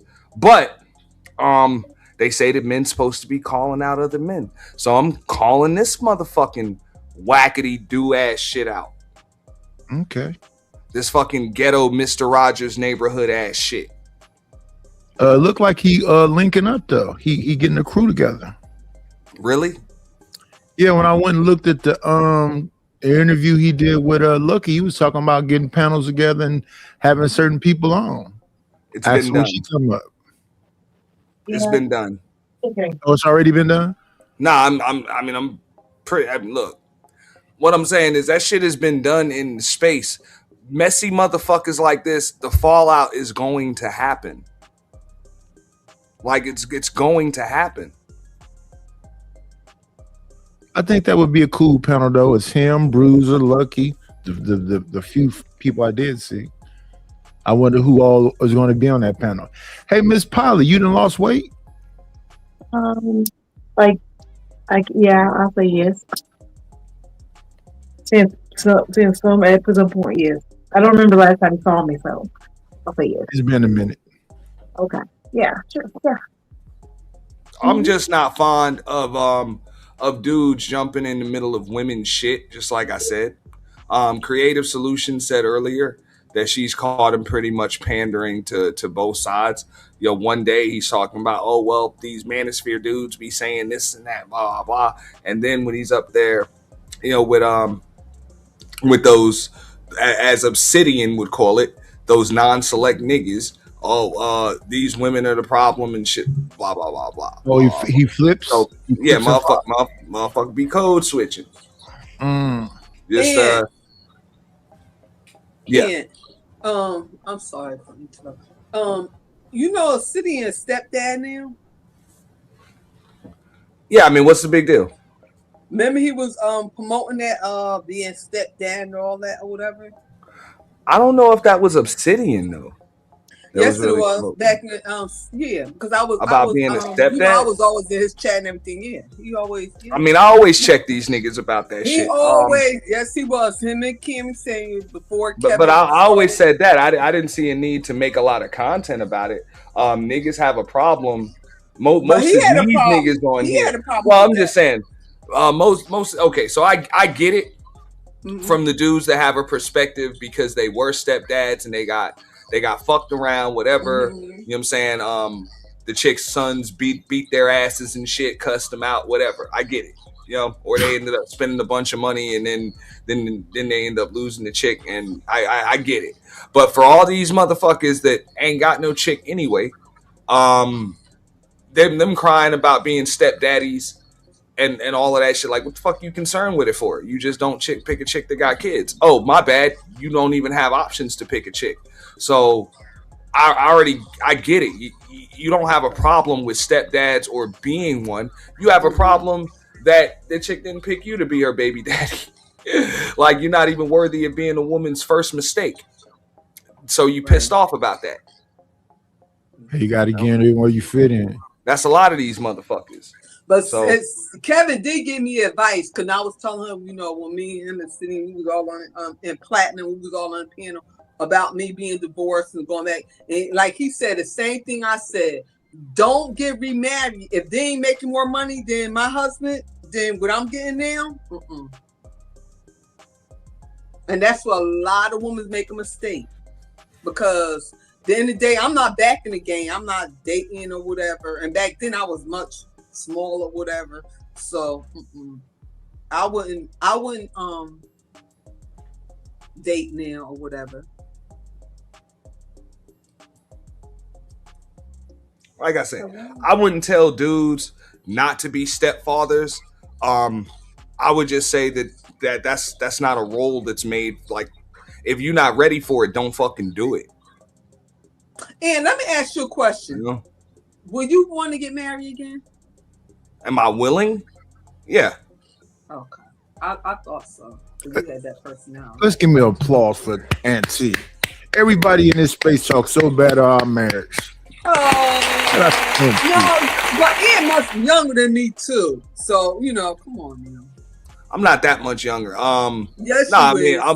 I'm willing, but that's only because, like, look, anybody that'll hold all that previous shit against like every woman or most women, like, fuck that. I know what evil looks like, smells like, and sounds like, and all that shit. So I couldn't even put that shit on most women because, nah, y'all, most of y'all don't have that level of evil in you. No, I understand that. No. And then we very simple too, just like you guys, simple. Very men's one thing about y'all very simple. Make them what most women are doing are not a concern of mine. Y'all, miss, let me tell you something about y'all. Y'all simple. Oh my God. Yeah. Only thing we gotta make sure, let me tell you something. I learned from the best, my husband. Totally Only thing you gotta women. make sure the house is clean. Y'all got all, if he drinking, make sure he got all his Heinekens, his whatever he drinking, whatever. I mean, when he come home, his bath order, his shower, his clothes on the bed, he want to go out with. I mean, that simple. Massage their feet, rub their head, have a movie night, whatever. I mean, like, y'all, we get whatever we want out of y'all. Ain't you lucky your husband saved you from the streets? I saved him from the streets. What you talking about? But I thought he was. I saved him. I was a street person. He was. He was a nerd. You can't say. Hold up. But that's not a nerd. Is not a bad thing. But you said right. You said you learned from the best. I saved him. He ain't know nothing about the streets. I did. That's a good thing. But that's a good thing. He saved you from the streets that you was well involved in. He saved me for nothing. I saved him. I had to minister to him a lot of times. He ain't know nothing. I mean, like, he was lived way out in nowhere, whatever. He ain't know nothing about. So I had to hip him up on game. Oh, so he wasn't running the streets. That's a good thing. He wasn't running. He ain't know nothing about church. He was in the church in his books. He ain't know nothing about. Oh, that's a good wholesome man. Man, that ain't Sheila type of man, though. Fuck out of here. She like him in the streets. Yeah, be quiet. She just so and then when he got to the try to get a little game, I had to smack him over a couple of times. Hey, wow. Yeah. So you had to. I had to smack him to reality. Let me. Wow. I had to look. Sit here. Let me teach you a little thing about Jesus. Now maybe y'all ladies can say that, like. I mean, can you really respect a man? Rough. I was rough. No, I mean, can you really respect a man that lacks street smarts, though? No, I'm just saying, because y'all so vulnerable. He was so. Let me tell you something. Because I'm not saying you got to be out in the streets. But I told my husband, if he didn't divorce me, I would make his life miserable. Damn. I told him that. I told him he was. You gave him a fucking warning. I told him, if you don't divorce me, I will make your life miserable. He got scared. He just yeah. Mm-hmm. At least you gave him a warning, though. You said that out loud to him? Did you say that out loud to him at that time? He said, yeah. No, we was when we got our divorce or whatever, because they had like. How long ago was the divorce? How long ago? What like 10 over 10 years ago? Yeah. It was so like you said that to him. You said that to him. I was married. I divorced him on my 26th anniversary. Wow. Okay, I get it. And then another man came along. So you ain't. No, ain't nobody else coming. I have not dated since my divorce. I have not dated. Wow. Yeah. So are you telling he did something, and I made his life miserable. Dang, it's crazy. And I didn't do all that, but anyway, it's not about me. I'm just saying. Even with what he went through, he's still thriving, and he's still getting to the. No, he got to be married again. Later. He's still a good man. Dang, okay. Salute to the husband. I get it. He got him a new wife. Like, yes. Yeah, he got a new wife, but she's not better than me. But okay, then. Okay. You gonna lay, you got to pay. Okay, then. Said a little street is necessary. I can't be more street than you. Once you get Sheila in, you can't. You got to do better. You got if you ain't getting no movie star, somebody that's singing whatever. Hear that, Miss Polly? If you don't do better than that. Polly, let me tell you something. You married, Polly? I have been married, yes. Oh, you have? Okay. Mm-hmm. You divorced? I'm divorced. Mm-hmm. Oh, okay, Polly. Yeah. All this American beauty going to waste. It's great. I mean, I've been asked to be married a couple other times after that, but you know. Oh, you've been married a couple of times? No, I was married one time, but I've been asked to be married a couple more times. It's probably running too from. I don't believe. Leave Polly. You know what? You are not gonna sit up here. Hold on. You're not gonna sit up here and torture my sister. You better leave Polly alone. I'm not torturing her. Listen, I'm not torturing Miss Polly. Why are you talking with Polly talking then? I came here, Polly, because you in the back saying something slick, sound like Barry White. Go ahead, Polly. Hey, at least he got some baritone in his motherfucking voice. He better be quiet. Sound like Barry White. I'm gonna knock him in his throat. He's gonna be. I could just let you ladies work it out, and understand that. What did you feel during that time?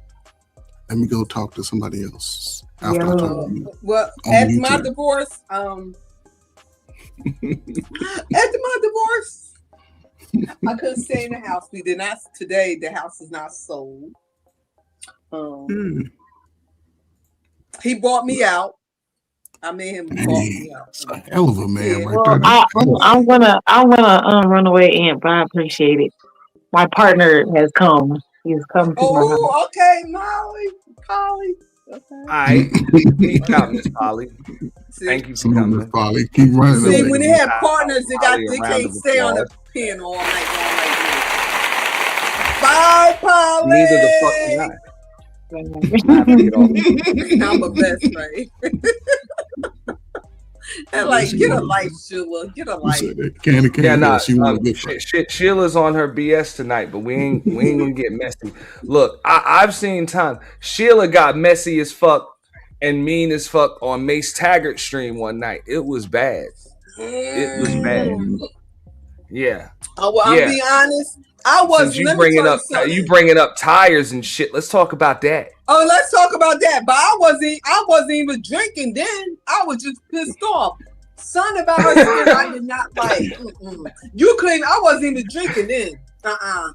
She said I was just pissed off. I did not like her spirit. And then afterwards, it's so funny. Afterwards, I did start liking her. Afterwards, because a lot of these women just attacking me or whatever. I'm like, God, nobody ain't like me. I'm like, God, what? I know I'm rough and tough, but I went off on her end. I did. I tore that her and her husband did not end. Yeah, you did. Her and her husband. And then her and her husband decided her husband apologized to me. And he's like, no, Sean. They apologized to you, but they came at me. Huh? They apologized to you and then came at me. So I had to flame her and her husband. That was pretty fucked up. Yeah. I tore both of their tails up. Man, that was a mess. You started liking them. I'm like, fuck them. Whatever. He's like, no, she talking about because I'm my husband. Welcome to the space. Welcome to the space, motherfucker. Yeah. I tore them up. I was mad because I be blacking out. You don't know that. I be blacking out. I don't know half the stuff I be saying. Yeah. Now you drag that woman for filth. Next thing I know, I done got a motherfucker doing a stream about me saying I put you up to dragging that woman for filth and her husband.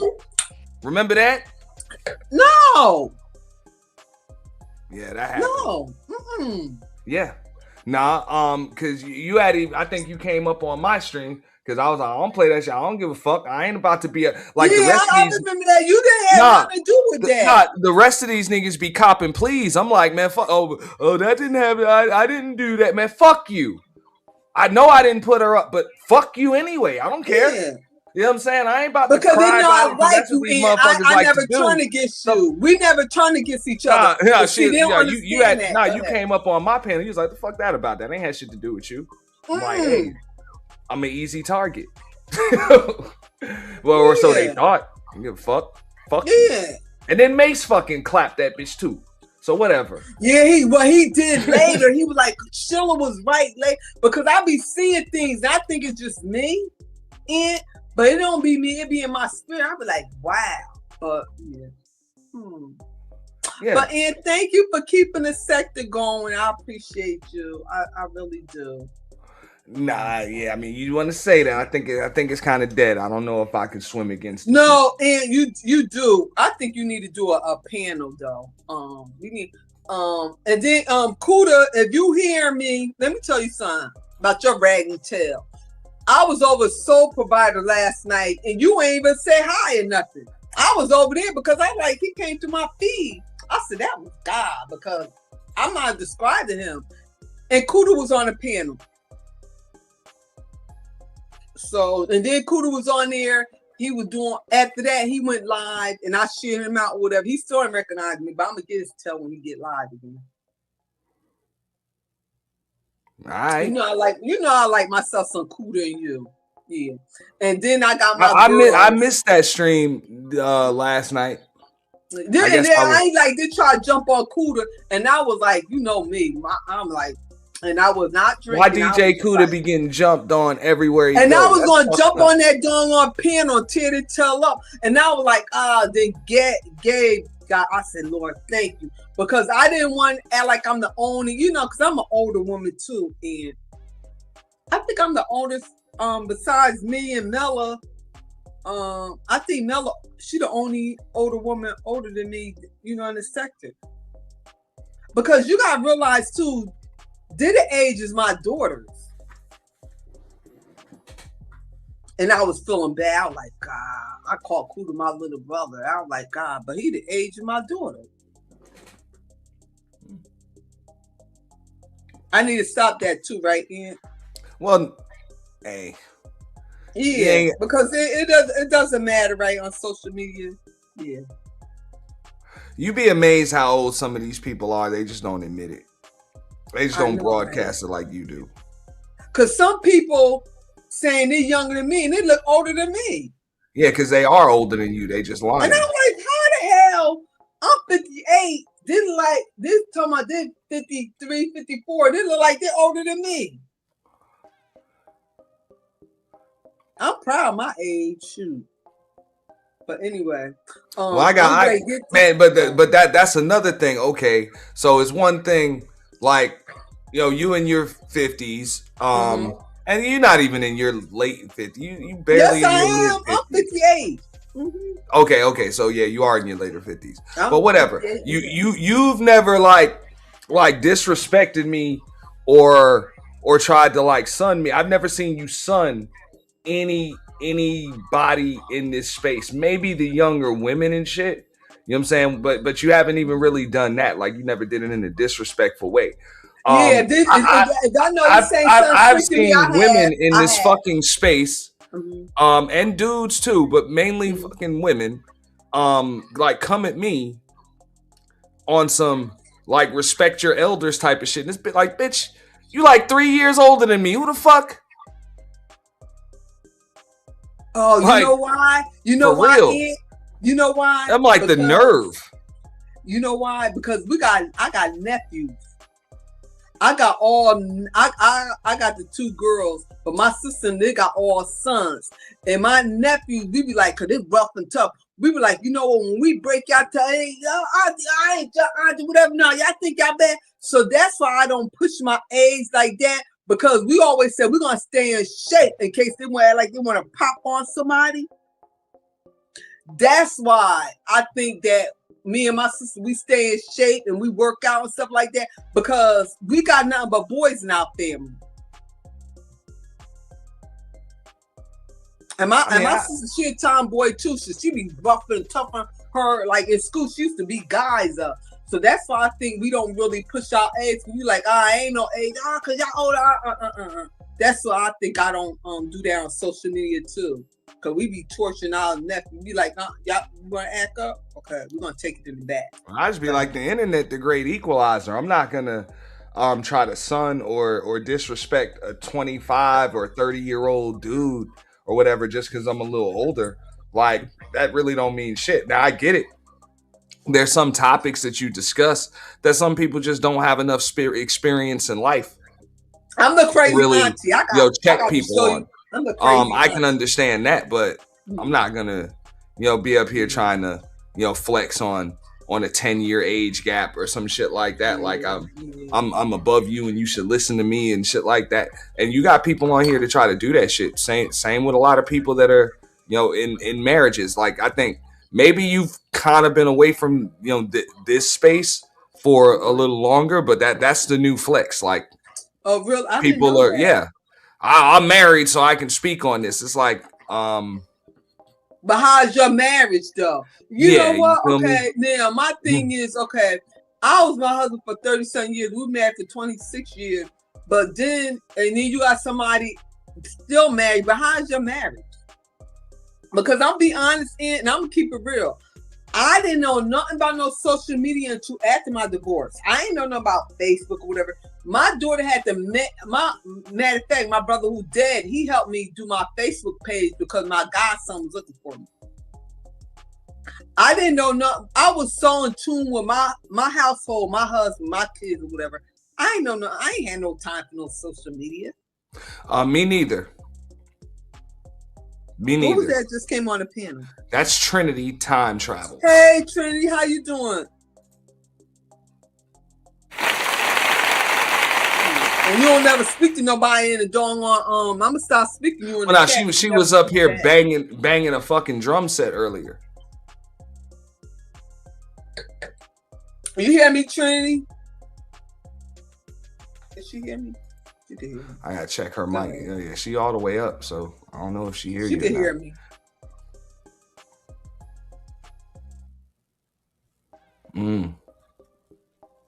But the thing is about them old days and shit, them shits ain't coming back. Unfortunately. I've accepted it. This shouldn't have to come back. If you stuck on a path, that means you don't have nothing for the future. I always talk about that anyway. You know what I'm saying? So nah, we ain't in the past. We in, because they always tell me. Like at some point, yeah. I'm like, look, folks do have to accept that. But just like, any like transition from one era to the next, you know what I'm saying? There's good things about the past, there's bad things about the past. But like I said, and I'll keep on saying it, you the one keeping the sector going. You and Big J, y'all too, and Reg too. Reg, yeah, y'all faithful, Reg. I gotta go over there and pull up on Reg. And then guess who channel I was on last night? Warren. He went live. I don't know why I'm not getting them damn notifications. Like I'm not getting the notifications. That's what I said. Warren getting live. I said I'm gonna start doing a recap on our sector. That's what I'm gonna start. I'm like, and Nene, I hope she, and different ones that I'm not subscribed to, or I am, and they're not giving me. I can't say different one probably is in this sector. Like Art, him. I do still get like notifications. They always. I like those guys. I like. For Art New Style, I'm still getting notifications for that, but I don't really go over there because like and Charles and them. I like Charles, Art, and BGS. I like them. Yeah. I mean, I was never really fond of the conversations that go on over there. But they're not that bad, and they're not that bad. Let me tell you something. Once you get to know them, they're not that bad. Nah, I mean, look, I know all of them. I've been on some of the panels before, but that's from years ago. I wasn't fond of the conversations back then, so I'm not. I'm still not going to engage in them now because they kind of like the same conversation. But this stuff like the angry man. Yeah. Angry man, remember? Angry but man no disrespect to them. You know what I'm saying? They still doing their thing. Yeah. So you don't stuff see me doing. It's no content about them and nothing like that. It's just I'm not gonna have the same conversation every day. For years. Like motherfuckers been having the same conversation every day for years. Yeah, they respect me, and I don't, But yeah, I've never been like disrespected or got it even into no heated shit. You know what I'm saying, over there on Charles or I like Charles. Charles is so great. He is so he went through a lot.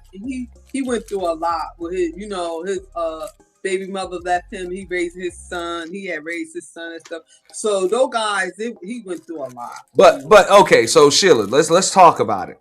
I get that, but god damn it, the son got to be grown now. Oh, he is. Fuck, like, come on. Like, kudos, bro. You raised your son, your kid grown. Like, when I came into space, my son was a teenager, barely a teenager. My son grown now. He grown and moved out. On his own. So maybe he really loved her. Maybe she was like, maybe she was like me, like, but get off the fucking internet. Go get a go out on a fucking date. A nice looking guy, and all them nice looking guys. Go out on a goddamn date. Don't sit around trauma bonding and circle jerking with a bunch of lonely ass niggas like that. That's not healthy.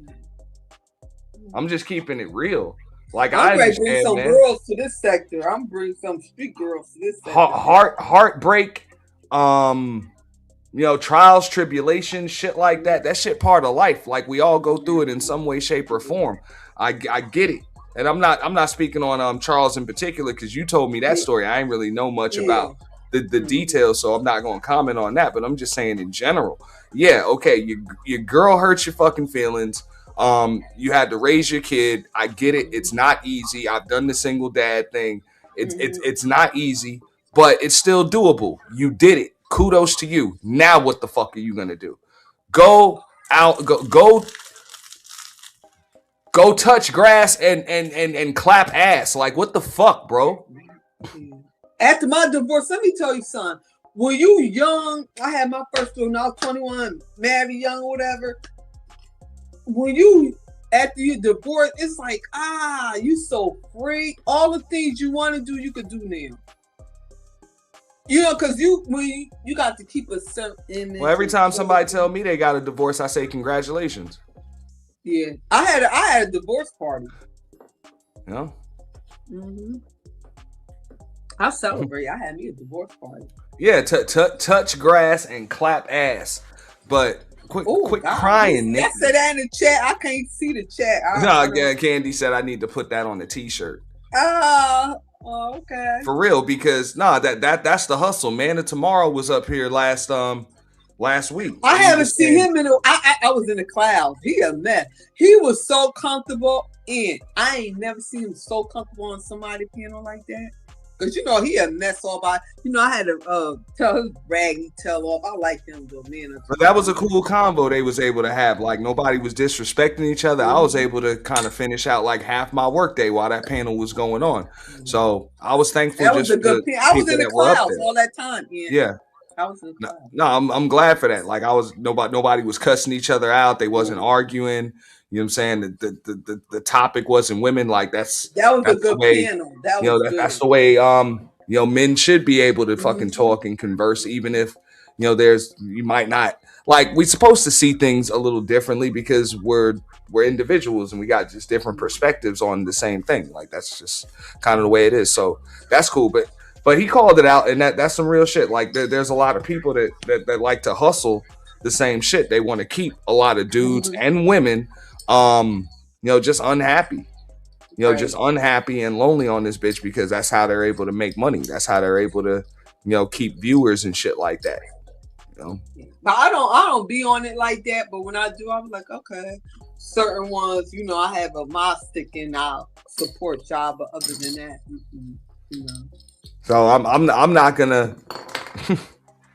What up? We got hold up. We got to give a shout out. I got Naker L in the building. Brandon's in the building.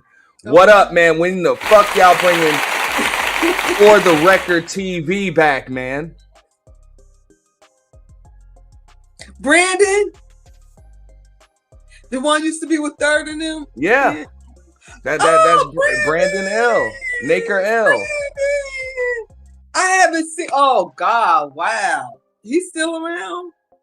He right here in the chat. Oh, I can't see the chat. Yeah.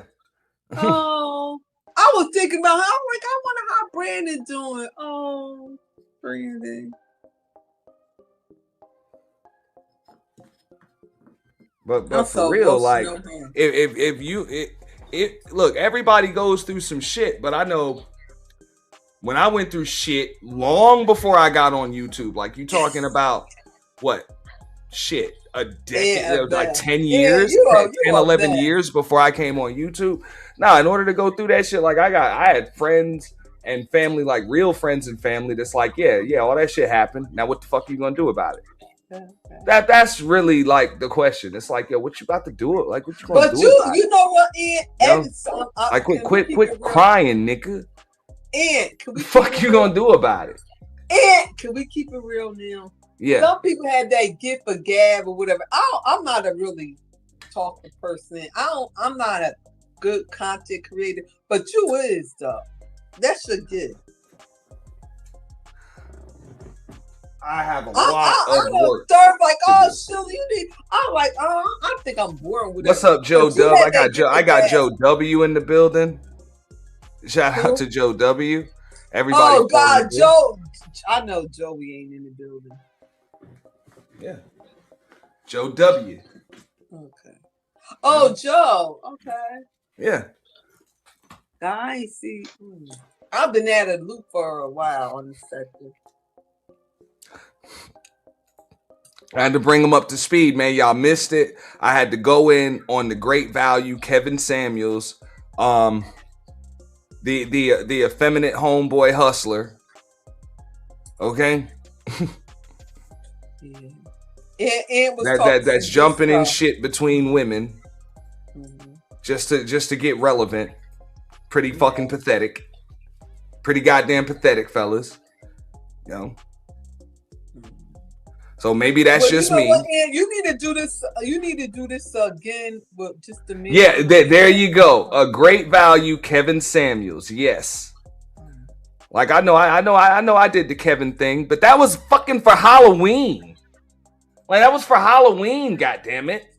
When is the next purge, Ian? See. Stay tuned. Stay tuned. We might make it. Yeah. See. Everybody remember Halloween. I remember. Nah, I did that shit for Halloween. Goddamn it! I had a candle and shit. That's a fucking Halloween costume. These niggas have made a YouTube fucking persona out of that shit. Pretty goddamn pathetic. Okay. You were doing your thing. What? Yeah. What? Okay, I see.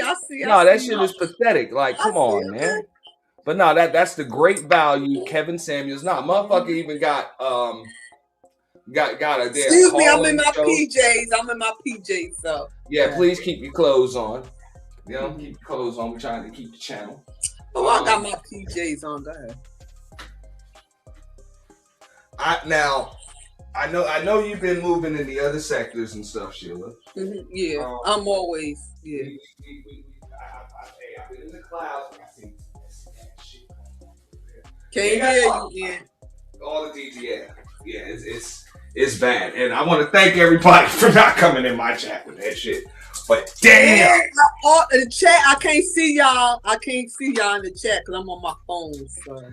Yeah, she do got her T-boss. Y'all gonna be talking junk to me. I can't respond because hey, creep. Yeah, she looked like she looked like she got a red light special fucking outfit on and shit. Who said that? Red light? What's red light? These pajamas. These are satin pajamas. You know I'm old school. Look, you got to have the satin pajama with your satin sheets and stuff. I'm old school. Go ahead. Hey. It is what it is. But this dude, believe it or not, has a show going. He's got Obsidian on it like every week. So his link is in the chat if you guys want to check out Ask a Brother podcast. It's him, it's Bruiser, and some other dudes, like 2 other dudes or some shit like that. Yeah. Whatever. It was good, Ian. I just want to say I thank you for all the people you showing. I don't know who they be. I never seen this guy before. Well, the thing is, in this sector like that. the only reason why niggas even know this shit is because when people start beefing and scratching, they don't know how to focus on their target. So all types of other either names get dropped, or number two, people start inserting themselves in the shit that doesn't concern them. So that's how these other names and shit start coming up. These motherfuckers have totally like broken all codes on this bitch. Mm. Yeah. They've broken all types of codes on this bitch, man. And granted, there's things that you do have to learn, through experience and shit, on here. But when a lot of these messy ass fallouts come from that, people inserting themselves in shit that doesn't concern them, and of course all the extra unnecessary name dropping and people, getting into shit with other people, but then looking for a fucking support system. Throwing rocks and hiding their hands, and it's like, nah, man. You gotta be able to handle your shit on here if you're gonna handle it at all. Mm-hmm. And what I don't think a lot of folks understand on here is a lot of times ain't no shame in just ignoring a motherfucker. Keep it good. And for real, I don't know if people think there's shame in that shit, or they're ashamed, or scared to just not respond or any of that shit. But sometimes, like, for real, because everybody ain't built for this shit. Like, seriously, if you concerned with what people think about you and you don't want to be seen as the villain and shit, and that, you might just want to just stand down. It's okay, but just stand down. I'm glad you said that. That's why a lot of people don't cam up women's and stuff, because people are zooming. Just love yourself. Be who you. I mean, like, come on. No, that's how a lot of people don't cam up on here, because now YouTube passed that policy. If you're an avatar, they're not monetizing your channel. Well, you know that, right? Yeah. Well, no, my Boiler Room channel, the Boiler Room, which majority of the viewers tonight over there. But yeah, I almost got demonetized a couple of months ago. Mm-hmm. They made me do a video. I had to appeal it with a with a video on camera. I had to be on camera and explain my channel and shit like that. I won my appeal too. I won that shit. Okay. So they tried to demonetize me, but fuck them. I won. Yeah. I felt like they want the content creators to be on cameras and stuff. And that's because of the AI faceless channels and shit. And remember I told you about that? You thought was being smart. Well, everybody, the AI, you could be whoever you want to do, the AI, the filter, whatever like that. Just be yourself, love yourself, because you love yourself. You ain't got to have all that other filter. I don't know how to use no filter, AI, all that stuff. You don't need all that stuff. Be who you are. If you say you that bad woman, you this and that, just cam up and show who you are. That easy. Well, I mean, it's a double-edged sword, because a lot of folks get caught up. What up, Big Stacks? A lot of people get caught up with the bells and whistles and shit, and start to neglect that. Look, I'm old school. What you mean with the bells and whistles? Well, no, I mean with the bells, the whistles, the cameras and the microphones and the graphics and the intros. Well, I have all that. I didn't go. And the cutaway clips and all of that shit. Which, hey, don't get me wrong, it definitely does enhance a show, but don't do it at the expense of actual content. Because the channels still grow because of content. Mm-hmm. All of that other shit just kind of enhances it. It's like it's like, just like you said, like the clothes don't make a person. You know what I'm saying? A person make the clothes. And the same rules apply with all the bells, the whistles, the equipment, and all of that other stuff. Mm-hmm. So, and then you got some people, they don't have the camera, just their voice alone. That's what I'm saying. Like there are some people with ridiculously. You can't take that away from some people. Like everybody, if you could do that voice or whatever, that's a blessing right there.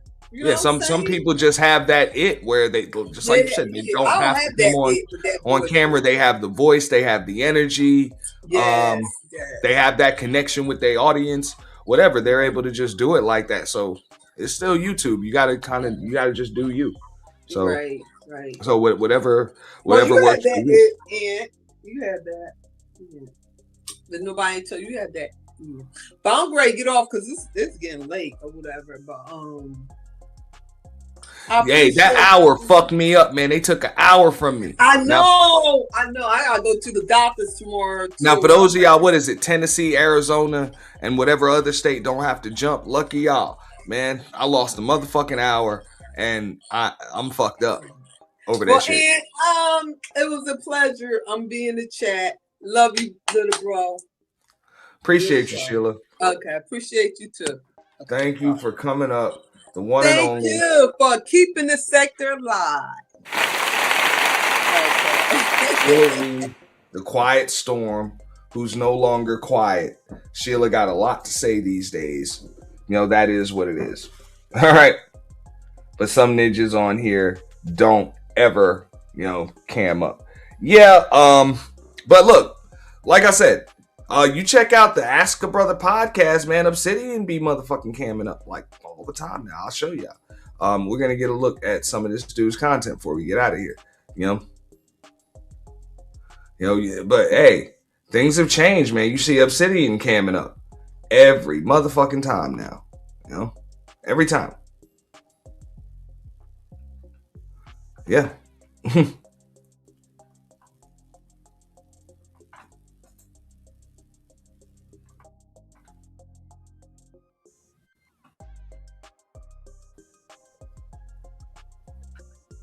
From different voices. I don't want to just hear from people that agree with me.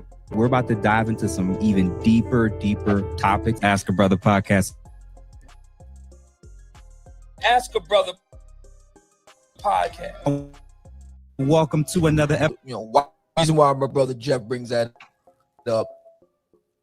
Back when Kamala Harris, the Democrat Party, gave her a lot of money to go on the various media outlets, and one of them was Call Her Daddy. My understanding, Jeff, was Call Her Daddy was extant prior to Kamala's run for president. They just didn't pop up afterward. They were around, but they were very small. And that when she ran for president, they infused something like 150 grand into the Call Her Daddy podcast. That's my understanding of it. I could have that wrong, but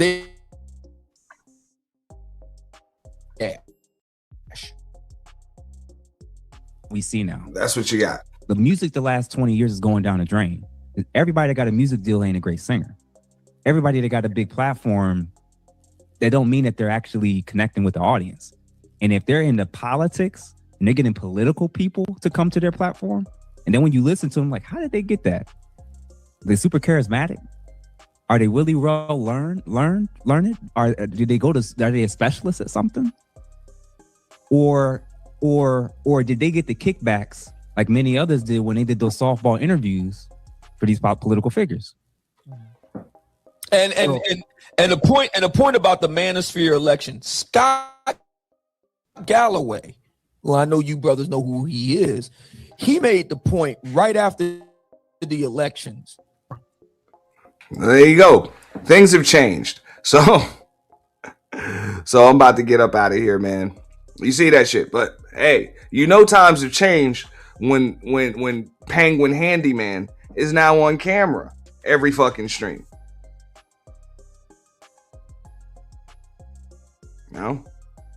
Yeah, the Penguin Handyman. So, but it tells you something. Now, I know they'll probably have something to say. Oh, Obsidian co-signed him. Look, Obsidian is the same dude that said he ain't got no homeboys with trash dick. He's the same dude that was an advocate for motherfuckers buying expensive blow-up dolls and shit in replacement of real life fucking women. Like, so yeah, but on that note, man, I'm going to get all the way up out of here. Definitely a pleasure. Everybody that came up, Pastor, Miss Polly, Creative Solutions, L. Nixon, Something to Think About, Really do appreciate everybody coming through. If I didn't mention Sheila E, I'll mention Sheila E again. Nightish, Coach Ferg, and everybody's in the chat. Shout out to Gabe A, Naker L dropping out of the clouds, Joe Dub, Big Stacks, Candy Cane Lane. Appreciate you, Ms. Lane. Appreciate you. Yeah. So let me get up out of here, man. Definitely a pleasure. And everybody that supported, appreciate them super chats. Y'all have a good night, man. I'm out.